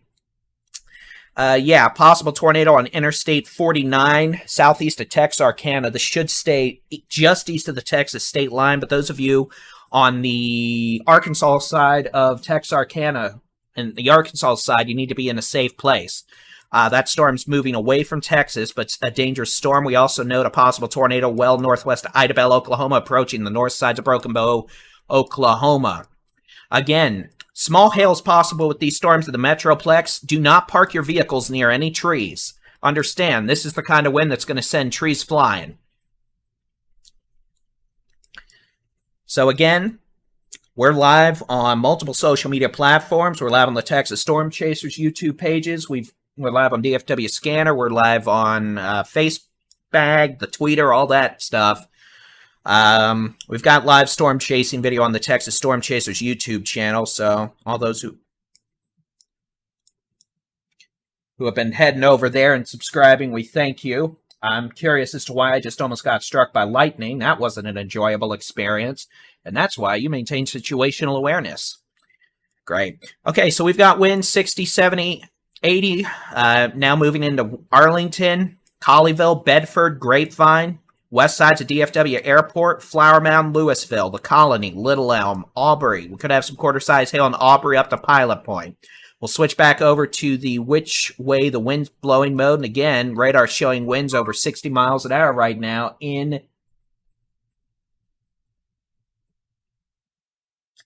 Little Elm, Lakewood Village, Oak Point. All the way down to the north sides of DFW International Airport, Flower Mound, Grapevine. Again, all these blues you see, these are winds over 60 miles an hour. And then we'll switch back down to Tarrant County. You can see still seeing very strong winds in Tarrant County.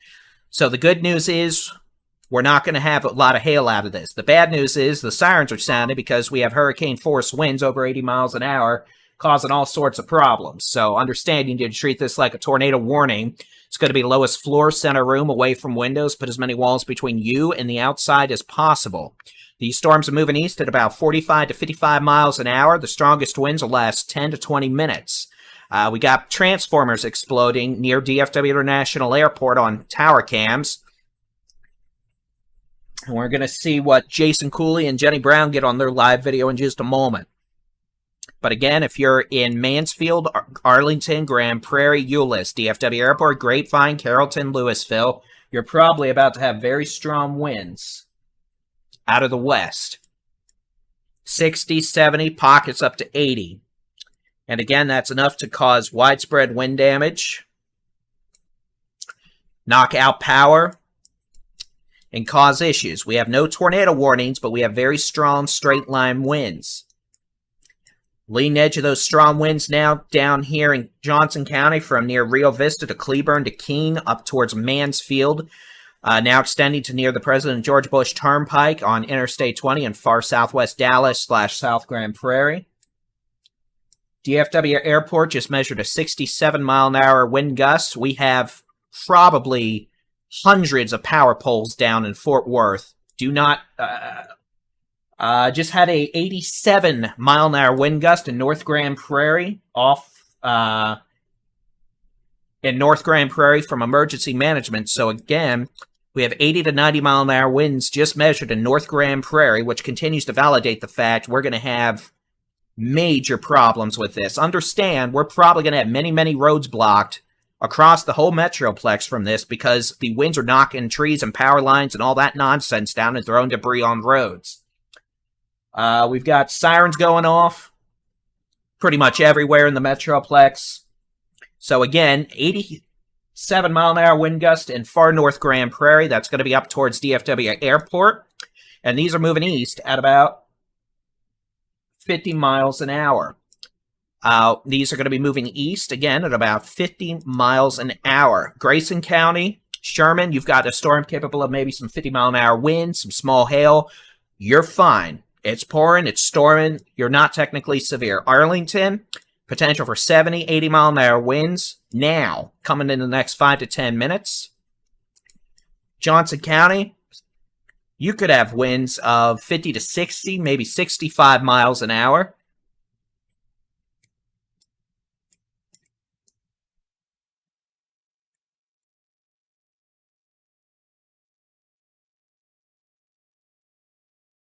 So let's go ahead and put a storm track on these. And again, these are going to be moving from west to east at about 40 to 50 miles per hour. Get some times. And again, the heaviest storms roughly from 380 in Denton County down to about I-20. We're just going to say they're moving east at about 50. So downtown Dallas, about 6:30 to 6:35. And understand the winds may arrive before then. DeSoto, Lancaster, about 6:40. Arlington, Grand Prairie now. McKinney, about 6:30 to 6:35. Greenville, about 7:05 to 7:10. Terrell and Kaufman, about 7:05 to 7:10. Midlothian, about 6:35. Waxahachie, about 6:45 to 6:50. Hillsborough, about 6:55. Ennis, probably about 7:05.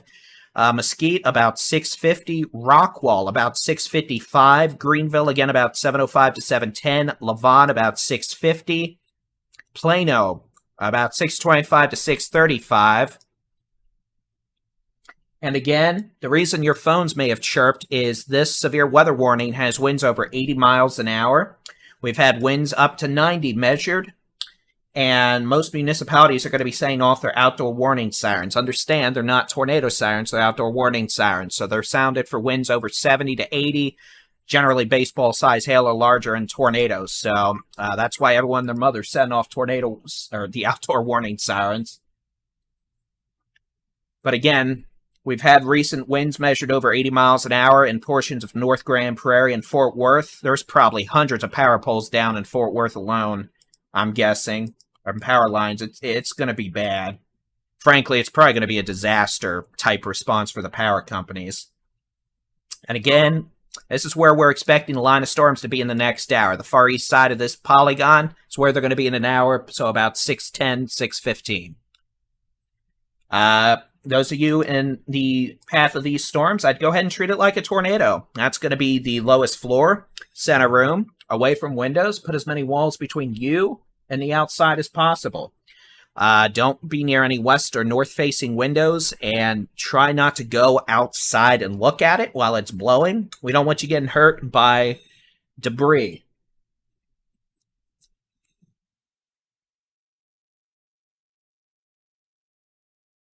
Again, looks like Jason and Jenny are probably getting near downtown Dallas on Interstate 30. They're staying ahead of the storms.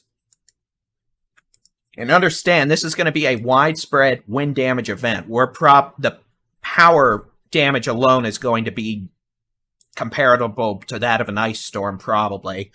And then we're going to have all sorts of wind damage and damage to roofs and stuff like that. So understand, this is a nasty line of severe storms with a history of producing widespread 70, 80, even almost 90-mile-an-hour winds in spots.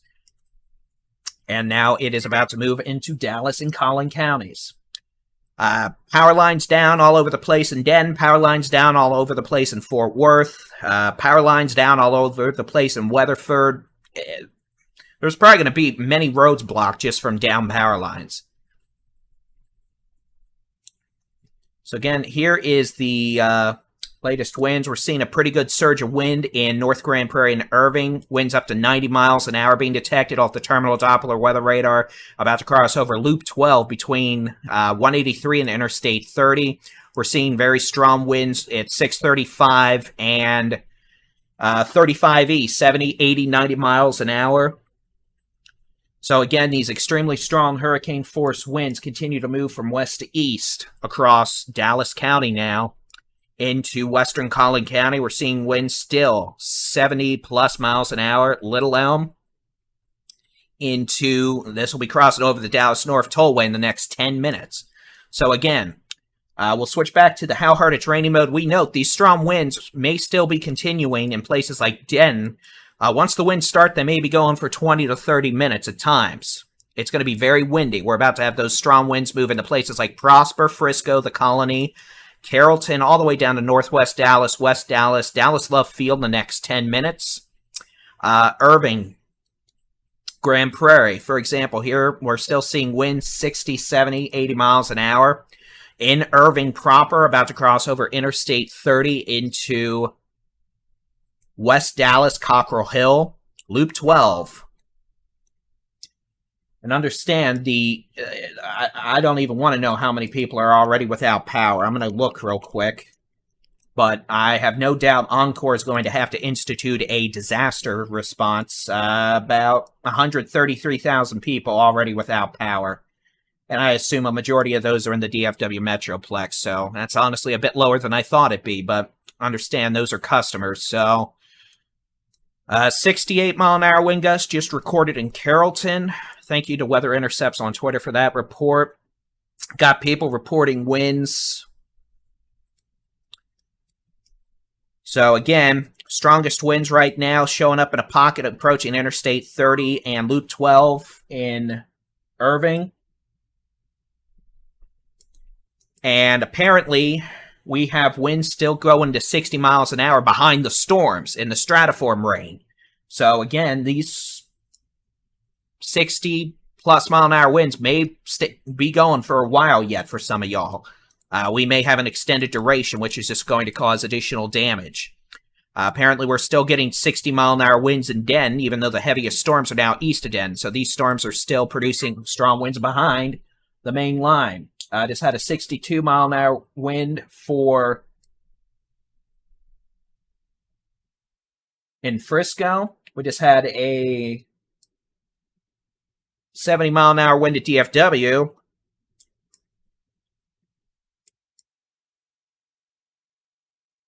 $65-mile-an-hour wind measured in Denton. It looks like we might have a little spin up.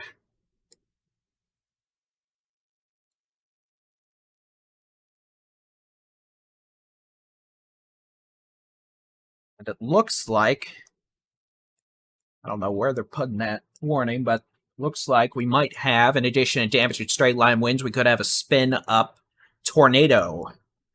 Again, regardless, to be honest here, spin up tornado, damaging straight line winds, both are going to produce damage in this case, all the way from near Duncanville all the way up to Farmers Branch, Carrollton, up into Collin County. These storms have 60, 70, 80, locally 90-mile-an-hour winds. Strongest winds right now definitely being observed in Irving, moving into West Dallas, up into Carrollton. All right, we've got a tornado warning now for Dallas County because we weren't dealing with enough nonsense. So we now have a tornado warning for Dallas County. This is going to be for downtown Dallas, Cockrell Hill, Duncanville, Lancaster, DeSoto, Wilmer, Hutchins. This is for the possibility of extensive straight-line winds and the possibility of a spin-up tornado.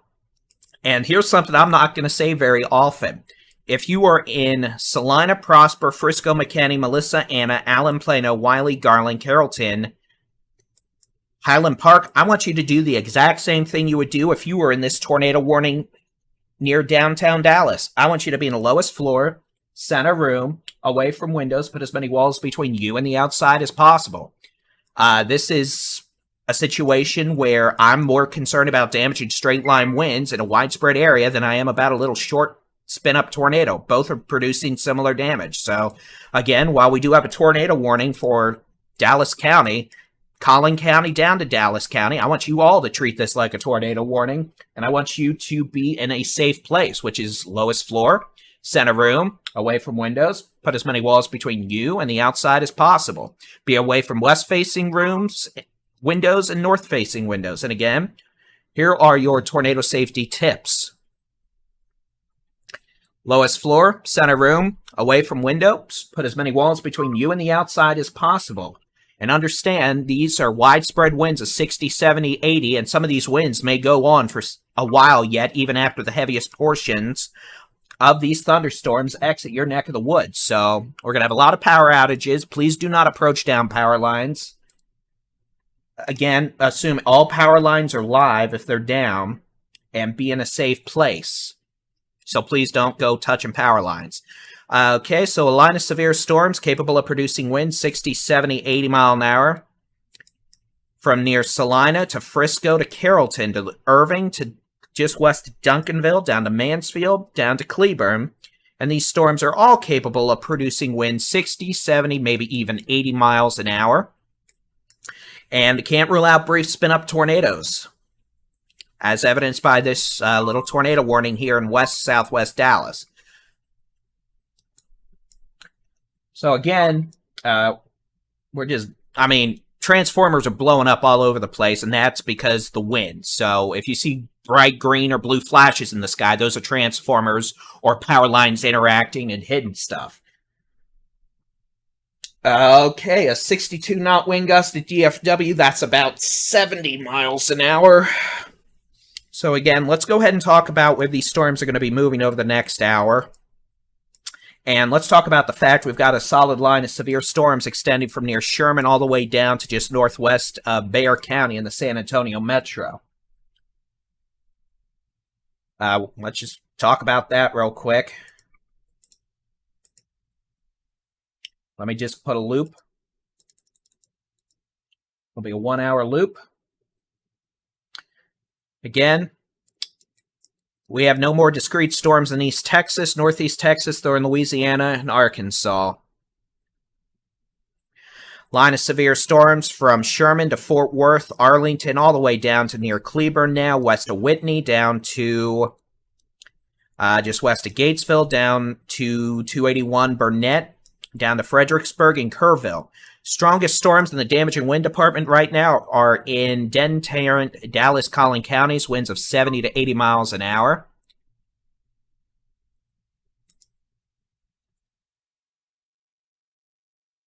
The potential for spin-up tornadoes, widespread wind damage, maybe some small hail. Storms from Cleburne all the way down to Kerrville could have localized winds of 60 to 70 mile an hour and the potential for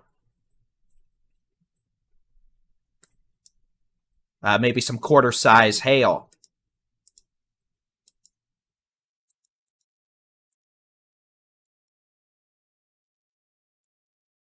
So again, all this is moving east at about 40 to 50 miles an hour.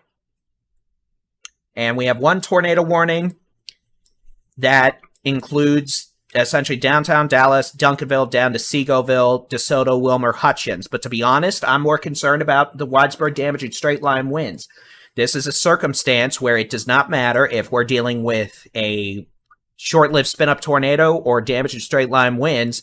These are all going to produce the similar amount of damage. So I want you to take the severe thunderstorm warning seriously. Whether you're in the severe thunderstorm warning or the tornado warning, you need to be in the lowest, you need to be in your safe place. Lowest floor, center room, there's power flashes. Center room, away from windows, put as many walls between you and the outside as possible. And understand, those explosions you're seeing on the live stream, I'll just put it full screen. This live stream from Jason Cooley and Jenny Brown. Understand, those illuminating power flashes you see that are lighting up the clouds at times, those are transformers blowing up. We're good. We're in a good spot. Oh boy. Another one, big one. Yeah, that was a big one. So again, it is entirely possible we're dealing with small spin-up tornadoes, in addition to the potential for widespread damaging winds with this whole line here. Leading edge of the heaviest rains extend from Sherman to Howell to Van Alstyne to McKinney down to Louisville, Euless, Mansfield, Cleburne, Meridian, and then it just goes south from there. And understand, you can keep an eye on the sky with the free Texas Storm Chasers interactive weather radar. Whoa! On our website, texasstormchasers.com/radar, you just saw the big transformer blow up. Here it comes. On Jason's stream. Here we go. Again, we're watching live video from Jason Cooley and Jenny Brown. Their power going in and out. I believe they're in West Dallas. That was a transformer blowing up. So what? And understand, folks, we are going to have many people without power. Hundreds of thousands. It is straight line, for sure. There was one. We'll get back. We'll go back to the radar. And so again, technically, tornado warning downtown Dallas, down to Duncanville, Lancaster, Hutchins, Seagoville, Combine. But I want folks in this whole line to understand, from McKinney to Dallas to Cleburne, I want you to treat this like a tornado warning. Lowest floor, center room, away from windows. Put as many walls between you and the outside as possible. Understand, we've got buildings damaged from this. This whole line has damaged buildings. We've got trailers, semis, knocked over all over the place. We got hundreds of power poles snapped.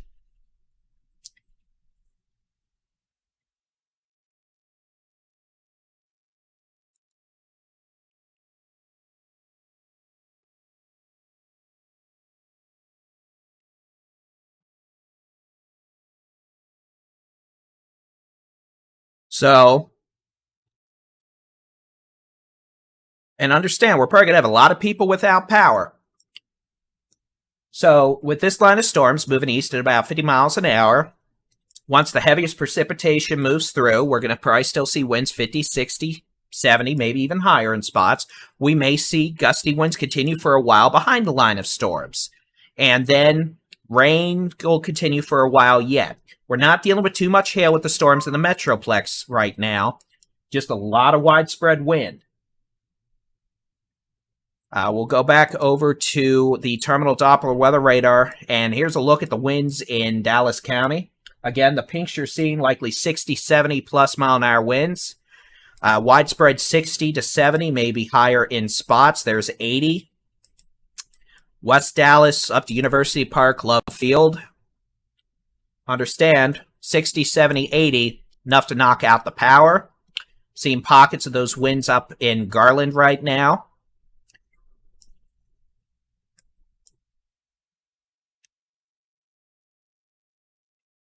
So, again, it's windy. Those of you asking, hi, I'm David, Texas Storm Chasers on YouTube. You can subscribe to us if you want notifications about videos, etc. Radar on our website, texasstormchasers.com/radar, and the free Texas Storm Chasers mobile app. We're live on multiple platforms right now for the dangerous weather. Let's take a look at the winds in Collin County off this radar. And the winds may be coming down a bit now in Collin County. We're not seeing as strong of a straight line wind signature. The highest winds seem to be concentrated in portions of Dallas County, southern Collin County, down to Johnson County. You can see we're starting to see a bit of a pretty good straight line wind signature here in Johnson County. Wind 60, 70 from near Venus Southwest to Grandview, Rio Vista. That's going to be moving towards Covington, Blum, Hillsborough, Milford, Ennis, Waxahachie, Palmer. And again, brief spin-up tornadoes are entirely possible, if not probable, with all this. Oh, I have upset that. Ooh, that was impressively disturbing. And then, so again, strong straight-line winds out of the west and north. We don't want you near windows.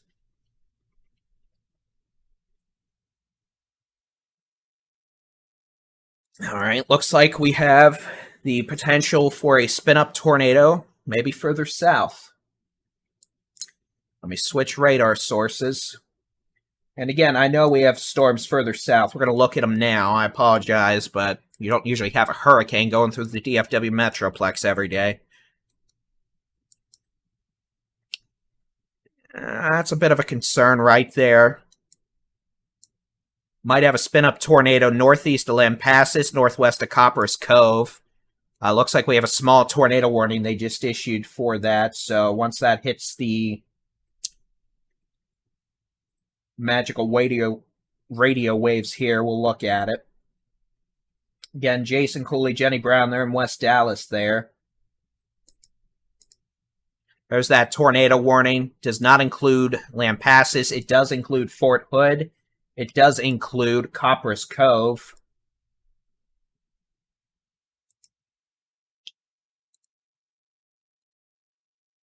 Little bit of a spin up northeast of Lampasas. So a tornado warning until 7:15 for southwestern Coryell County and southeastern Lampasas County. Severe storm capable of producing a tornado 7 miles northwest of Kepner, 9 miles west of Copperas Cove, moving east at 45. This tornado warning includes Fort Hood and Copperas Cove. It'll be in Copperas Cove about 650, Fort Hood about 655. And again, damaging straight line winds, the potential for a spin-up tornado there. Moving east, again, about 45 miles an hour. Eventually, this is going to bring heavy rain, wind to Temple and Belton, Waco, etc. This whole line of severe storms goes all the way from Interstate 10 near Bandera to the Red River near Sherman, moving east at 45 miles an hour. Southern sections of this line are going to weaken here in a few hours, but again, we're not going to be done this until it's in Louisiana and Arkansas around midnight.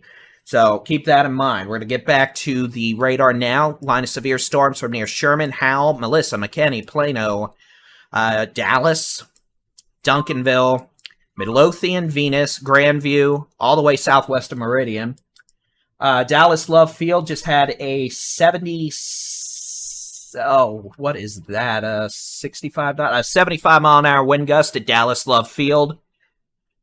So Dallas Love Field just hit 75 mile an hour winds. And what I'm going to do, actually, I'm going to turn the... I think I'm able to display wind gusts on here. Understand, I'm just going to display wind gusts. These are the latest wind gusts. So we had 71 at Dallas or DFW. Love Field just hit 75. So we'll have that show up eventually. But so again, I'm sorry, 76 at Love Field now. So a 76 mile an hour wind gust at Love Field. I need to restart the radar. I've obviously broken the 32-bit program again. Drink some water real quick.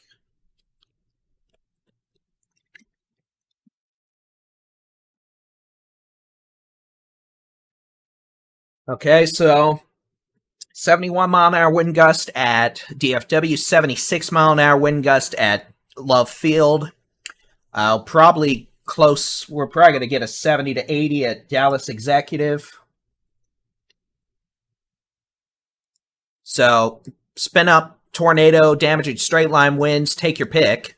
Both are going to have the same impact. Severe thunderstorm warning for Hill, Ellis County. So until 7:30 for straight line winds, maybe some quarter-size hail, maybe. But the wind's the main issue here for sure. Definitely seeing a good surge of wind coming into Grandview, Maypearl. Radar detecting winds coming into Maypearl, maybe up to here it says 100 miles an hour, but we're about 2,000 feet above the surface, but still Probably hurricane force winds there. And again,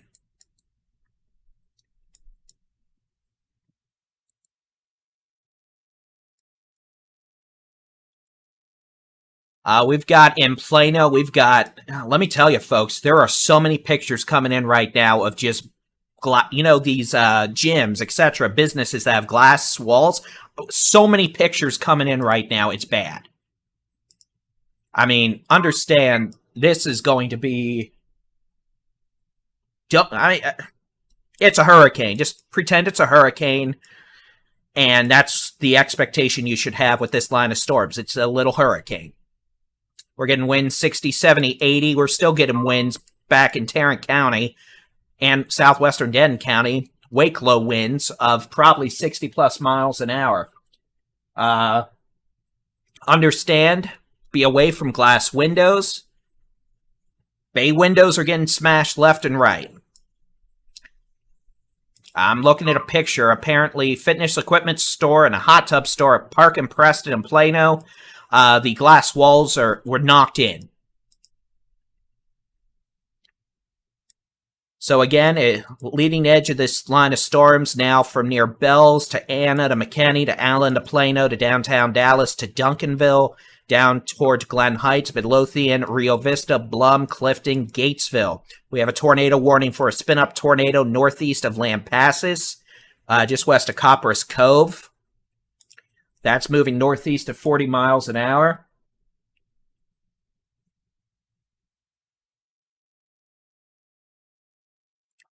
We'll take a quick look at that. And again, it's all sorts of headaches. Come on, radar. Please be nice. Oh, radar. It's interesting. I don't know why that's not loading. But again, tornado warning until 7:15. Fort Hood, Copperas Cove, just northwest of Killeen. Possibility of a spin-up tornado. And apparently the Dallas County storm is starting to get itself together again in the spinny department.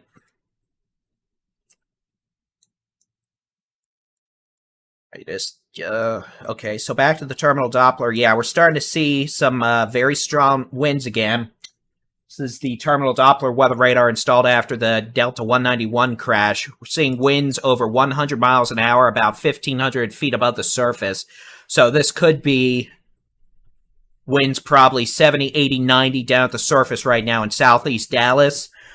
Off Great Trinity Forest Way between 175 and Interstate 45 heading towards the prison in Hutchins. Down 175 towards Seagoville. I feel like we just did this. Didn't we just do this morning with hail? Was that this morning?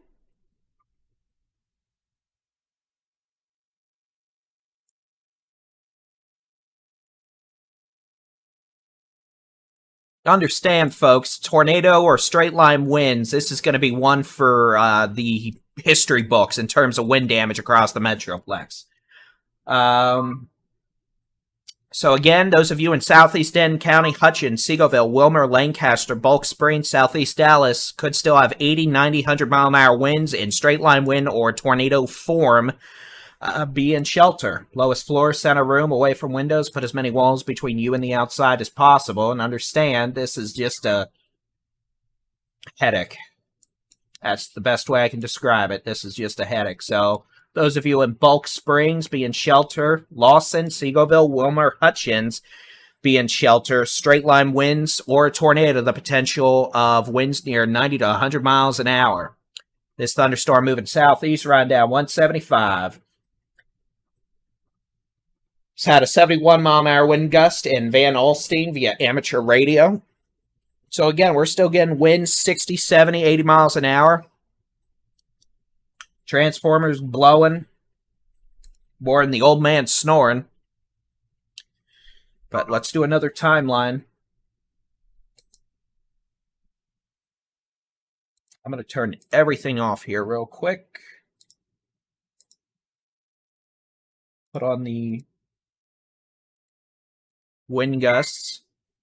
Understand, these are current wind gusts. These are now. We've got a 66-mile-an-hour wind gust at DFW. We've got a 76 at Love Field, 63 Dallas Executive, 58 at Arlington Municipal, still gusting well into the 50s at the Naval Air Station in Fort Worth. Still windy in Denton. So again, pretty much a little hurricane for the Metroplex. That's the best way I can describe it. We've got a 62-mile-an-hour wind gust down in Burnett.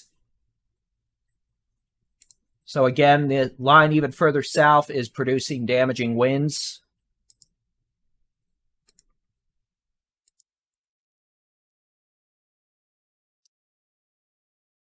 Well, let's just go back to the radar. Let's talk about the tornado warnings. So again, Copperas Cove, the potential for a spin-up tornado now in Copperas Cove, moving towards Fort Hood. Damaging straight-line winds also quite likely. We're seeing winds of 60 to 70 miles an hour possible from Burnett down to Marble Falls with this line of storms. It's going to be making its way to Interstate 35 from near Belton Temple to Georgetown, Round Rock, Pflugerville, Austin within the next 40 to 50 minutes. The potential for 60 to 70 mile an hour winds, maybe quarter-size hail in the city of Austin. This had a wind gust of about 65 to 67 miles an hour at McKinney Airport. So again, all these weather stations, it is a rare day when we're measuring winds constantly 60, 70, 80 miles an hour at like every weather station in the Metroplex. So understand, this one's going down in the history books in terms of one of the nastiest wind events we've seen here in the Metroplex in a long time. But again, line of severe storms now from near Bells, McKinney. McKinney just had a 65, 67 mile an hour wind gust. Downtown Dallas, 76 mile an hour wind gust at Love Field.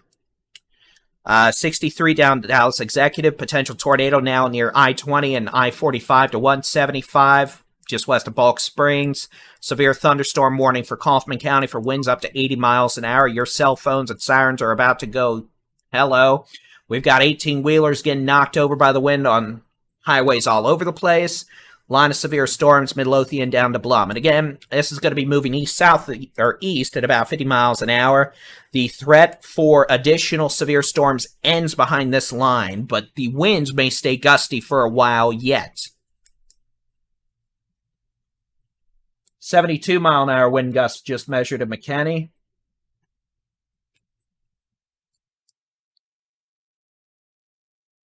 And a Facebook report, thank you, Sean, quote, downtown Dallas, power out, the city is dark. So again, if you're in the Metroplex, pretty much Collin County, Hunt County, Rockwall County, Kaufman County, ahead of this line, 60, 70, 80 mile an hour winds widespread. It is going to knock power out probably and cause a lot of wind damage. I'm going to go look at the Encore outages, and this is not going to be pretty. 200,000 customers now without power in the DFW Metroplex, nearly 2,000 separate outages. So again, Copperas Cove, the potential for a tornado near y'all. That's about to move on to Fort Hood. Here's the latest radar. Copperas Cove, the potential for a spin-up tornado near Copperas Cove, along with damaging straight-line winds, and the potential for a spin-up tornado.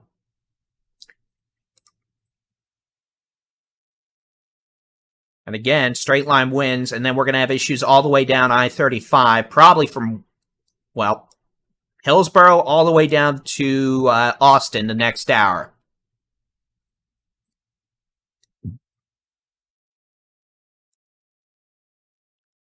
Okay. All right, real quick. So for those of you watching us on DFW Scanner, we're going to go ahead and let the live stream for DFW Scanner go. We're going to continue our live severe weather coverage on the Texas Storm Chasers platforms, Facebook, YouTube, Twitch, Twitter. If you're watching us on Facebook, we really encourage you to watch us over on the YouTubes on Texas Storm Chasers, and we're going to be there. So thanks for watching us on DFW Scanner. If you want to keep watching, tune into Texas Storm Chasers. DFW Scanner is probably going to be very busy with damage reports, so we'll be watching for them.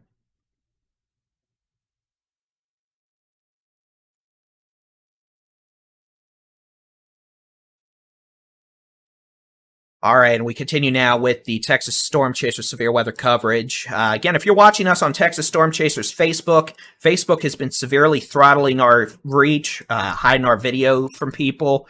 Really encourage you to hit us up on the Texas Storm Chasers YouTube. Just search for Texas Storm Chasers on YouTube and subscribe to us there. We've got storm chasing video. Dallas, Jenny and Jason in Dallas. You can see they're driving in heavy rain, heavy wind, etc. So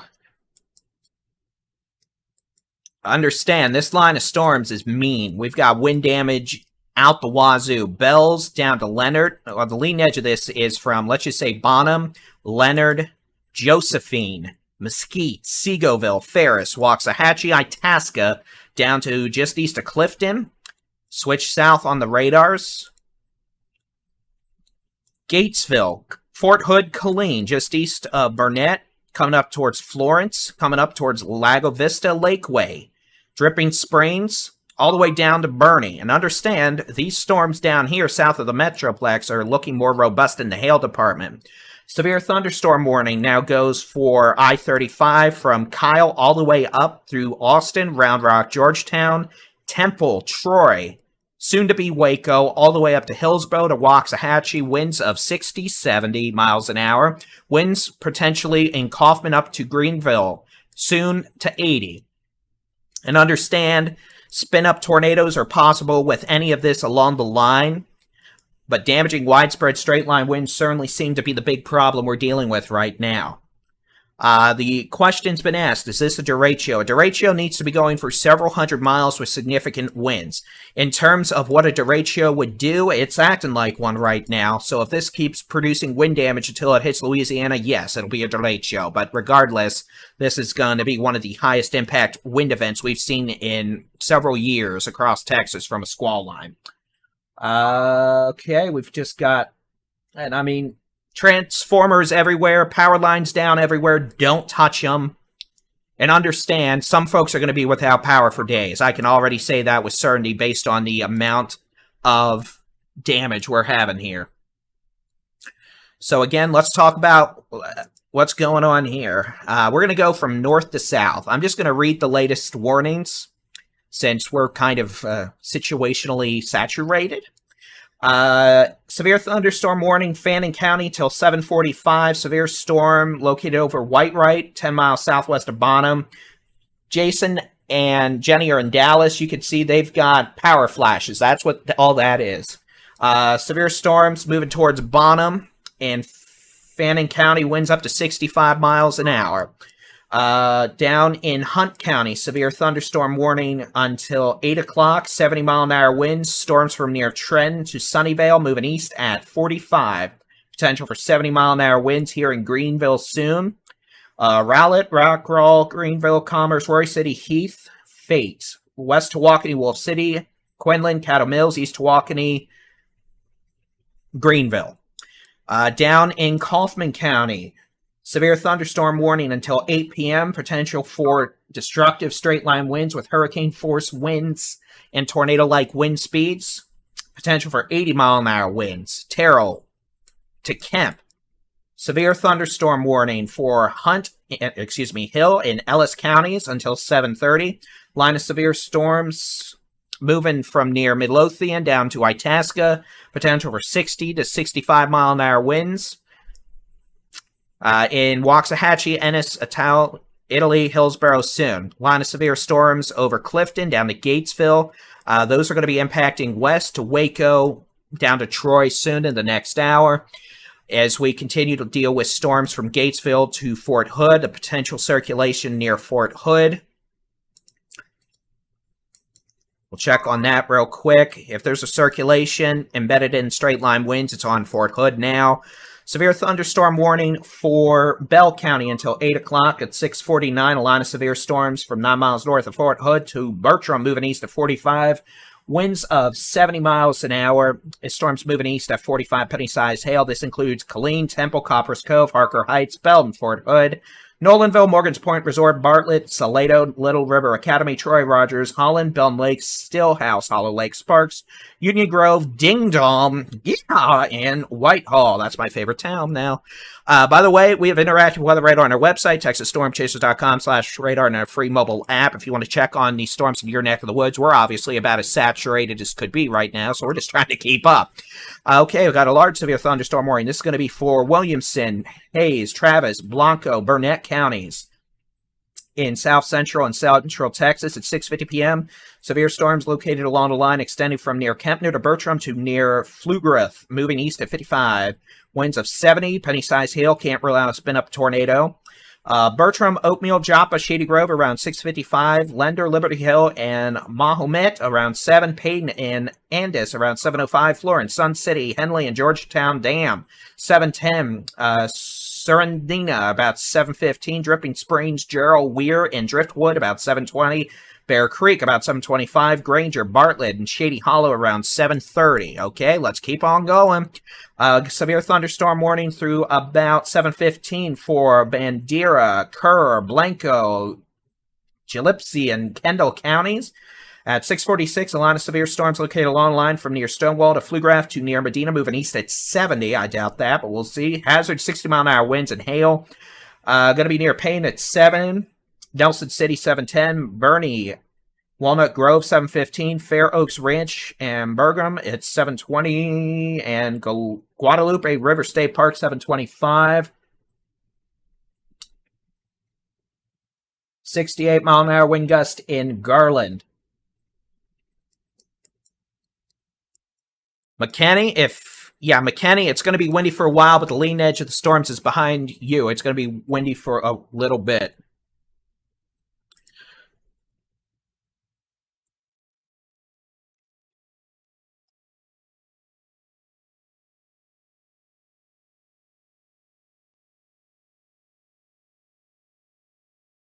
Okay, let's get back up to the Metroplex. So again, if you were behind this line of storms, you're done with the severe weather, but it could be windy. It's coming up toward Bonham, Farmersville, Heath, Seagoville, Waxahachie. That's the leading edge. If you're behind this line, it's going to be windy, but again, rain will continue for a few hours yet. And understand, these are strong straight-line winds. And yeah, so what I'm going to do is I'm going to clear off all the radar data real quick, and I want to take a look at the upcoming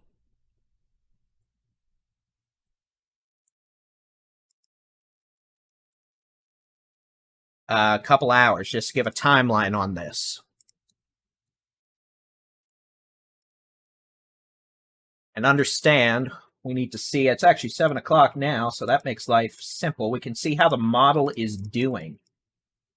All right, so this is 7 o'clock. I just want to see how this model is doing. Now, you can see this model is not handling North Texas well. It's too slow with that line. It's doing okay further south, but at least it can give an idea on the timing aspects. Here is 9 o'clock. Assume the line's going to be a county or two east, so let's just say Clarksville down to Canton, down to Buffalo, down to Bryan College Station, down to Columbus, down to near Victoria to Beeville. Here's 11 o'clock. Hold on. Sorry. There's 11 o'clock. Texarkana to Longview, maybe Carthage to Dibble, Livingston, Houston Metro. And at this point, some of the storms may still be severe. And we may still have to be dealing with some damaging winds. All right. I have to go visit the little boys' room real quick. So we're going to be right back. Stream's not going anywhere. We're just going to be... Oh, here, let me loop this real quick, and then I'll do that.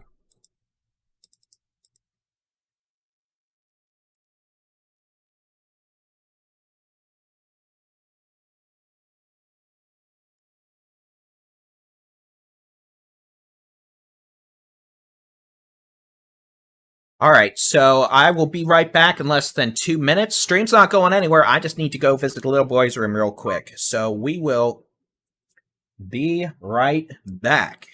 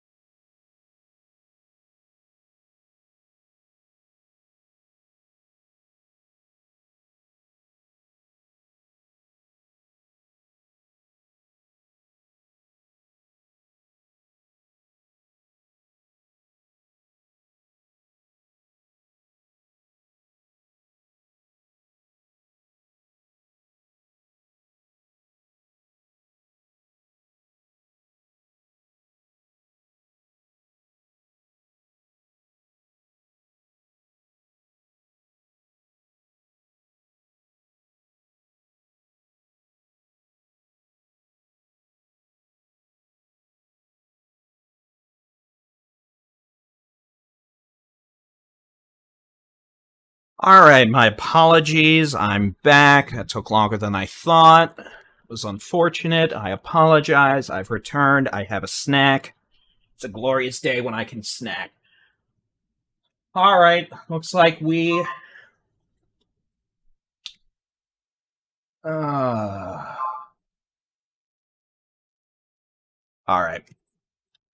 Line of severe storms continues to move from west to east across portions of North Texas, Central Texas, down into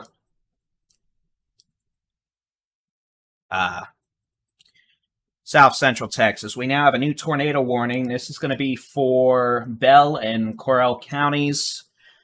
This is going to be for the storm coming up towards Moody, north of Temple, near Troy, southwest of Waco. This is the one that tried to spin up over the Fort Hood area. So what we're going to do is we're going to switch to our high-res radar. We're going to...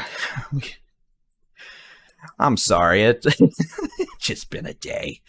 At some point, you just have to laugh. Looks like we might have a spin-up just southeast of Bonham, southwest of Dodge City. Those of you in Dodge City, Honey Grove, you're probably about to be under a tornado warning, FYI, so please be in shelter. If you're in Bonham, Dodge City, Honey Grove, be ready. You may be in a tornado warning in just a moment.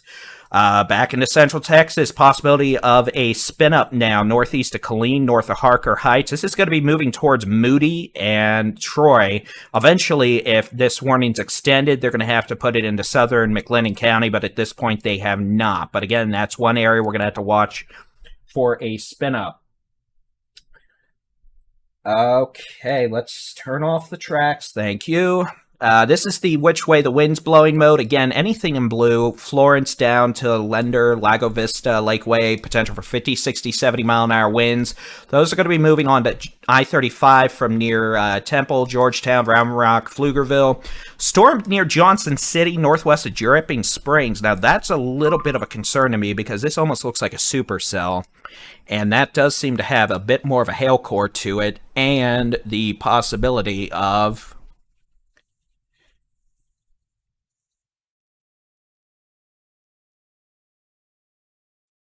some wind-driven hail at that. So again, southeast of Johnson City, north of Dripping Springs, moving towards Bee Cave, Lakeway, Austin proper, Pflugerville Manor, Elgin, the potential for quarter-size hail, and winds up to 70 miles an hour. So there's that. Farther south, let's just keep on going down into areas just northwest of San Antonio.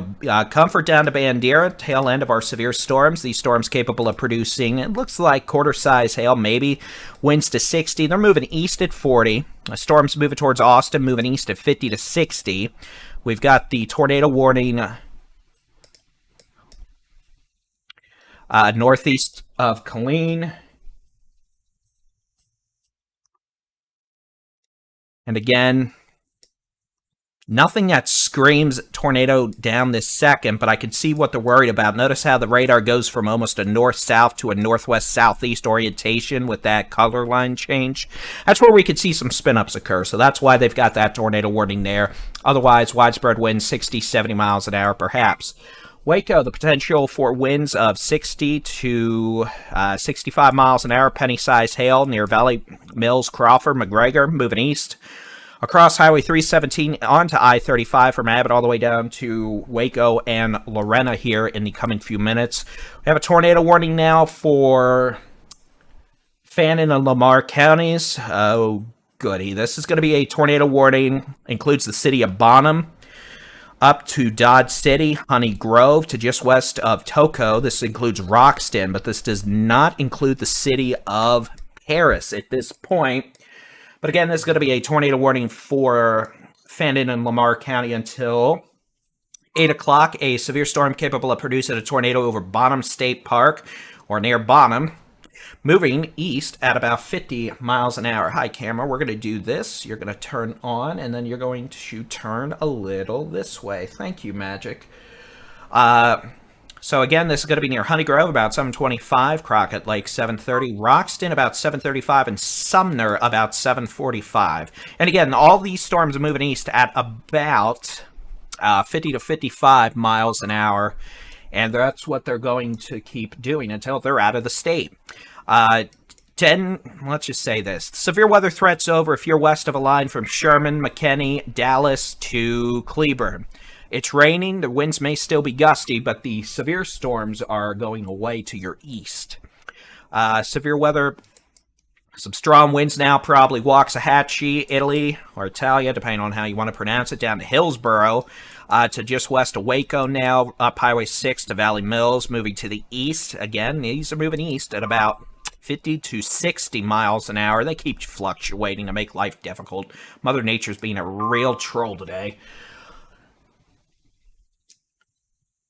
And then we've got this little comma head feature north of Harker hides the potential for a quick small spin-up tornado. Farther south, the potential showing up for 60, 70 mile an hour winds on 195 around Florence. Again, moving east at about 50. The potential for those same winds moving into Georgetown. Pretty good little surge of wind coming in there. So Georgetown, you might have some nasty little winds coming in. Lender, Cedar Park, the potential 50, 60 mile an hour winds coming on in from the west, moving east at about 40, 50 to 60 miles an hour.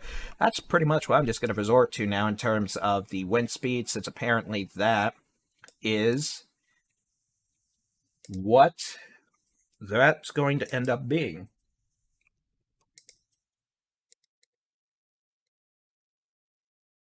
And then farther south, a storm capable of producing some hail, quarter-size hail from near Dripping Springs up to Lakeway, moving east at about 50 miles an hour or so towards downtown Austin.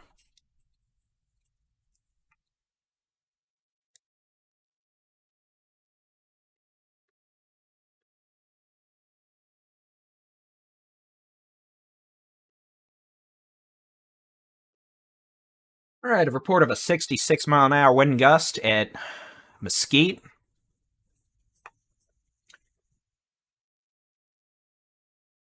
Let's get our radar set up here.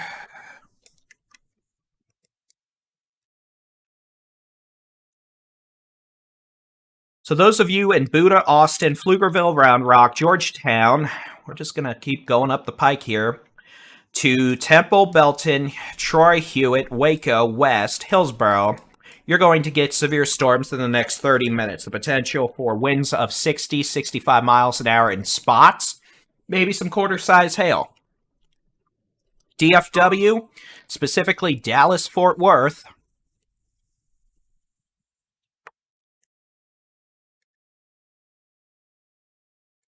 Denton County, it's over. Fort Worth, Tarrant County, it's over. Dallas County, pretty much over. Collin County, pretty much over. And it will definitely be over here in about 20 minutes for Dallas and Collin counties. Moving east of the Metroplex now.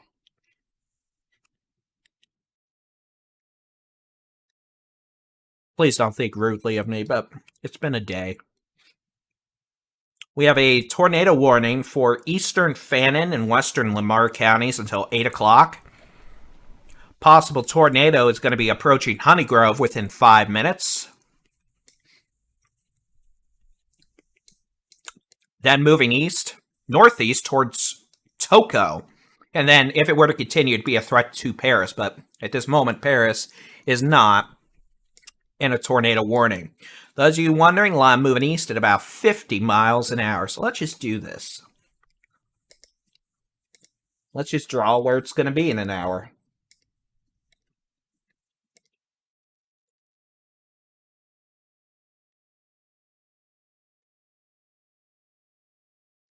Nope.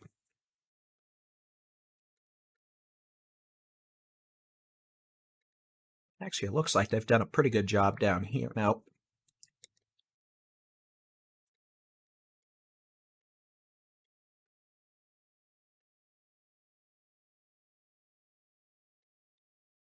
All right, we're just going to do this in multiple line segments.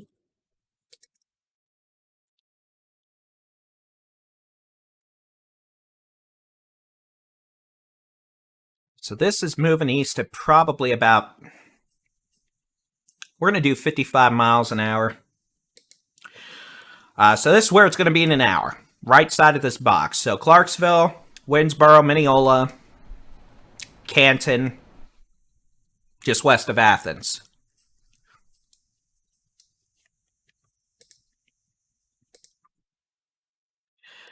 Heading south. Oh, that's okay. We'll switch down this radar now.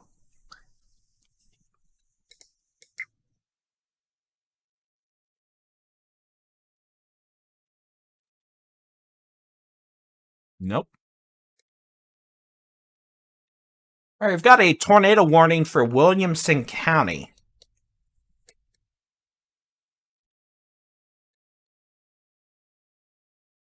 I assume for that.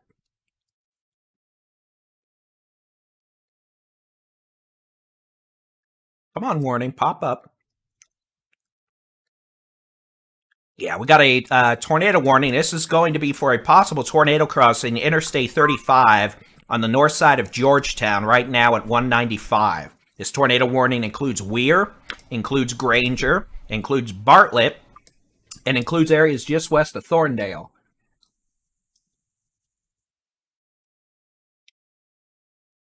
So this will be a possible tornado on Interstate 35 at Highway 195 in Georgetown, in addition to damaging straight-line winds. If it's not a tornado, it could have winds up to 100 miles an hour and a rear flank downdraft regardless. Weir, you need to be in shelter. North and northeast sides of Georgetown, you need to move to shelter. Jonah, you need to move to shelter. Circleville and Granger and Bartlett, you need to move to shelter. That's going to be the lowest floor. Center room, away from windows. Put as many walls between you and the outside as possible. And maybe the Granger radar will actually keep working. Or get hit by a tree and taken out so we can get a nice new radar that doesn't go down with thunderstorms within 100 miles of it. Farther south, pretty nasty, mean-looking storm moving towards the city of Austin. Some mid-level rotation detected with this. The possibility is some penny to quarter-size hail, winds of 60 miles per hour. Must we go back to the 70s?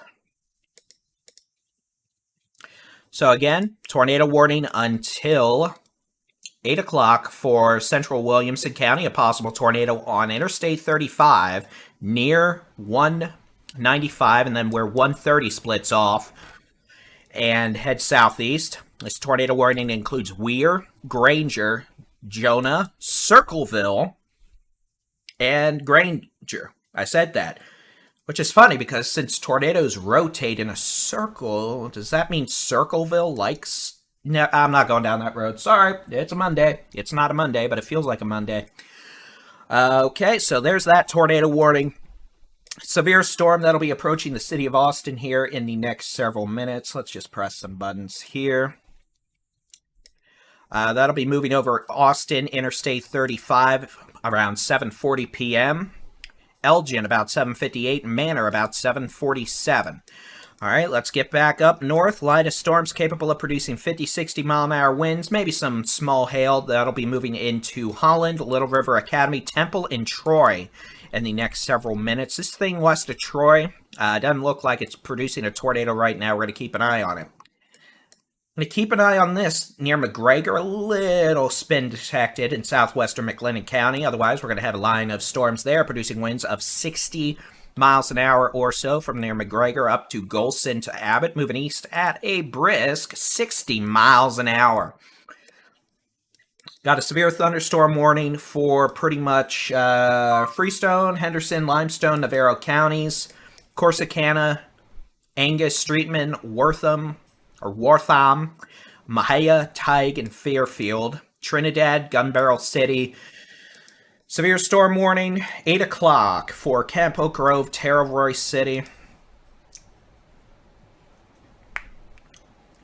This whole thing could have winds 60, 70 miles an hour in spots. Potential for a spin-up tornado near Honey Grove. That's moving into western Lamar County. Near Petty. Up 82, Brookston, and then maybe towards Sumner and West Toco.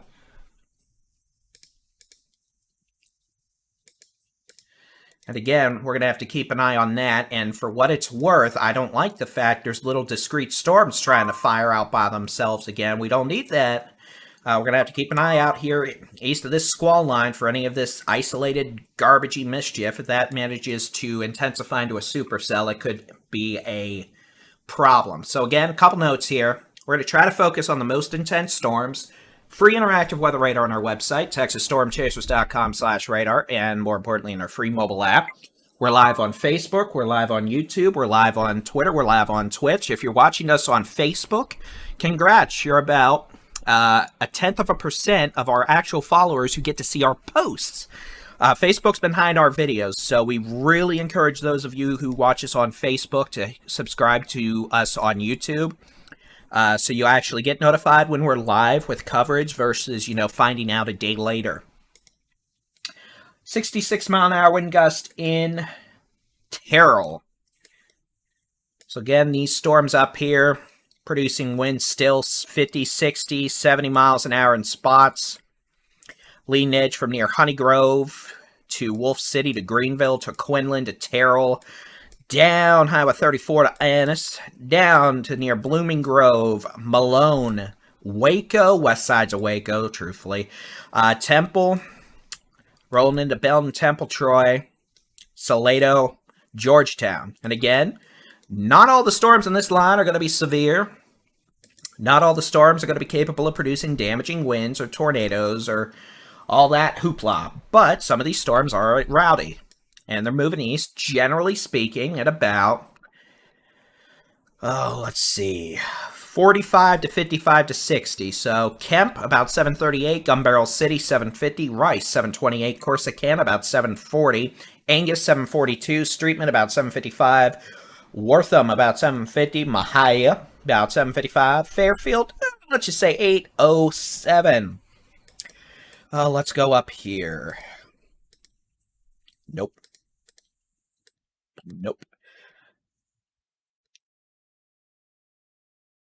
But again, this line of storms is going to keep moving east at about 50 to 60 miles an hour. And that'll keep occurring until the storms are east outside of Texas.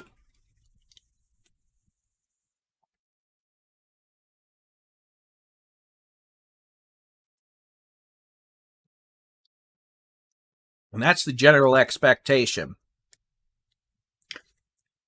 And by the way, for what it's worth, really,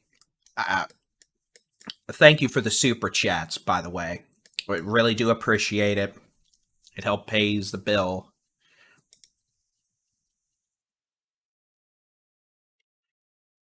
We appreciate it. Oh. Boy, I should have got more than 2.5 hours of sleep last night. That's regrettable. Okay, so pretty much line of storms. Doing that. Let's go ahead and take a look at what we can expect the rest of the night.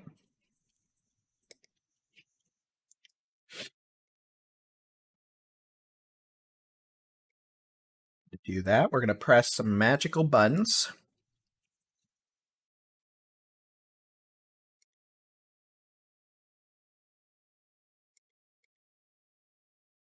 All right.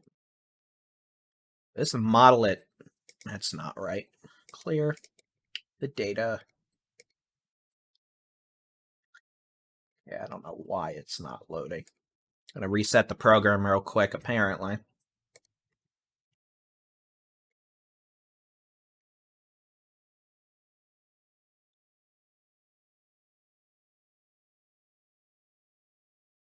Yeah, apparently Encore's reporting nearly 300,000 customers without power. So when you consider most customers generally mean 3 to 4 actual people, that's a lot of people without power. That is very unfortunate. Let's see if we can't get this to work now. All right, so here's what the model shows at 8 o'clock. It's obviously running a bit slow with the northern half of the line. The northern half of the line's moving faster than what this shows. From about Hillsboro south, it's not doing half bad. So let's just timeline this. Here's 10 o'clock. So this thing has line of storms from near Clarksville to Tyler to, just west of Huntsville to Brenham to Columbus to Haleysville to Victoria at 10 p.m. tonight. Might be a bit faster than that. And then here is midnight. Scattered storms still in eastern Texas. Some may still be severe but less organized. But we have a new tornado warning, it looks like. Let's get to it. This is going to be for I-35. It's going to be a tornado warning for Moody, Troy, Morgan's Point Resort, Lorena, McGregor, Moffett. So let's just go Bruceville, Eddy, Lorona, Moody, McGregor, Seagull, Troy, Morgan's Point Resort, The Grove, Moffin. This is going to be a possible tornado. 7 miles west of Mother Neff State Park, 12 miles north of Belton, moving east at 45 miles an hour. Temple around 7:30. This isn't going to hit Temple. This is going to stay north of Temple. Mother Neff State Park around 7:35. Troy and Moody around 7:40. McGregor around 7:45. Bruceville, Eddy at 7:50, and Loretta at 7:55. Ryan Chef, if I haven't been busy, I don't know what I've been. All right, so tornado warning continues further south until 8 o'clock. Possible tornado just northeast of Weir, near Granger, moving east at 40. Going to be near Granger at about 7:35. Bartlett about 7:40, and Granger Dam about 7:45. Report of winds gusting nearly 75 now in Terrell from Emergency Management. It's 59-mile-an-hour wind gust in Georgetown. And we note Austin is about to get hit by a strong storm. Winds 50, maybe 60 miles an hour. Maybe some dime to quarter-size hail.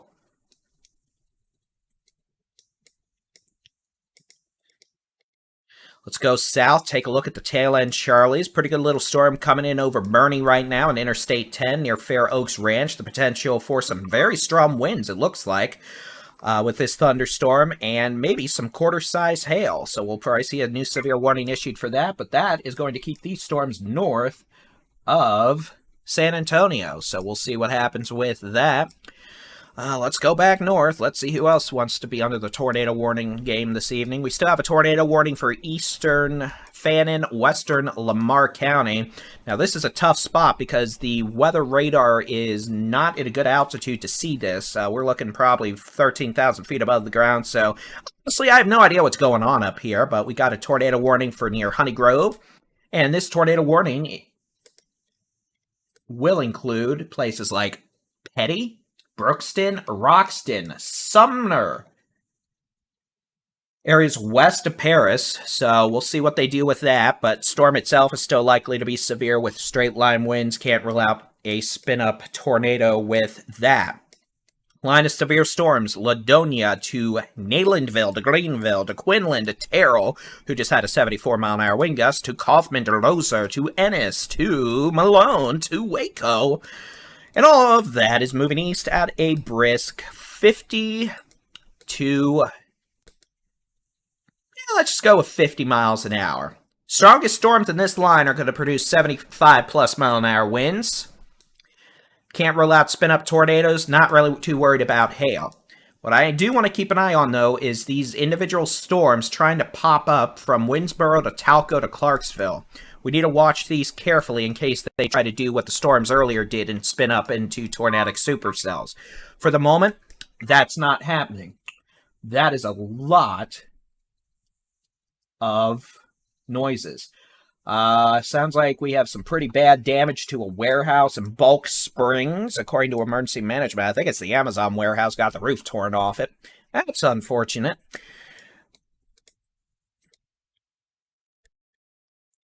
All right. There's a spin up right there, actually. Bartlett.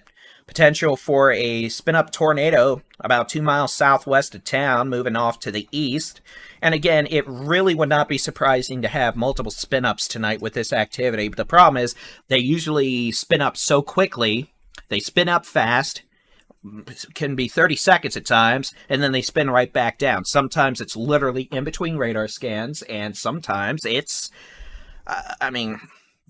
it's like pinning the tail on the donkey. So that's why sometimes it's futile to issue numerous tornado warnings for this stuff, and that's why we say straight line winds galore and spin up tornadoes. McLennan. All right, let's go pop up to McLennan County. All right, so we do have a tornado warning. This is north of the city of Temple. Honestly, if there was a circulation that stuck out, I mean, it's like the storm further south. This thing's mostly straight line winds. Can't rule out a brief spin up, but nothing screaming tornado right now. But again, anywhere around Bruceville Eddy to Lorena, can't rule out some strong winds, a brief spin up. Strong storms moving into Waco, and for what it's worth, I-35 is probably going to flood a bit because of this. Storm moving into north sides of Austin right now. Some strong winds, heavy rain, maybe small hail. And back north. Again, Denton County, you're done. Collin County, you're done. Dallas County, you're done. Tarrant County, you're done. Grayson County, you're done. Cook County, you're done. It's raining. It may still be windy, but you're done. Severe weather threat's over. Still have a tornado warning in far eastern, northeastern Lamar County. Excuse me, far northeastern Fannin County, western Lamar County. And this will be for a possible tornado located near Crockett Lake, moving northeast at 50 miles an hour, near Sumner at 7:45. Other locations include Forest Hill, Petty, Globe, Brookston, Tigertown, Allen's Point, and Allen's Chapel. This does not include the city of Paris. And then this whole line still moving east, 50 miles an hour. Pecan Gap, Commerce, Greenville, Quinlan, Oak Ridge, Kaufman, Ennis, Mount Calm, Waco.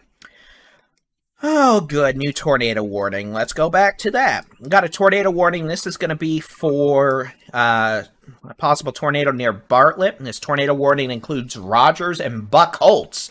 Does not include Cameron at this point. It's for western Milam and southeastern Bell County. Does not include Belton or Salado. So, Temple, Belton. One possible little spinny north of y'all. A spinny south of y'all, and a partridge in a pear tree. So again, now let me be abundantly clear. With this line of storms, unless I say otherwise, most of the tornadoes we're going to be dealing with tonight are going to be spin-ups, weak and brief. They may happen before I can even show them to you on radar or a warning's issued.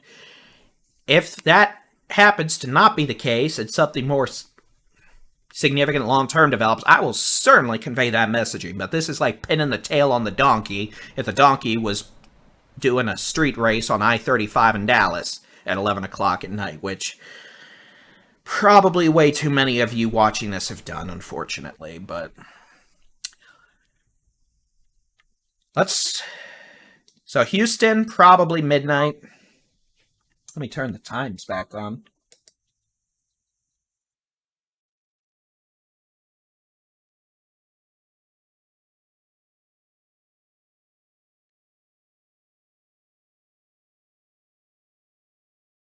All right, so good news is the hail issue's not really being a thing right now.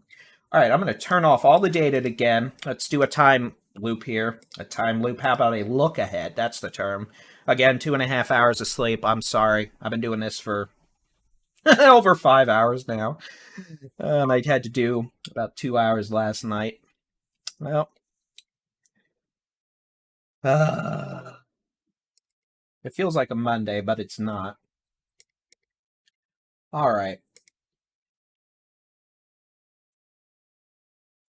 What we're going to do, again, we're going to look at the high-res rapid refresh model. Now, this model hasn't done overly well today, but it's doing decent with the line. The issue is, for the northern portion of this line, it is running too slow.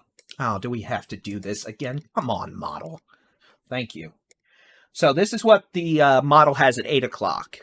I guess it's running a little too slow with the line's progression up here in North Texas, north of Hillsboro. From Hillsboro south, it's doing all right, I guess. So let's keep that in mind. It's going to vary by an hour or two. It may be faster by an hour to you. It may be slower by an hour to you. That's just the life of models. Here's 9 o'clock. You can see moving pretty quick across northeast Texas, down into the Brazos Valley, into portions of south central Texas. Here is 10 o'clock. Oh, what is that? Clarksville, Pittsburgh, Tyler, down to east of Bryan College Station, to Burden, to Victoria. Notice weaker the farther south you go. Here's 11 o'clock.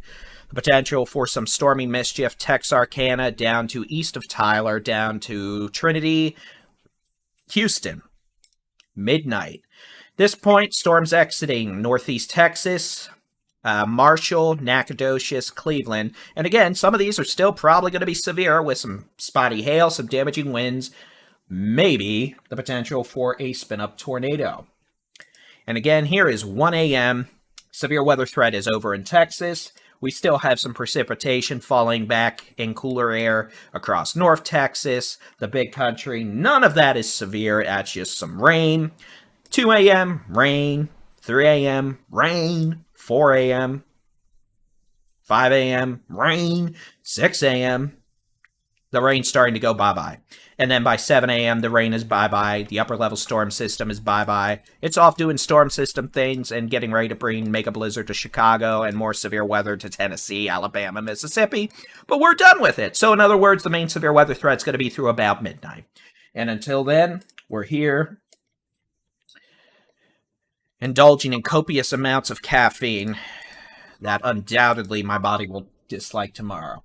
Okay, that was a lot of noise. So yeah, pretty much this line has a lot of wind with it. And that's going to keep on going. All right, a severe thunderstorm warning. This includes all of Byer County, including the San Antonio Metro. We'll just read the thing. Northwest Caldwell, Southern Hayes, Central Guadalupe, Byer, and I'm going to say this wrong. I always say this wrong. Oh, I want to say Como. Oh, someone will correct me and yell at me. Severe storms located along the line from Wood Creek to Spring Branch to SeaWorld, moving east at 65. 60-mile-an-hour winds, penny-size hail. Locations included pretty much all of San Antonio, up to Universal City, New Braunfels, San Marcos. And again, that's going to be for a lot of strong winds with these storms, maybe some small hail. And again, that's a warning till 8 o'clock. Did that say 8 o'clock? No, 8:45. Bayer, thank you. All right, Austin, you've got a strong storm rolling in from the west. It's got some small hail, some gusty winds, some heavy rain. Let's go back up to the tornado warnings. Strong winds, maybe a spin-up tornado around Granger to Bartlett, moving east towards Buckholz and Thorndale. Severe thunderstorm warnings, a pretty big severe thunderstorm warning, so we're just going to read the thing. Oh, good. It's southwestern Freestone, Robinson, Millam, Limestone, Falls counties until 8:45 p.m. At 7:37 p.m., severe storms were located along the line extending from Bellmead to Coupland, moving east at 35 miles an hour. Hazard, 60-mile-an-hour winds and penny-size hail. Severe storm locations include Marlin, Rockdale, Cameron, Hearn, Groesbeck, Teague, Mart, Franklin, Bruceville, Eddy, Rosebud, Thorndale, Calvert, Bremen, Lott, Buckholz, Alcola Lake, Twin Oak Reservoir, Fort Parker State Park, Lake Limestone. Sorry, I've been talking so long. Obviously, my words are starting to get jumbled. And so that's through about 8:45. So that includes, Rockdale, 79 up to Hearn, Thornton, Groesbeck, Marlin, Bremen, Culver. Further north, We have severe storms warning. Mahia, Wortham, Streetman, Fairfield, Angus, Corsicana, Carlins, Gun Barrel City, Kemp, Canton, Van. Let's switch to a closer radar site for a better view.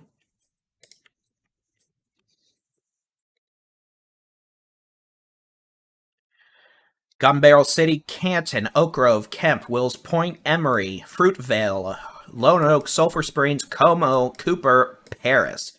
And again, I want to emphasize, solid line of storms. Goes all the way from Paris, Texas to near San Antonio, moving east at 40 to 60 miles an hour. It's going to keep doing that until it's in Louisiana after midnight. Some of the storms are going to be severe all the way to Louisiana with damaging winds. Maybe some small hail. The hail threats really come down and spin up tornadoes.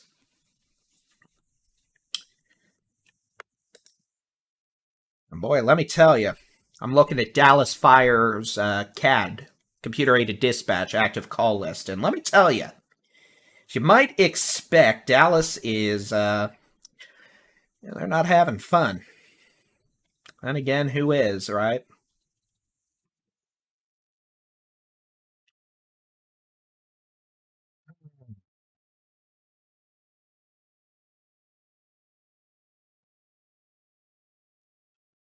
All right.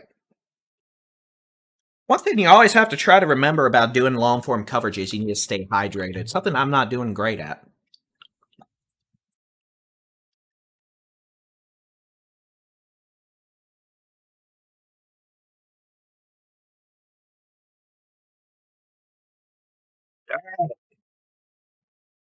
I had water. I got a box of wheat thins. I'm good to go. Let's do it.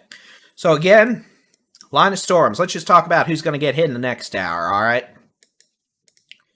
Now, what I'm doing here is I'm going to draw a manual storm track. I just want to make sure I've got the wind speeds right.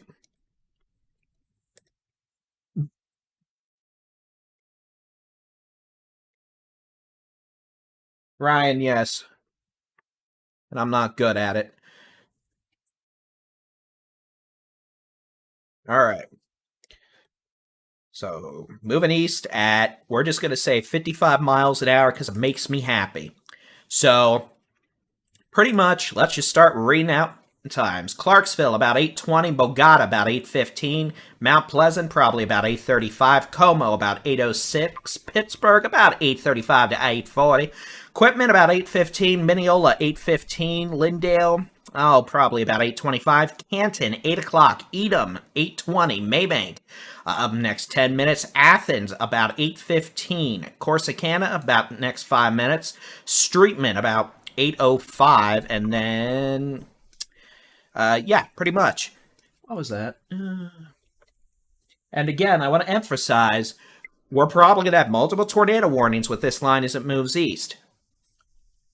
Unlike supercells, typically, this has a lot of damaging straight line winds that are widespread. I am as equally concerned about those, if not more so. Just why we're focusing on all the storms and not just tornado warned storms. So, again, this right edge of this whole thing is where storms should be in about an hour or less. Okie dokie. Now let's do it with this. I've got this line moving east about 35, so they've got it moving slower down in central Texas. Not so sure about that, so we're going to do 45, and if I end up having it a little early, that's okay. Okay, so Mahia, about 8:10. Groesbeck, about 8:15. Thornton, about 8:15. Bremen, about 8:15. Calvert, about 8:20. Hearn, about 8:30. Caldwell, about 8:30. Lexington, 8:10. Rockdale, about 8:05. Cameron, about 8 o'clock. Rosebud, next 10 minutes. And, wow, they just issued a really, they just issued a severe thunderstorm warning for that okay, the Weather Service at Shreveport just put out a severe thunderstorm warning, for storms still quite a ways away. Talco, Mount Pleasant, Pittsburgh, Gilmer, down Longview, Kilgore, White House, Tyler, Lindale.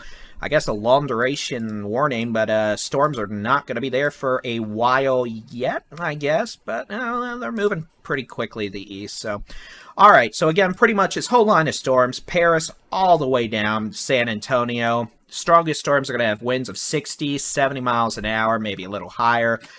Generally, hail's going to stay in the dime to penny range. Can't rule out a quarter-size hailstone. And spin up tornadoes.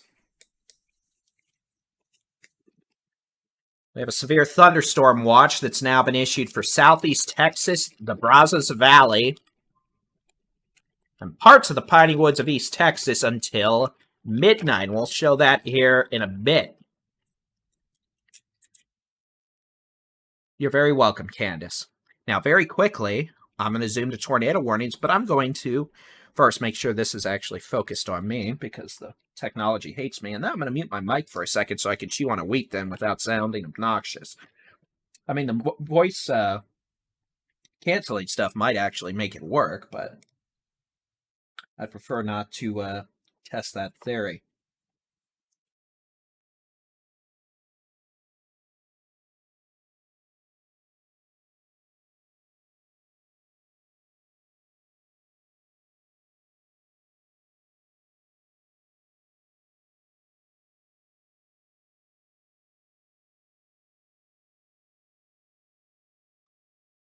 All right, a pretty good surge of straight line winds just east of the Granger radar site. Northwest of Thorndale, seeing winds over 70 miles an hour just off the surface. It's going to be making its way towards Rockdale, Malado, Thorndale, Cameron, Hearn, and eventually this is probably going to impact Bryan College Station in about an hour. So again, winds showing up over 70 miles an hour now east of Bartlett, east of Granger, approaching Thorndale, Rockdale.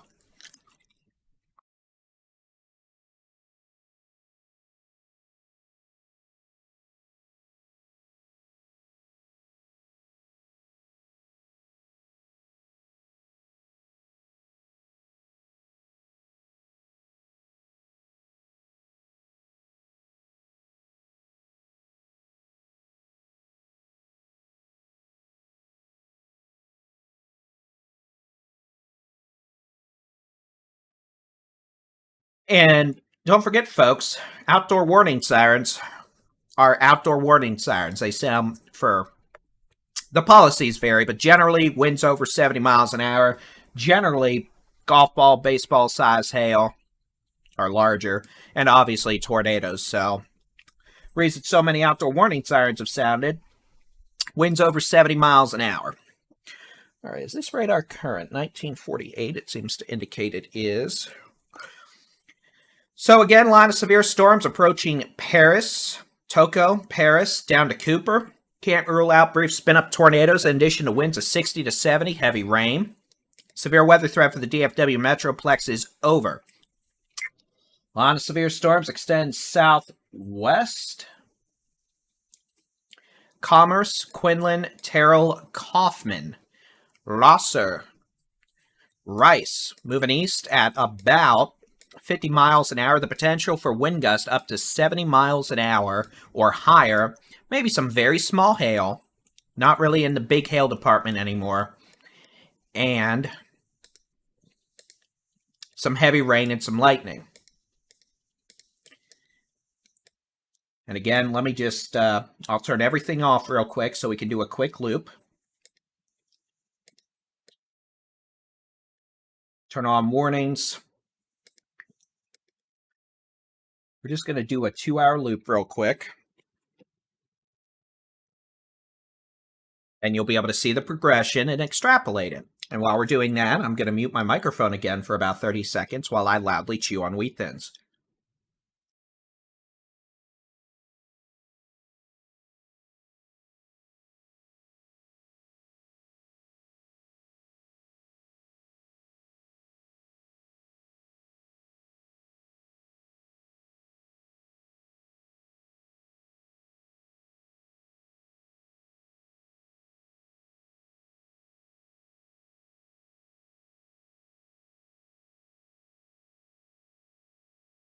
And my apologies. You know, on TV, all that stuff, they have other people. They're able to pan the cameras away and let someone else talk for a while the folks goes and eats dinner. But nope. So we make it work.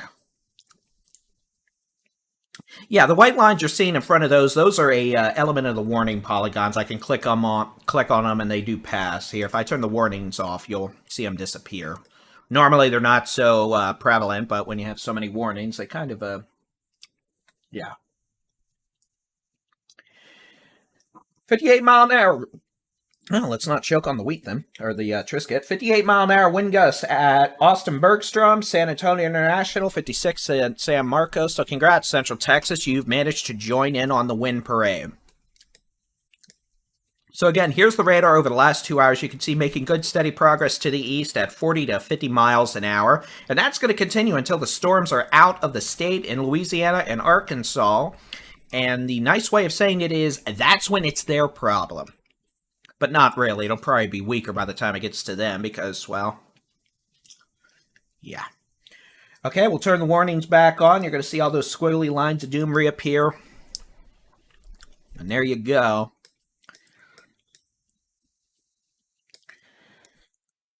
All right. What it's worth, I'm going to turn surface winds on here.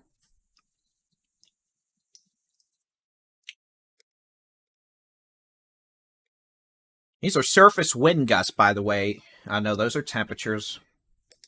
These are surface wind gusts. You can see it's been a windy day across West Texas. Nice legit dust storm. That'll probably make it into portions of East or North Texas, Central Texas, etc. But you can see airports, Greenville, 68 mile an hour wind gust, Terrell, 66. Why? Let's stop making the obnoxious cow noises. Y'all may not hear, and this noise canceling works pretty well, and I have the sounds muted so y'all don't get them automatically through the thing, but that was quite obnoxious. Thank you, thing. Oh. All right. Anyway.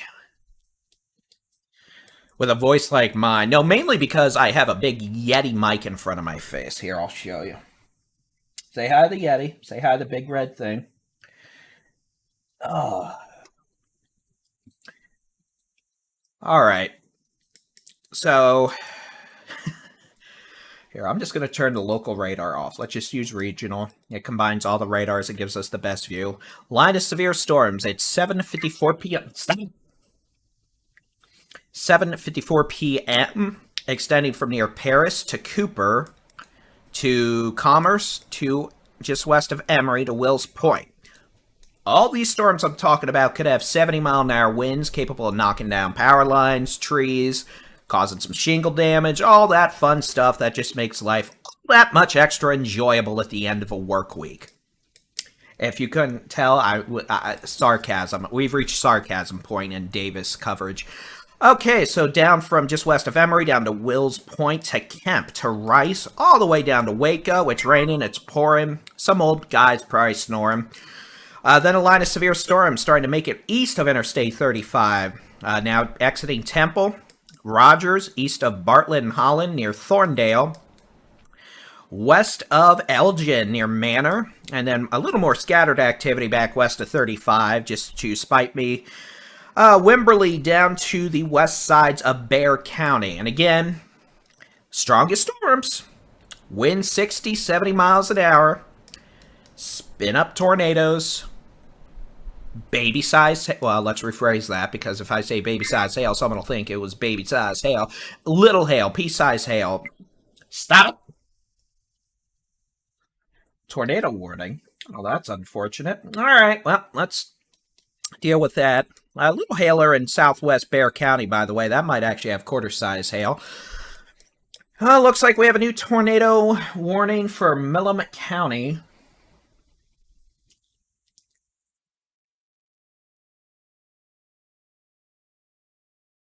Trying to see where. I don't think that's it. Ooh, that's nasty wind. Check out those winds north of Thorndale, just east of the Granger radar site, which is somehow not crashed or gone offline. You know, that thing will go offline if a rattlesnake gets in it, That thing will go offline if fire ants get in it. That thing normally goes offline if there's a lightning strike within 100 miles of the bloody thing. But here we go. It just got hit by 80-mile-an-hour winds, and it's still running. Good grief. All right, there's the tornado warning. This is going to be a new tornado warning until 8:30. For Millam County, this will include the city of Cameron, just north of Milano. Buckholz, you're included. So again, if you are in Central Millam County, Buckholz, Cameron, Hanover, Minavera, Jones Prairie, Silver City, Valverde, San Gabriel, Sharp, Maysfield, Hoyt, and Gauze, you're in a tornado warning until 8:30 p.m. That means you need to seek shelter immediately. Lowest floor. Set a room away from windows. Put as many walls between you and the outside as possible. Don't go outside looking for it, because if there's a tornado, it's going to be wrapped in rain. But in all likelihood, there's a tornado and a boatload of damaging wind gusts. As we switch over from the how hard it's a raining mode to the which way the wind's blowing mode, you see all that pink? No, it's not a strawberry taffy. That's a lot of outflow winds. In fact, that's winds up to 80 miles an hour. You know what 80-mile-an-hour winds like to do? They like to snap power poles, knock down trees, take the shingles off your roof and relocate them to your neighbor's roof, and then take those shingles and throw them halfway across town. So again, these winds of 70 to 80 miles an hour just north of Thorndale, around Buckholz, Sharp, are moving off to the east. Now, I am a little concerned. This is actually starting to develop a bit of a hook echo. And notice that the reds moving away from the radar and the greens moving towards the radar are actually starting to become, instead of vertical, more horizontal. Now, without going totally nerd and trying to explain the methodology of detecting low-level convergent signatures on radar data, essentially, the thing's trying to produce a tornado. There we go. That's it. So the threat of a tornado is increasing southwest of Cameron, northeast of Thorndale, northwest of Rockdale, which is why the Weather Service has issued, you guessed it, that's a tornado warning for central Millam County until 8:30 p.m. I think we've about reached the point where I'm going to have to go get more caffeine out of the fridge.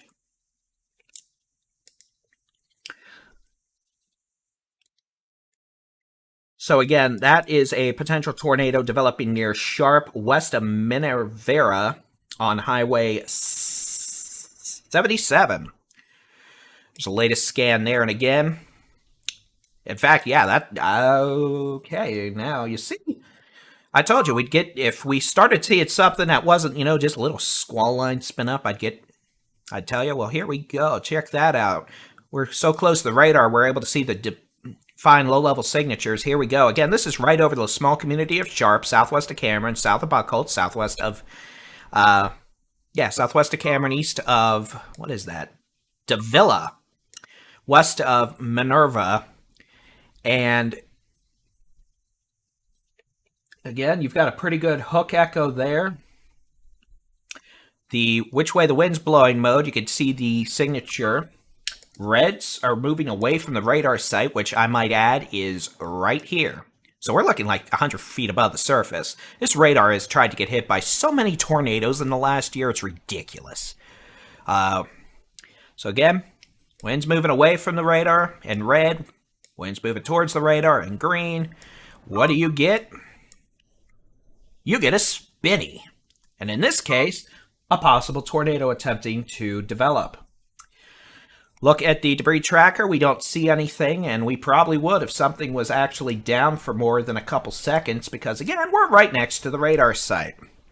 So again, that could actually produce a tornado at any time, and now I'm a little concerned, honestly, because it's kind of a... look how there's nothing south of it, per se. The stuff, Round Rock, Austin, San Marcos is behind an outflow boundary. This is right on the outflow boundary. So this might actually becoming a embedded supercell. Why are we making ding-ding noises?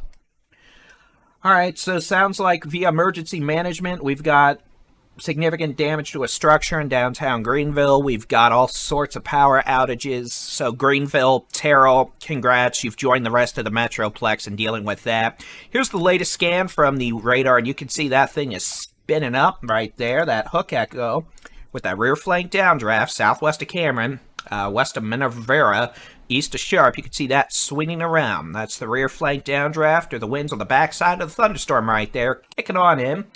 This will be your inflow there. Switch over to the which way the wind's blowing mode, and well, that'll update in a second. But until it does, let's actually put some streets on there. And then we're going to take another look at everything. I realize we have a lot going on, and I'm just being a nerd right now. But okay, so County Road 209, southwest of Cameron. County Road 412, the potential for a tornado. County Road 210. County Road 415. And County Road 412, this is all west of 77 at this point, south of 190. You can see right there, no indications of a tornado debris signature, but that's definitely trying hard to produce a tornado. It's had a wind gust of 75 miles an hour in Corsicana, so apparently we're being rather bow echoey again. So let's go back out, and we'll get back into the squall line, and we'll start doing updates with that again.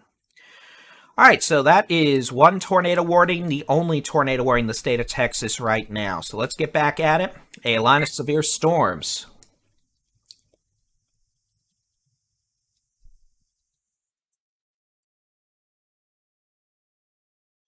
Extending from near Paris to Tira to Cooper to Sulphur, west to Sulphur Springs. It'll be in Sulphur Springs in a moment, to Emory, to just west of Canton, to Gun Barrel City.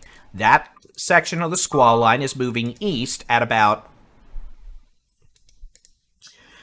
No, absolutely not. 75 miles an hour, my behind. Weather Service report thinks it's at 75 miles an hour moving east.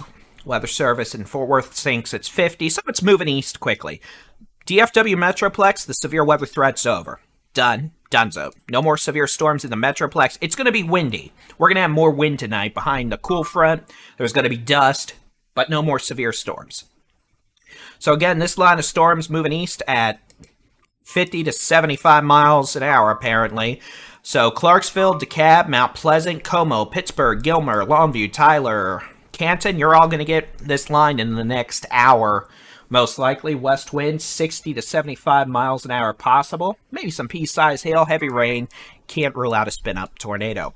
Corsicana just had a 75 mile an hour wind gust from this potent line of thunderstorms. So, apparently, we're getting winds still from Rosser to Rice to Corsicana, just west of Mahia, of 60 to 75 miles an hour. Can't rule out spin-up tornadoes. So as this line of storms moves east over the next hour, places like Athens, Jacksonville, Palestine, Fairfield, Rusk, you're going to be in line for damaging straight-line winds.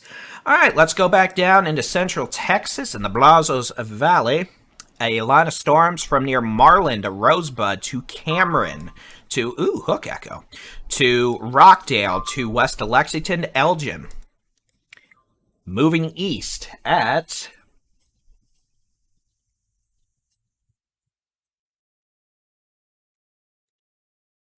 about 40 to 50 miles an hour as we return to the groovy mood of the 1970s.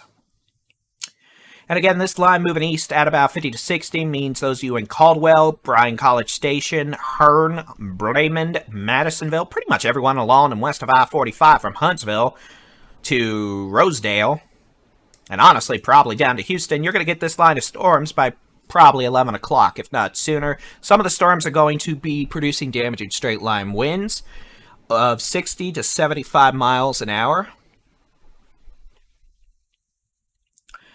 Maybe some spin-up tornadoes. Now, let's get over to San Antonio. It looks like y'all have managed to find yourselves a angry thunderstorm. And that you have... Okay, can we stop with the groovy mood? It's not any fun without the music. Okay, so storm over Bexar County actually looks like it is ramped up in the hail department. Good gravy. 58 mile an hour wind gust north side of San Antonio. And the radar thinks there is hail up to the size of baseballs aloft. Now, that is not reaching the surface, because if it was, we'd be hearing ding, ding, ding, ding, ding, and we'd be hearing about it quite a bit. But again, those of you in San Antonio, storm rolling in west to east, the potential for some hail at least the More substantial hail threat we've seen over the last couple hours, it looks like. Maybe some winds, 60 miles an hour, heavy rain, but again, potential for some nasty wind. Justin, if you're asking about Mahia, that's actually how they pronounce it, I believe.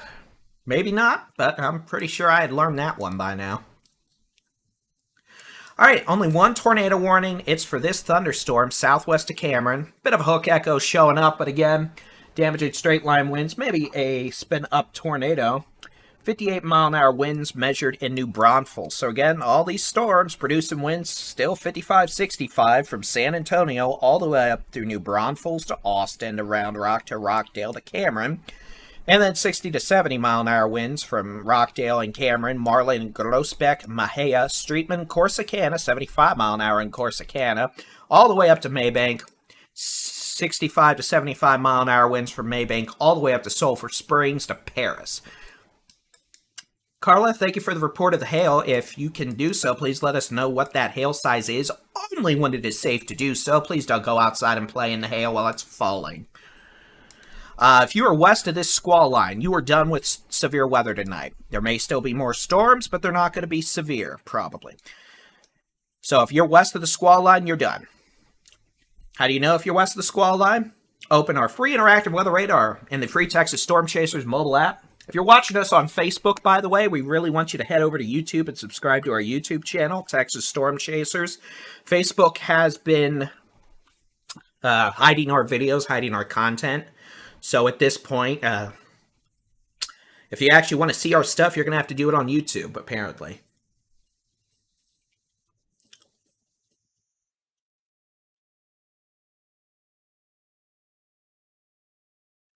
All right, let's just head back to a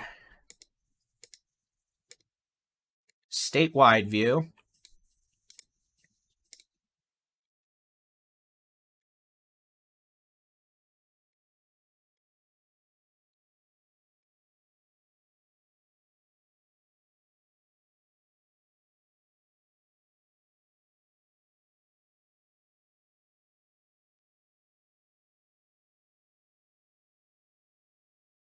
We'll just loop the last couple hours here.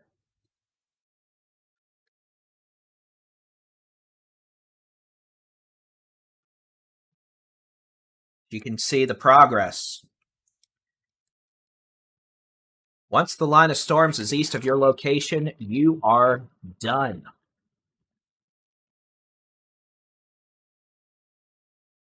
Line is moving from west to east, so once the line hits you, you're done.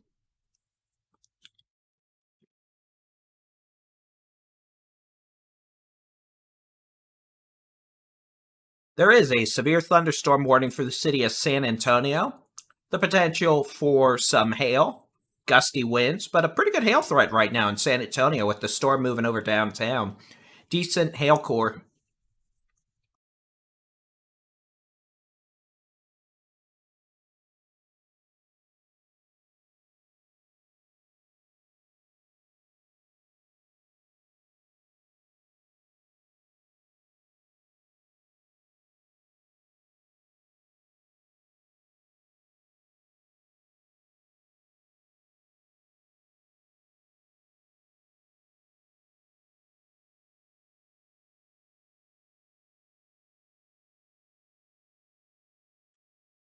Yeah, we are expecting a bit of a cap in southeast Texas. We're going to see storms probably weaken with southward extent as they move towards southeast Texas, but some stronger storms are still possible in Houston around midnight, maybe sooner at the current rate.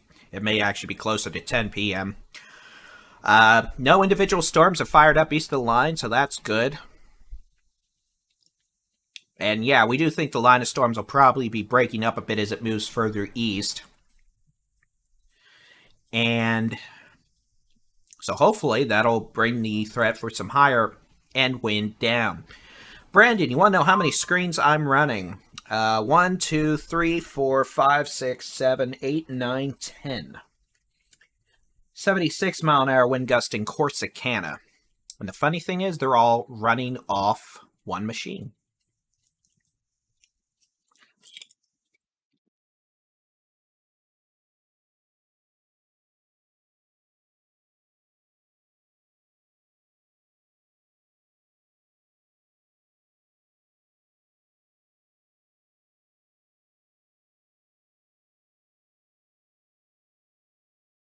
The severe weather threat for DFW Dallas is over. All right. We have one tornado warning in the state of Texas. And here's the line moving from west to east. And again, strongest storms in this line are producing winds of 75 miles an hour. It can't rule out spin-up tornadoes. Yeah, I'll do a tour setup one day, but to be honest, my desk is a mess. It usually is. I usually have tools and random screws around, and there's actually 4 keyboards. Only one's in use, mind you. I don't know why I have the other 3 here. I also have a mallet. It's usually to hit the guy behind me, though, if he's being obnoxious. All right. Yes, no tornado warning for Bonham, Fannin, Lamar. No tornado warning up there. We have severe thunderstorm warnings. Austin, yeah. Austin, you're fine. I mean, yeah, you've got a severe storm. It's raining, it's pouring, it's windy, but there's no tornado. Back to the high-res radar. Some small hail, gusty winds east side of Austin, but that is moving east out of that city pretty quick. Back in the spinny department, again, a possible area of rotation approaching Cameron, but looks like mostly south of Cameron, closer to Milano, honestly. 76-mile-an-hour wind gust in Corsicana. That's unfortunate. You're correct. No weather forecast is complete without a rubber mallet. That is Baldy, a chief approved. All right, let's take a look at the storms in East Texas. Again, leading edge of this squall line, which could have some winds of 70-plus miles an hour. Obviously just hit Canton, as multiple of you were just kind enough to observe. All the way up to Yantis, east of Sulphur Springs, to Bogota. Paris, you're going to be done with the severe storm issue here in about 10 minutes. A severe thunderstorm warning now goes on 82 from Paris to Cab. On Interstate 30 from Sulphur Springs to... let's just say Naples, 259 and 30. All the way east to 259 down to Longview on I-20. And then Tyler. You're wanting to know what program I'm using. This is WSV3. Technically WSV. I think it's like version 5.9 now or something, almost 6. It's Weather Studio. With a lot of customizations. Trust me, I could not afford anything like WSI Baron. Oh, no. I mean, it'd be great, but...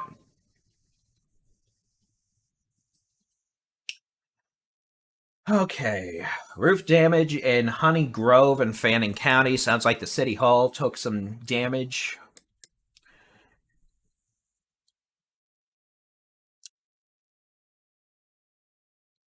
Cameron. Well, Cameron, here we go. You do have a tornado warning with a little circulation on 190, but it's several miles southeast of town. Cameron, you're getting heavy rain, maybe some small hail, some strong winds. If there was a tornado, and that's a big if right now, it would be probably south of N77, close to Milano, honestly.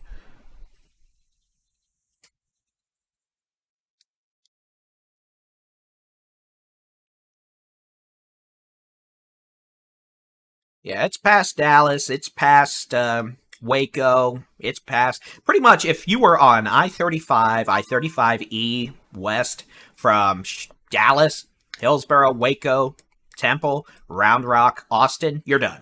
It's over.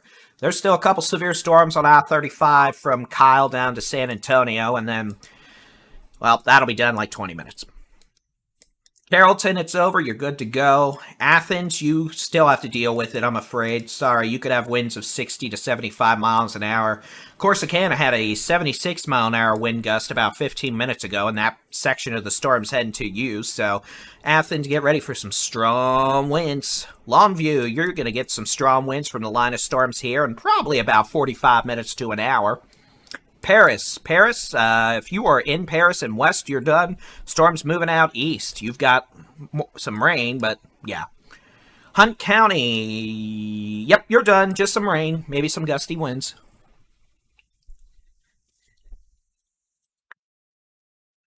To answer your question, no. Actually, when I'm not doing storm coverage, most of these monitors are not on.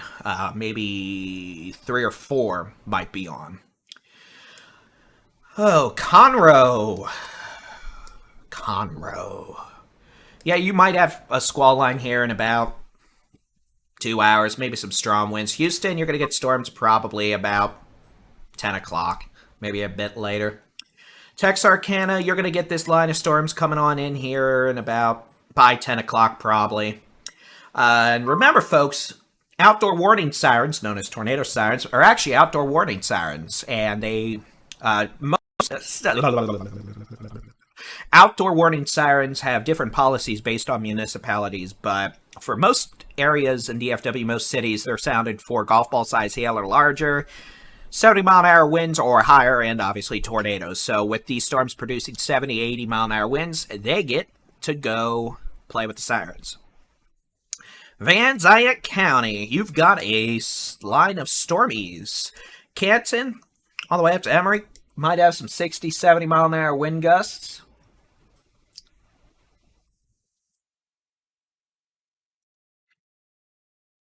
And again, all these are moving east pretty quick.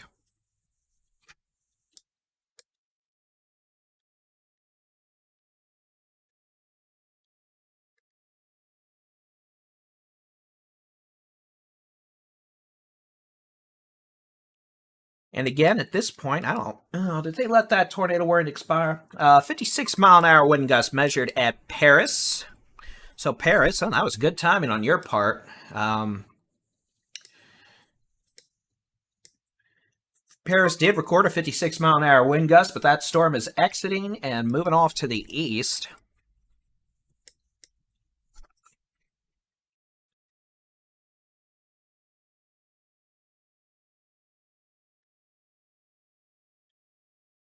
All right.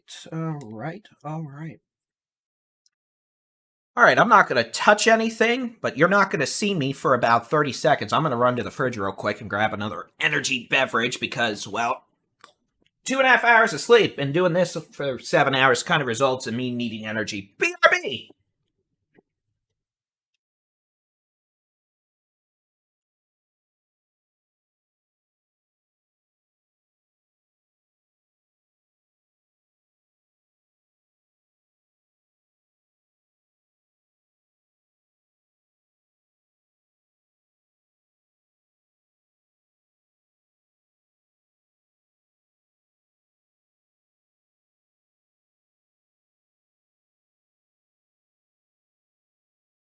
Got a little warm in here. All right.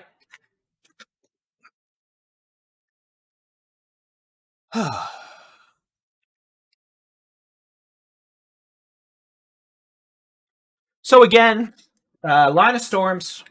I'll zoom back out and just play the animation at this point. I don't think we have any tornado warnings left. Hopefully not. I guess they haven't officially canceled this one near Cameron yet. Let's make sure it hasn't done any sort of mischievous behavior. But, nah, that doesn't look too impressive in the spinny doom department. Plenty of wind near Cameron right now, though. All near Buckholz to Cameron probably got some good straight line winds out of this storm. Radar's showing... Well, right now the radar's showing nothing because I've lost my mouse on one of these monitors. Okay, there we go. Showing 60-mile-an-hour wind just northeast of Cameron. So probably enough to knock some tree branches down.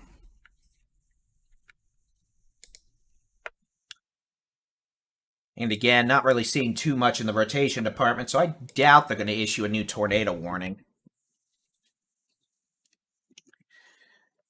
Oh. Hello.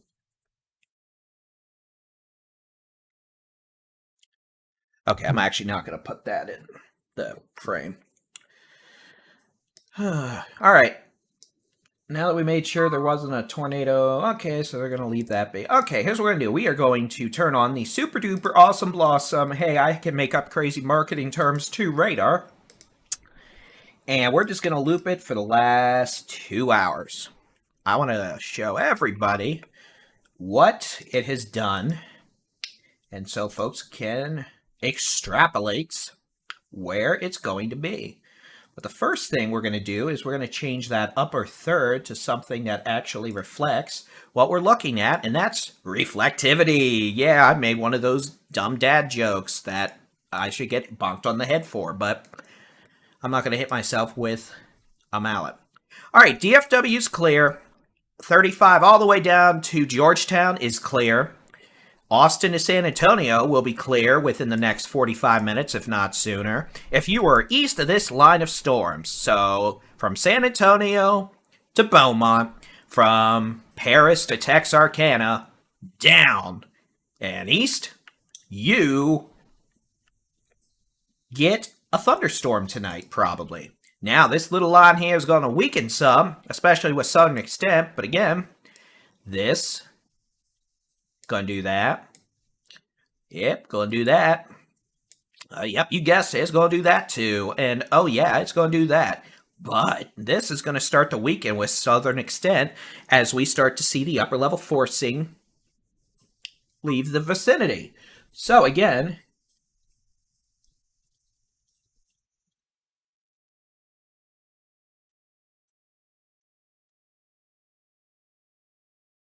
if you are east of this line of storms, you may see some stormy weather tonight. Maybe some strong winds. Can't rule out a few spin-up tornadoes. Probably a little baby-size hail. Nothing super crazy. Out here, in my horrific handwriting,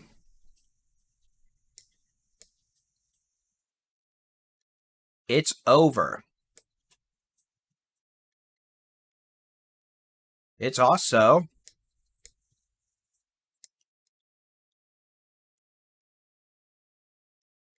done.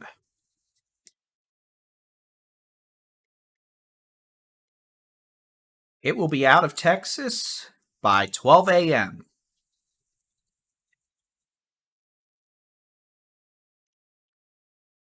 And I'm going to get slack for this from my team, probably, but we'll see. If meteorologist Jason Cooley's watching right now, I'm about to get a note being like, what you doing, man? All right. Anyway, so that is the magical David-style telestration that pretty much tells you if you are east of this line of storms, you're going to get storms tonight. If you are west of this line of storms, your threat of severe weather is done, over, complete.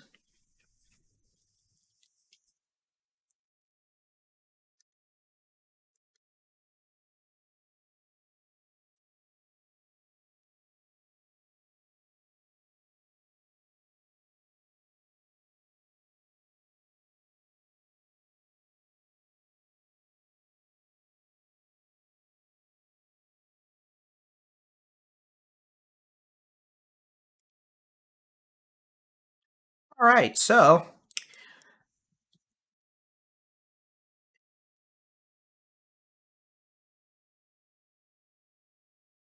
oh, Andy, you're partly right, but I'm also just waiting for people to start answering them for me. Ugh. Those questions will never go away. That's just a part of life as a weather weenie on the interwebs, if you do this kind of thing.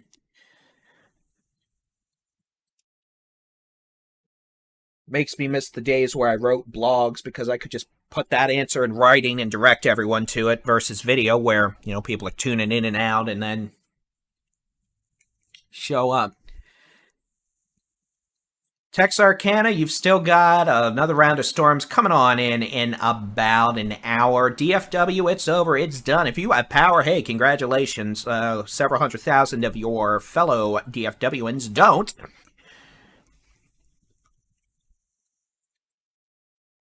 Oh. Tornado warning is gone. It'll be gone off this map in a minute, but it's already technically expired. But again, Well, I'm having somewhat of a jovial attitude right now, mostly because I'm exhausted. This line of storms does mean business across northeast Texas, east Texas, and even into the Brazos Valley right now. These storms are still producing winds 70 miles an hour plus. That's enough to take trees down, take power lines down, cause some damage. As storms keep on moving on east, we should see them start to weaken over the next couple of hours, but we're probably still going to have a few stronger storms with this line until it exits the state around midnight and moves into Arkansas and Louisiana.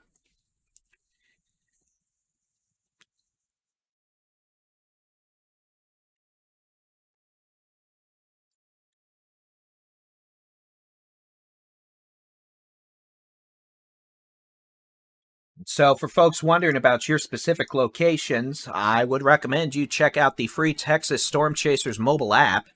It's Texas Storm Chasers. We've got a pretty good radar in there now. We're going to have an even better radar in there in about a month when the whole new app comes out. It'll let you keep an eye on what you have going on in your neck of the woods, down to the street, or you can go spy on someone across the country. California's been having some fun weather this winter. They're going to have another big system in this upcoming week.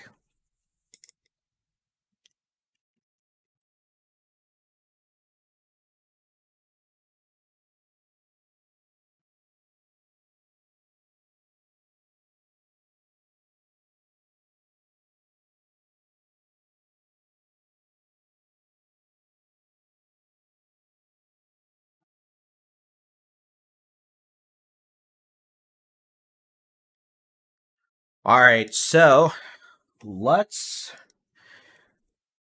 Okay, we'll close that. Let's go from north to south and just take a look more in depth here at this squall line. See if we have any special, rather angry sections we need to examine closer. So we're going to switch back over to the super duper awesome blossom high resolution rapid refresh. Yeah, something like that, except it's just how hard it's raining mode. All right, pretty good little precipitation core over Universal City, moving towards Marion and New Berlin. Could be some small hail with that, in addition to very heavy rainfall. Severe weather threat for San Antonio proper, pretty much coming to an end now as these storms begin moving east, but it'll definitely be over in 30 minutes. You can see this little outflow boundary I'll draw on here. That's an outflow boundary, so these storms are all what we call elevated. They're above a slightly more stable layer of air within a few hundred meters of the surface, so those aren't tornadic. Probably aren't even making all that much wind, to be honest with you, in terms of their own wind generation, but definitely still capable of producing some hail and some small hail. So, looking north, you can see storms, honestly, these are not looking all that intense now, from near New Braunfels up through Lockhart, Bastrop, Elgin. That's not to say they're not producing strong winds, but at some point these are going to start weakening, and we're going to see the severe weather threat become more isolated. Now, that being said, I think we're still going to have some rowdy storms until they're out of the state, especially across East Texas, Northeast Texas. For example, you look here and you can see strong winds in Rockdale. We've got a pretty good surge of wind coming up northeast of Cameron. This was the tornado-warned storm that is now not a tornado-warned storm because we have no tornado-warned storms, but it is still producing winds of 70 miles an hour out of the west, probably a little bit of dust included.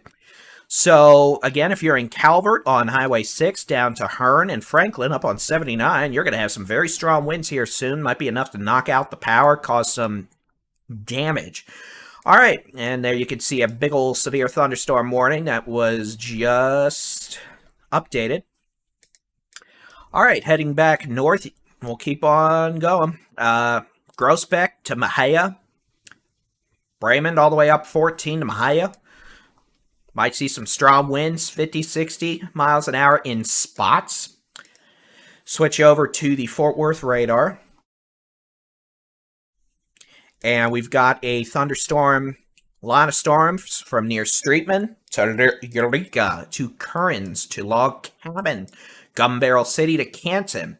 And these storms are capable of producing winds of 50, 60, maybe even 70 miles an hour in spots. as they move east. And again, these are moving east at a pretty good clip, 50 to 60 miles an hour, it looks like. And some wind gusts over 70 miles an hour are still occurring. And we're definitely seeing some wind damage with these thunderstorms still.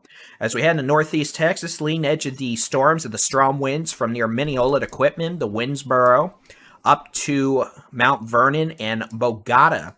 Now, we are going to have to watch the leading edge of this line for some spinny mischief, especially here in northeast Texas. This is where the low-level wind shear is strongest compared to further south. So we're going to watch some of these appendages just in case. Definitely cannot rule out the threat for spin-up tornadoes here. And again, could also still see winds over 70 miles an hour in places like Bogota, Clarksville over the next several minutes. So if they think this is moving east at, well, they think 75, and I'm going to think 55 because, well, that's what I want. And since I'm the one with the mouse, I get to decide. So we are going to press the super duper awesome blossom magical tool that lets me make lines. Except I'm going to mess it up. So let's try that again and actually not mess it up this time. Okay, so this moving east probably, I'm just going to say 60. It may be slower than that, but if it is, oh well, it'll arrive a few minutes later. I'd rather it be late than early. DeKalb about 9 o'clock, Mount Pleasant about 8:45, Pittsburgh about 8:50, Gilmer about 8:55, Longview about 9:20, Tyler about 8:55, Lindale about 5 minutes, Texarkana probably by about 9:30 to 9:35. We'll zoom on in more. Douglasville 9:20, Linden 9:22. Lone Star, 9:05, Ore City, about 9:10. East Mountain, 9:10. Kilgore, about 9:10. Overton, maybe 9:15, we'll say. And then, there you go. And then that line hopefully means it'll be out of the state by 10 o'clock, at least up there. And then we'll have to deal with what's left down here. Ugh.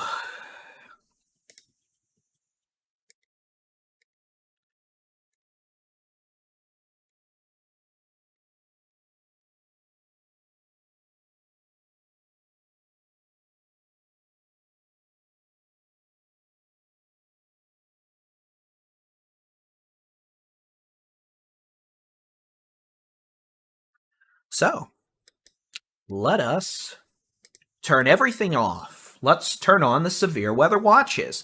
Now, I don't have an upper third made for this because obviously I'm a novice. So, let's talk about what these colors mean. This yellow box up here is a tornado watch that goes until 10 p.m. Northeast Texas, East Texas, and the Piney Woods of East Texas. These blue boxes are not flood warnings, but they are severe thunderstorm watches. This one for Southeast Texas, Bryan, College Station, Brenham, all the way down to Warren, east through the Houston Metro up to Corrigan, goes through midnight, while this severe thunderstorm watch a bit further west goes through 10 p.m. and essentially is for where the line is and points east. So you see the squall line? What's that squall line? The severe weather threat is done. Dunzo, complete. Not going to happen. Which we appreciate. So, at this point, the worst... That's a good question. Here, who asked that? Katie on Facebook. Congratulations. That was a good question. Will the rain behind the line have wind and lightning? Probably. It's going to be windy tonight behind the line. Northern part of the line seems to have the highest threat for some wind and spin-up tornadoes. Southern part of this line seems to have a little bit more hail and maybe some 60-mile-an-hour winds. But again, leading edge of the line extends from near Clarksville to Talco to Winnsboro to Mineola to Athens to Fairfield. And that all is moving east at about 50 to 60 miles an hour. The strongest storms there could be producing winds of 60 to 70 miles per hour, which is enough to cause damage. Can't rule out a spin-up tornado, and the hail is not really existent. I mean, it's pea size if it's there. It's heavy rain and wind. Just pretend it's August and you're getting hit by a tropical storm. Heading farther south, we've got a thunderstorm from, if I say Kos, I'm going to mess it up. It's probably not Kos, but Kosse, down to Bremen, to Calvert, to Hearn. And again, there's some pretty good winds showing up on the radar here. Radar thinks we might have some winds up to 70 miles an hour. And we're looking just above the surface, so again, it might be about 60 miles an hour. Same thing goes for this section southwest of Hearn on 36 down to where Milano is, Rockdale. And then as we head further southwest, we'll switch radar sites. These storms are, at this point, more of a small hail threat, heavy rain threat, than a damaging... Well, I said that, and what do I get for saying that? I see wind. But, again... these have a comparatively higher chance of producing some hail versus storms further north, which are more linear in the squall line. So, Bugota. Interesting. Well, thank you, Jonathan. I appreciate that. And then these storms, again, north of Stockdale, some strong winds, maybe 60 miles an hour, maybe some penny to nickel size hail with that. As these storms move off to the east at generally 40 to 60 miles an hour.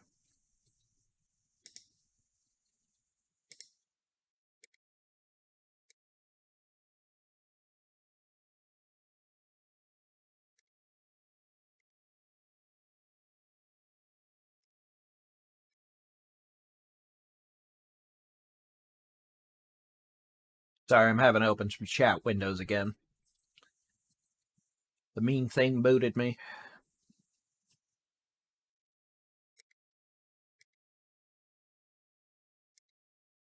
All right. Now, I hesitate to go look and see how many people are without power in the Metroplex right now. But I'm going to do it anyway, because I'm a daring person sometimes.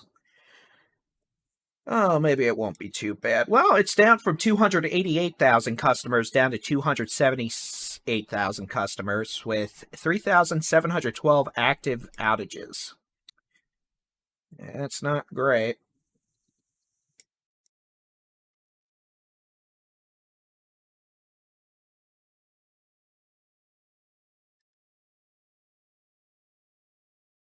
Okay, we have a tornado warning. Wow. It would appear our happy time has ended and we return to the spinny doom department. Looks like the Weather Service has elected to issue a tornado warning for a thunderstorm north of Mount Pleasant near Talco. It's going to be a tornado warning until 9:15 for northeastern Franklin, southwestern Bowie, northwestern Morris, northern Titus, southern Red River counties in northeast Texas.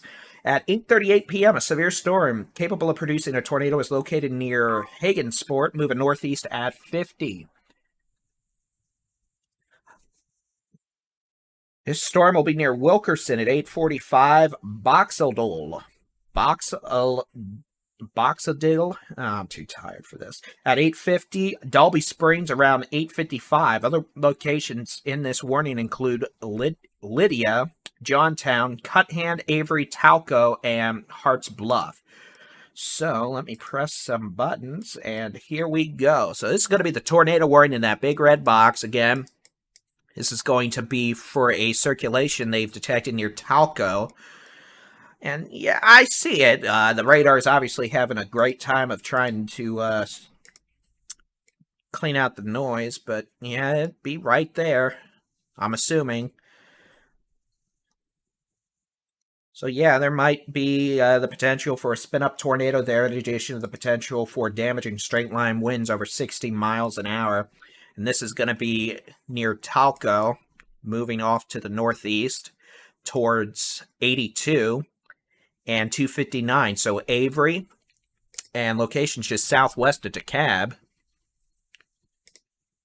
as this storm moves off to the northeast.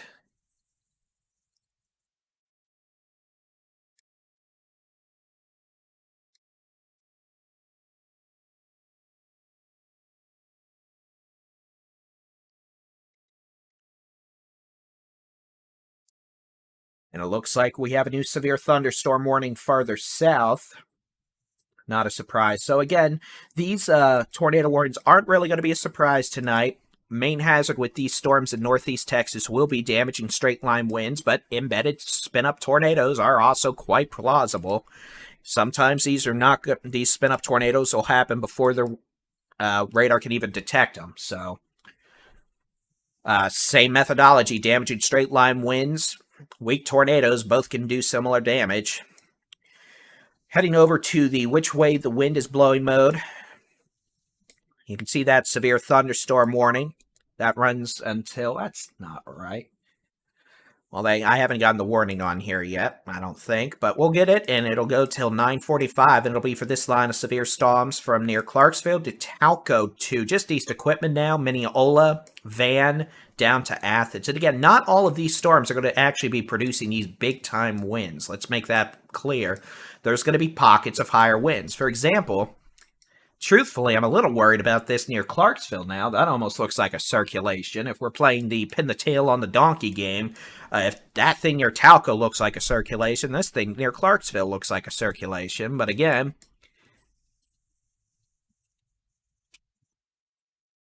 what we're going to be keeping an eye on is damaging straight line winds and embedded brief, probably weak tornadoes that may not even be able to be detected easily because, well,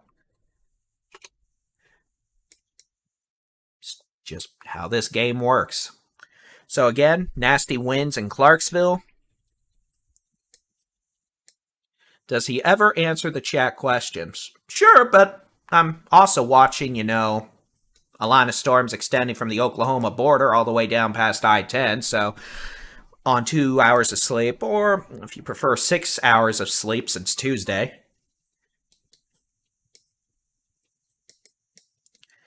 But luckily, we have so many folks in our chat rooms that are kind enough to answer questions as well. That's a nasty-looking wind signature near Seguin.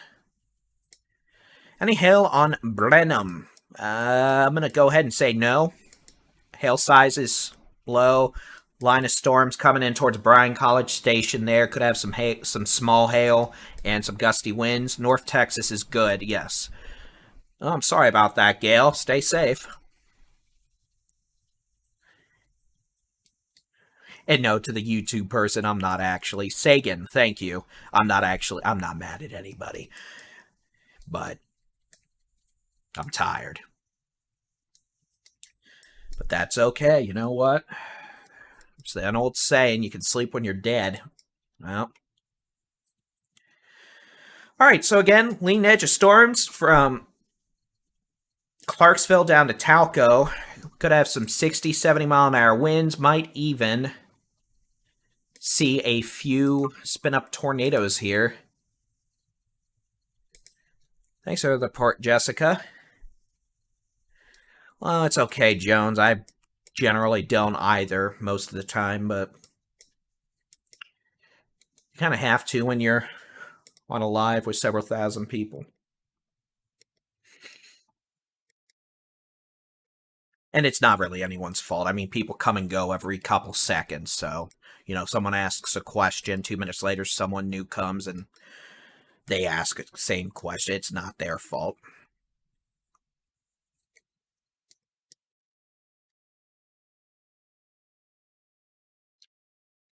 Drink a monster drink and get a sandwich. Yeah.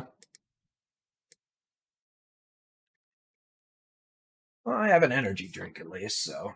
I've got, what are those, Wheat Thins? Yeah, I got Wheat Thins. Wheat Thins count? Problem is snacky, or they are crunchy. Damaging hail, we're not worried about. Northeast Texas, not worried about damaging hail. I'd be surprised if there's even quarter-size hail. This is all mostly heavy rain and wind at this point. Kaufman, you're clear, you're done. It is raining, it's pouring, it's windy, but there's no severe storms. It'll be windy for most of the night.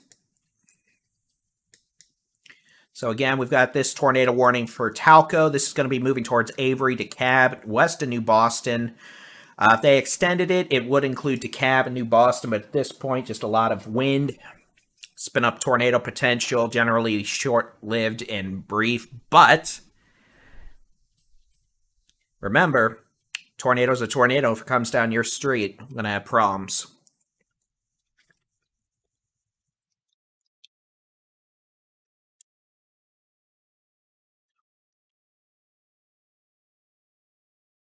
Oh, that's a lot of caffeine I just ingested. It's going to be interesting here in about 15 minutes.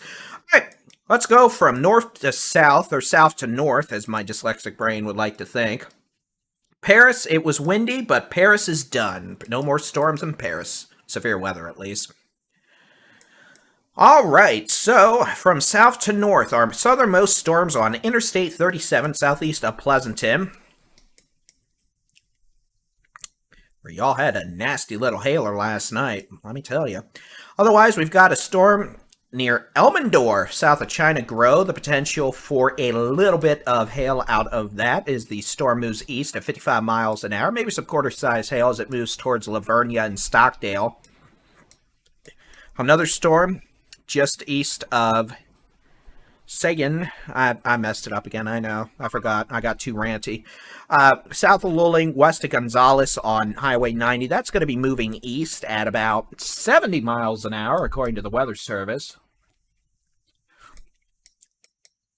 Storm over Lockhart, but you can see these storms further south definitely losing their linear organization. You know, we don't have that solid line anymore. We have more of a broken line of storms, with some of these storms being strong, others being pathetic. Sort of like my hairline. Here we go, northeast of Rockdale, Hearn, up to Franklin, up to Marquez, or Marquise. That's not what I wanted to press. Okay, there we go. And again, pretty little stretch of some 50, 60 mile an hour winds coming up towards Highway 79, Highway 7. This is going to make for some interesting travel on I-45 around Buffalo and Centerville in the next 30 minutes. Not really something you want to drive through. Here we go from eastern North Texas. Switch radars to get a better view. This is going to be a line of severe storms from Fairfield up to Athens, but the good news is looking less organized. Definitely the potential for localized winds, still up to 70, but I don't think we have widespread winds doing that anymore. Hopefully not. We'll find out, I'm sure. And then as we head back into east-northeast Texas, from a different radar vantage point, we could see the line of showers and storms weakening around Mineola. See, we're starting to lose some intensity here finally, which is good, which was expected. Storm around Talco again. We have a tornado warning on that, and that is generally moving towards Avery and DeKalb. This tornado warning goes through 9:15. Folks, Avery, DeKalb, Talco, Wilkinson, there on Highway... my eyes are too small to read the map. County Road 3930 up to Lydia. They're out of southwest of DeKalb on 4435. You need to be in a safe place. Lowest floor, center room, away from windows. Put as many walls between you and the outside as possible. Don't go outside and look for anything, because if it's there, it's wrapped in rain. And the only way you're going to see it is if you're outside and you're looking and you end up getting hit by a tree because the tornado hit you. So don't go outside and look for it. Beaumont, not a thing right now. You're probably going to get some storms around midnight, though. Can't rule out a little bit of hail, a little bit of wind, but the overall severe threat will be lower than the stuff we've had further west. All right, let's look at the which way the wind's blowing mode. Yeah, we see a little bit of a circulation north of Clarksville along the leading edge of this line. And again, northwest of Mount Pleasant, too. Again, little pockets of circulations aloft. Could mean brief spin-up tornadoes. Could just be some stronger winds down at the surface. But that is what happens. And again, these storms may not necessarily have a whole lot of lightning with them. And I don't have the lightning displayed on this map, because if I did, most of the time you wouldn't be able to see the storms because, well, lightning is frightening, and usually we have to deal with a lot of lightning. What's going on in Longview? Well, let's see. Longview, you get nothing for now. You have showers. You're still got to deal with the storms further west near Cannes to Athens. They've got some wind. They're probably going to be in Longview within the next 40 minutes or so. We've entered disco mode on the magical radar. It looks like the radar program needs to be reset because it's a 32-bit program with the associated memory restrictions, but loading up 254 counties worth of every street out there across Texas kind of angers it from time to time. All right, so we're going to press that. We're going to press that. And again, where were we? Athens to Van. Got a severe storm there. Some strong winds, maybe 60 miles an hour. Moving on east. That's going to be Lindale down to Tyler in the next 20 minutes.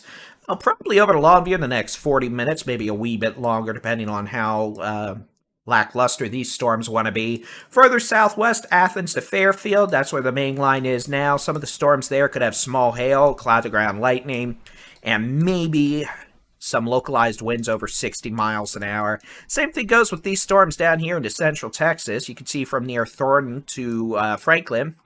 Pretty good little surge of wind there. And what might be a wee bit of a circulation west of Marquez or Marquise, depending on how it is, what you want it to be, and probably the only way I'm not saying it right. Right there, it's a little bit of a circulation embedded within the line itself. Otherwise, some pretty good straight line winds up to 60, maybe 65 miles an hour, moving towards Centerville on Highway 7. Buffalo, same thing. Leona, Centerville, Buffalo, y'all are about to enjoy some west winds that may knock a few trees down and knock some power lines down. But hey, you know what? It's better than it being 105 degrees in August. Maybe. As you head southwest, storms losing organization in parts of the Brazos Valley down into eastern central Texas. And then as we head into south central Texas, instead of dealing with a line mode or a linear mode, we're dealing with more cellular stuff with some small hail, some pockets of gusty winds, but really not too organized in terms of the overall squall line. So as expected, we're starting to see some loss in organization with the squall line across south central Texas into the Brazos Valley. And that's going to continue for the next few hours as storms progress east. Speaking of the next few hours, let's just go ahead and take a peek at the high-resolution rapid refresh model. And what that means is I'm going to keep blabbing until I come up with the appropriate buttons here to make everything pop up how I want them to pop up. So we change that, we do that, we hit that, we press that button, we press that button. And now what we're going to do is, since it's about 9 o'clock, we're going to look at the model. And we're going to look at 9 o'clock just to see where the storms are. You can see the high-res rapid refresh model not doing too bad. It is way too slow with the storms up here, though, in North Texas. See, this model thinks the storms are still in Dallas. They're clearly almost at Tyler. Same thing for Paris. They're east of Paris already, and we don't have any of that discrete storm development near Texarkana. Down here into the Brazos Valley, south central Texas, it's better there, so at least we can use that as a general guideline. Here's 10 o'clock, so let's just pretend and extrapolate here. Storms, Texarkana, probably Longview, east of Longview. And then as we get south of I-20, probably this is where the storms are going to actually be more accurate on this model. So just west of Crockett, just west of Huntsville and near Brenham down to Victoria. And you can see some of these storms are still on the strong to severe side. Maybe some hail, maybe some gusty winds. Fast forward to 11 p.m. Here you go. You got line entering Houston. A couple of stronger storms, but mostly behaving themselves. Storm near Sealy that could have some hail, gusty winds. Otherwise, this is going to be more of a scattered, multi-cellular thing versus a solid line of hurricane-force winds like we had in DFW. And then heading north, you can see this model still way too slow with this stuff in northeast Texas, but you get the general idea. Line of storms, far east Texas. And we're still going to have some showers and storms behind the line with gusty winds, but they're not going to be severe. It's just going to rain, which we need rain, so it's okay. Okay, so here's midnight. Again, storms probably at this point already in Arkansas and northwest Louisiana. Southeast Texas, you can see all remnants of a line are pretty much gone, and we're just left with residual showers and storms. There you go at 1 a.m. 2 a.m., we've got some wraparound rain and showers on the back end of the low. That's not any sort of severe weather. That is just rain with gusty northwest winds up to 50 miles an hour because it's going to be windy. So that is the expectation in the storm department.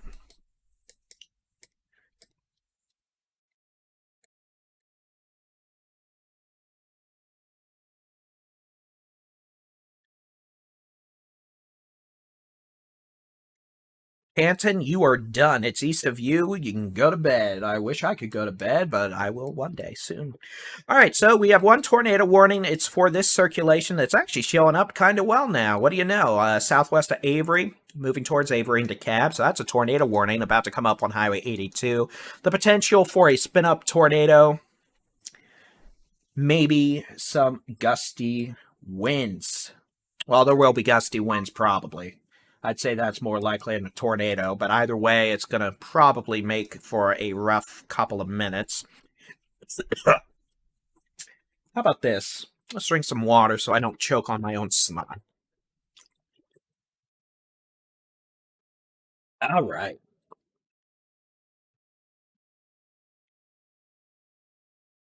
That needs to not be a thing. All right, looks like we're going to have a new severe storm warning. We'll see where that goes. Now, I'll probably break the radar again, but that's more of a built-in design flaw than me actually breaking it per se. I mean, it's kind of Texas's fault. If I didn't have 254 counties worth of every road in the counties, it probably would be okay.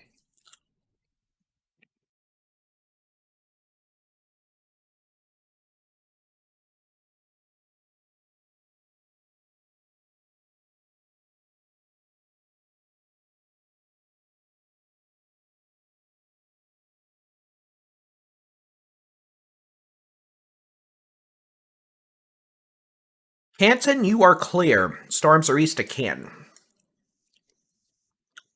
All right, so at this point, a line of showers and thunderstorms from near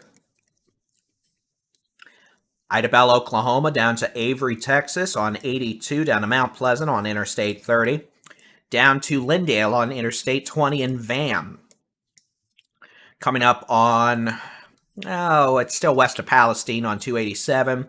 Coming up to Buffalo on 45. Let's switch radars. And again, near Marquez on 79, there could be some strong winds with that for sure as it crosses Interstate 45 near Buffalo and Centerville.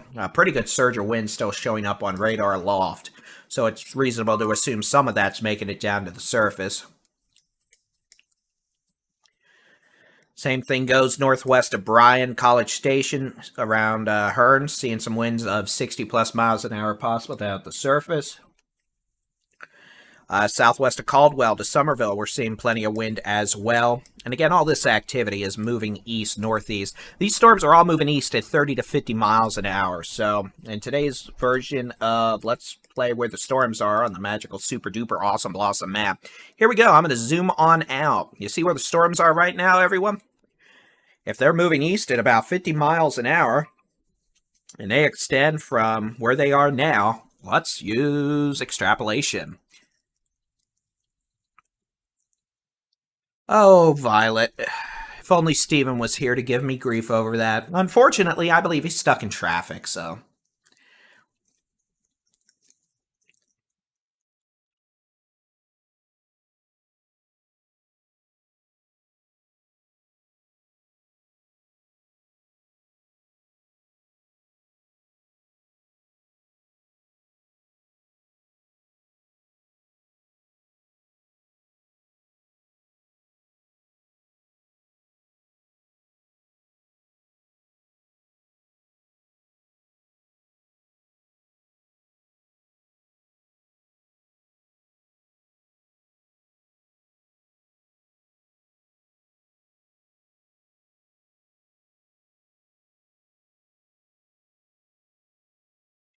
All right, here we go. Texarkana, you got severe storms within the next 30 to 60 minutes. You got a tornado warning near Talco over to DeKalb.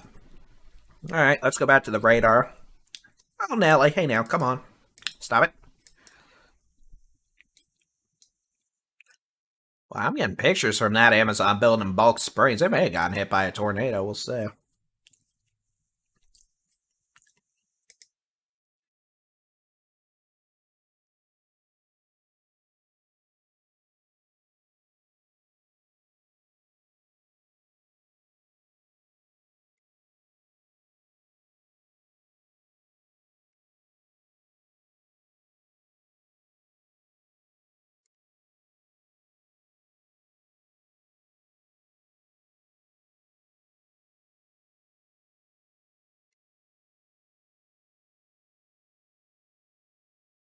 All right, so we'd have one tornado warning. It's for this storm coming up towards Avery and DeKalb.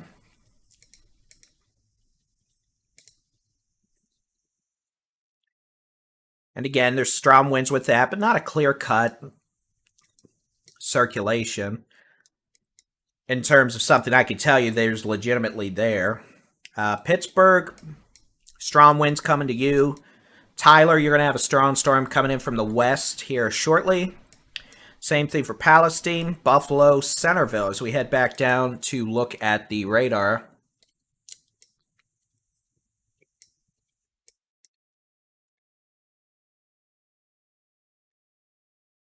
And we'll know if something's with the DeKalb storm. Meteorologist Trey Greenwood's actually on 82 in DeKalb, so if something's there between Avery and DeKalb, we're going to find out about it.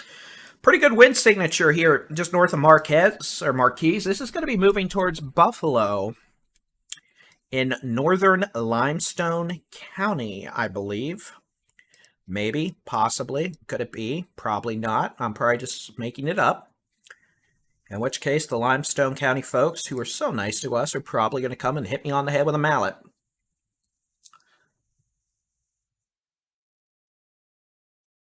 Those pinks you see there on that radar, those are winds being detected over 60 miles an hour. See, it wasn't Limestone County, it was Leon County.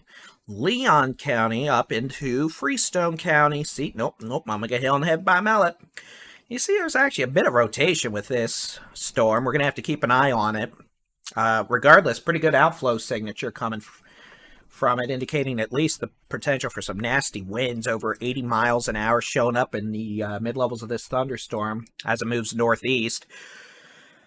So as that moves towards Buffalo and Interstate 45, travelers on Interstate 45 around Buffalo are probably not going to appreciate enjoying the west wind trying to blow them off into the trees. So we head south into the Brazos Valley. We've got a line of storms down towards Bryan College Station. Some strong winds with that. Same thing back towards Caldwell. And then back southwest towards Giddings. Generally sub-severe storms that don't look impressive. And then a little stormy near Lulling that could have some dime to quarter size hail coming to the east-northeast towards LaGrange. But definitely seen a downtick in overall organization with still a couple of pockets of this line remaining organized. Those of you asking what program I'm using, this is Weather Studio WSV by Paul Merv and Mike Echo Romeo Foxtrot. It's a consumer program. All right, so Mount Pleasant, y'all about to get rocked by some strong winds. Same thing for Avery and DeKalb. And then eventually this is all going to blow into New Boston, Texarkana, Naples, Douglasville, Hughes Springs, Linden, Ore City, Jefferson, again, Longview, Gilmer, again, and Kilgore, and Tyler, again, and Tatum, again.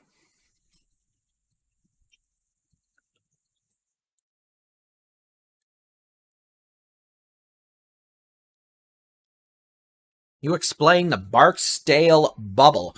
Every community, every little town thinks they have some protective bubble that always makes it not rain or bad weather avoids it. But let me tell you, Norman, Oklahoma thought they had a bubble. I'm totally serious. Norman, Oklahoma thought they had a bubble. And then in the middle of the evening, they had a nice little rain-wrapped EF2 tornado track 30 miles across town.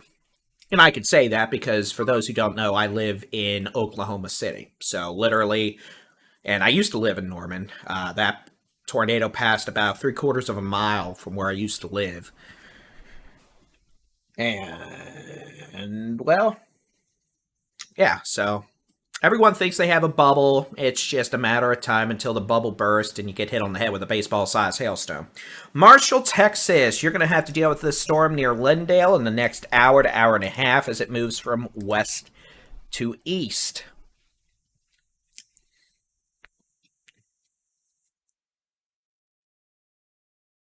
And that is the general expectation of things. Oh.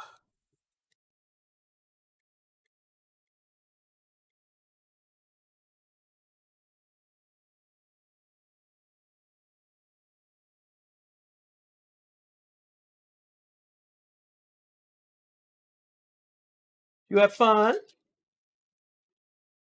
Well, good for you. Why are you wet? Aw. Want to say hi to 3,000 people? Hello, general public, indeed. I'll say hi to Dag. Dag.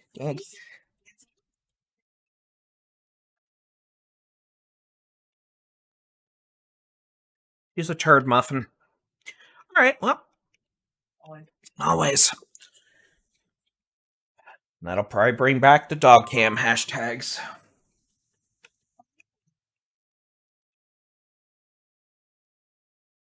All right. Nope. Okay, let's see. So those of you in New Boston, DeKalb, Avery, you're going to have fun with this storm coming on in from the southwest. Moving east, northeast, again, this thing's moving, generally speaking, about 30 to 50 miles per hour. Storm near Mount Pleasant, Pittsburgh, Gilmer, could have some winds 50, 60 miles an hour as it moves east, again, at about 50 to 60. Not all of these storms in this line are going to be producing that kind of wind, but I still think there's pockets. For example, a little bit of rotation southwest of Mount Pleasant that could be a little circulation trying to spin up, or at least the potential for some strong winds. So we continue looking south. Tyler, you're going to have a strong storm coming from the west shortly. Could have some 50 to 60 mile an hour winds, some small hail, heavy rain. So we head down back into the northeastern Brazos Valley. This little thunderstorm, Buffalo, Hewitt, Centerville, Leona, showing a bit of a bow here. See how it's bowing out? We'll draw in here. You go. That's just wind pushing in the thunder behind the thunderstorm, and that results in strong straight line winds, as evidenced by the which way and how hard the wind's blowing mode. Got pockets of wind here, probably 60 to 70 miles an hour. And we're looking probably 3,000 to 4,000 feet above the ground, but radar estimating winds, yeah, there you go, about 75. So down at the surface, it's easily plausible we're dealing with some 60 mile an hour winds.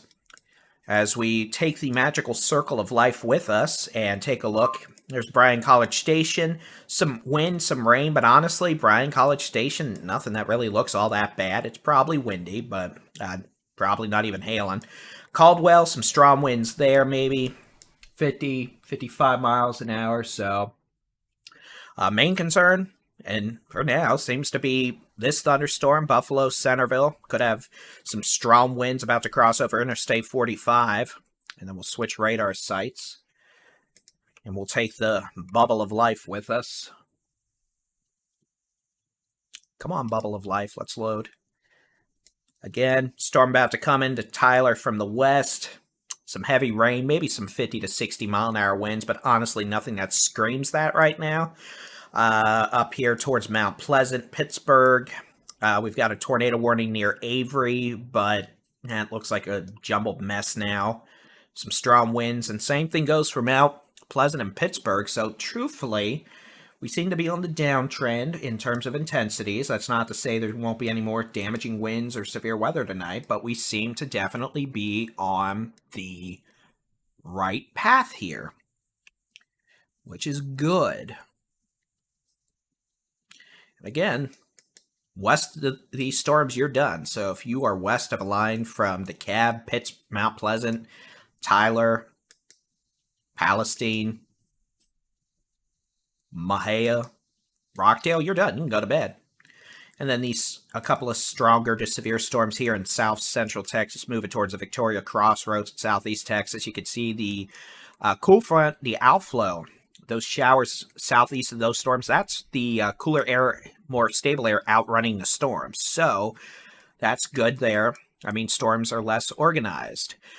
And in that department, all that water I just drank a wee bit earlier apparently has decided to hit. So we're going to take a special 3-minute intermission called I Have to Run to Little Boy's Room. So we're going to do that real quick. Y'all don't get to come with me. Sorry. And we're going to be right back. So we're going to press that button. We'll be right back.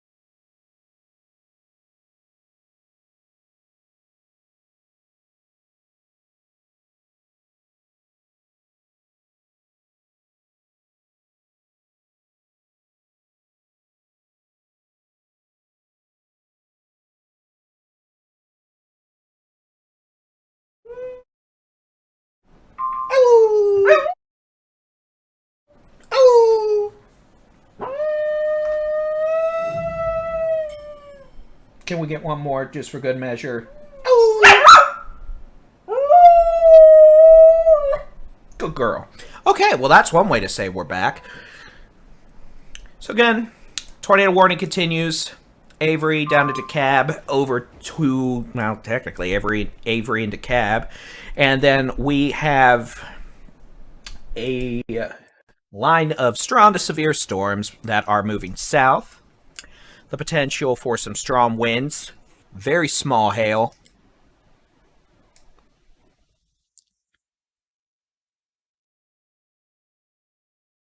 And the potential. All right, Mercedes reports Clarksville has power out, a roof in on Main, and power lines and trees down everywhere.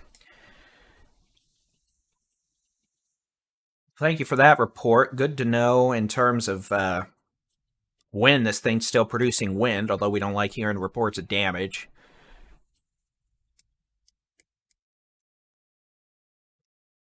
The line of storm still capable of producing strong winds. And some small hail and heavy rain from near Avery and DeKalb down to Mount Pleasant, Pittsburgh to Hawkins on, what is that, 80? Down to west sides of Tyler on Interstate 20 and 64. All the way down to Palestine on 287. Buffalo at Highways 79 and Interstate 45.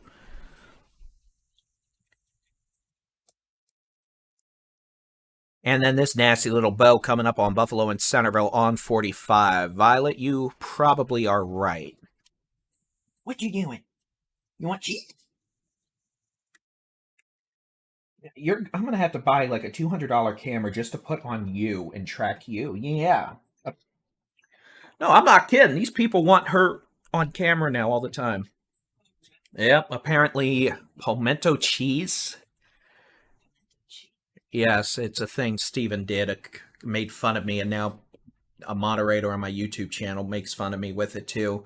And now everyone wants me to have it.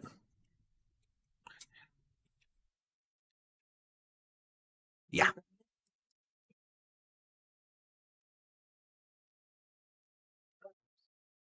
Demon dog. Yeah, you demon dog. You're not a demon dog. You're a good girl. You're gonna get to go storm chasing this spring.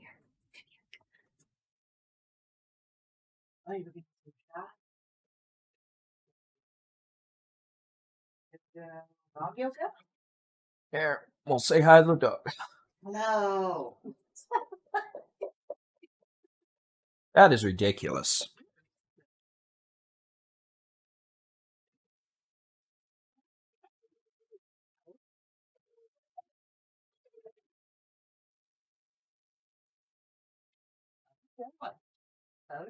Oh! Hopefully the noise canceling didn't cancel that, but...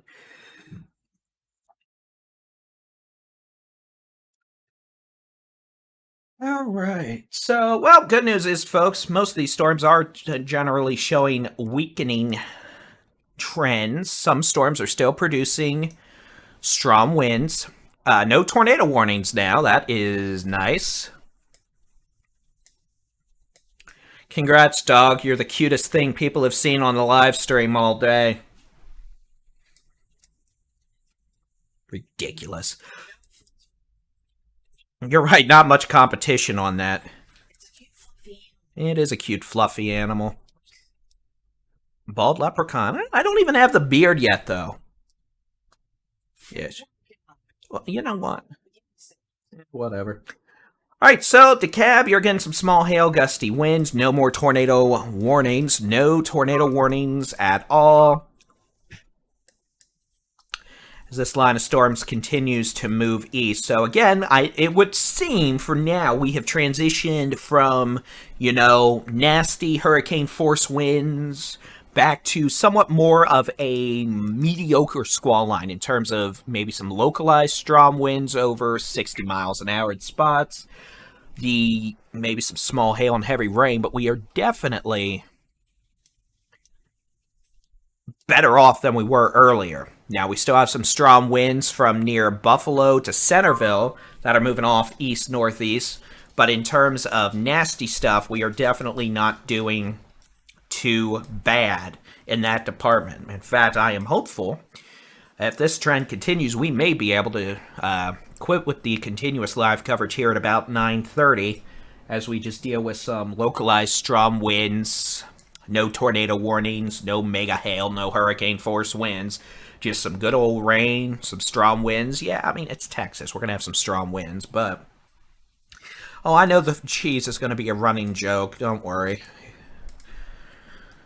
And then Buffalo to Centerville. Some strong winds about to cross the interstate. I'm sure an unfortunate semi is going to find out that the crosswind is going to be unpleasant. But... nothing like we saw in terms of the significance or the widespread nature back in the Dallas-Fort Worth Metroplex.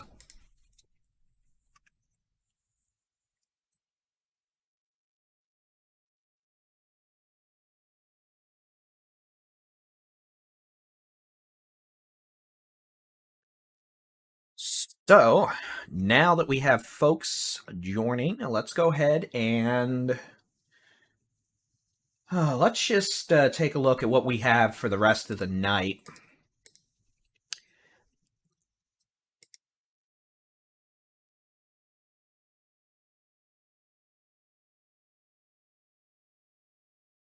With the high-resolution rapid refresh model.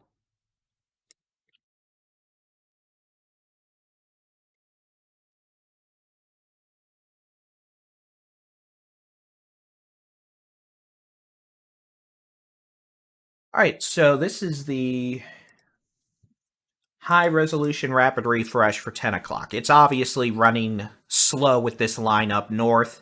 Not too bad down south. So, up north, line's going to be near Texarkana, probably east of Tyler. by 10 o'clock. Here's 11 o'clock, line south of Interstate 20, starting to break up. Weekend, we're still going to have some stronger storms with some small hail, some gusty winds, but widespread severe weather becomes less likely. Here is midnight. Storms probably in northeast Texas again. With this running slow, will probably already be out of northeast Texas mostly. The severe weather threat at this point likely becoming isolated with some spotty hail and some localized strong winds. Tornado threat very low at this point and through the remainder of the evening. And then through the overnight, we're going to see gusty northwest winds behind a cold front. It's going to be windy, but no severe storms per se outside of maybe some small hail. And then we'll be drying out by sunrise. So let's go back. Let's just look at the state view. I'm going to have to turn this fancy satellite mode off.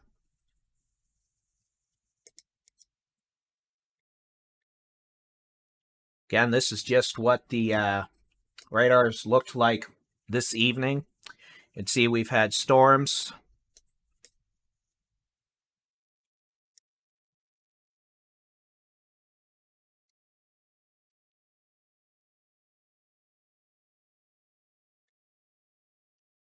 Again, we're starting to see some decrease in storm intensity. You can see the storms entering the Victoria Crossroads region starting to break up a bit. No longer a solid line as the outflow or the more stable surface layer air outruns the storms, cutting off some of their warm inflow and making it a little harder for them to maintain themselves. Further north, still have a nasty little bow echo approaching Buffalo and Centerville. And then we still have a line of strong to marginally severe storms in northeast Texas, capable of producing wind gusts of 50 to 60 miles an hour, pea-sized hail, heavy rainfall. But we are definitely calming down compared to earlier. We're back to, the not 90-mile-an-hour hurricane force winds. So that's good.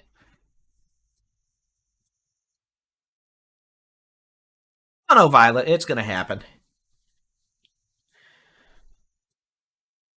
So, with all of that being said, storms mostly should be east of Texas by midnight. Severe weather threat from this point on should be some strong winds over 60 miles an hour in the most intense storms. Cannot completely rule out a very brief weak tornado. And the overall hail threat, isolated, localized. So what we're going to do, I'm going to take one last look at this thunderstorm approaching Buffalo and Centerville. We'll take a last look at these storms, because every time I think I'm going to get to sign off, usually something tries to spin up.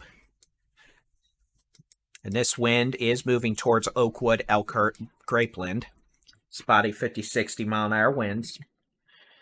And then we've got some activity in northeast Texas. Some strong winds, some small hail, heavy rain. It's windy, maybe enough for some tree damage, but again, no tornado warnings. And the severe thunderstorm warnings are all for hail, quarter size or smaller, and the threat for winds of around 60 miles an hour. And again, plan here is if we have tornado warnings or, we start doing this hurricane force wind stuff again, we'll definitely be back with live coverage. But what we're going to do now is head on over to the interactive weather radar on our website, texasstormchasers.com/radar. And with the free mobile app, you can keep an eye on the sky. And again, we'll be keeping an eye on things. We'll be back with video if need be. But for now, we're going to take a bit of a break. I'm going to shut my eyes because they hurt. And with that, hopefully y'all made it through today all right. I know there are several 100,000 folks without power in North Texas. And we definitely are going to... it's going to take a few days to clean this one up for sure. So y'all keep an eye out in East Texas, the piney woods of East Texas, as these strong storms with damaging winds continue to move east. Very low threat of a spin-up tornado. And, again, These storms will all be east of Texas by midnight. No tornado warnings. Strongest storms right now, capable of some strong winds. 60 miles an hour. No tornado warnings. Hail, not really even dealing with hail. Localized winds up to 60 miles an hour. This activity from Buffalo to Centerville, moving towards Elkhart and Rusk. Alto, eventually, maybe some 60-mile-an-hour winds. And then further southwest, storms generally in a weakening phase. From south of Bryan all the way to LaGrange, you can see just scattered showers, a few storms. Small, strong storm on I-10 near Flatonia. East of, or southwest of LaGrange there. So, with that being said, we'll be keeping an eye on things, but thank you for joining us today. It's been a busy day. We hope y'all were all right, didn't get hurt, didn't suffer damage. We know many are without power tonight, suffered wind damage. It'll take a few days to get it all cleaned up, but I think it's safe to say March is coming like a lion. So, with that being said, we'll be keeping an eye on things. We'll be back if needed. So, thanks for joining us.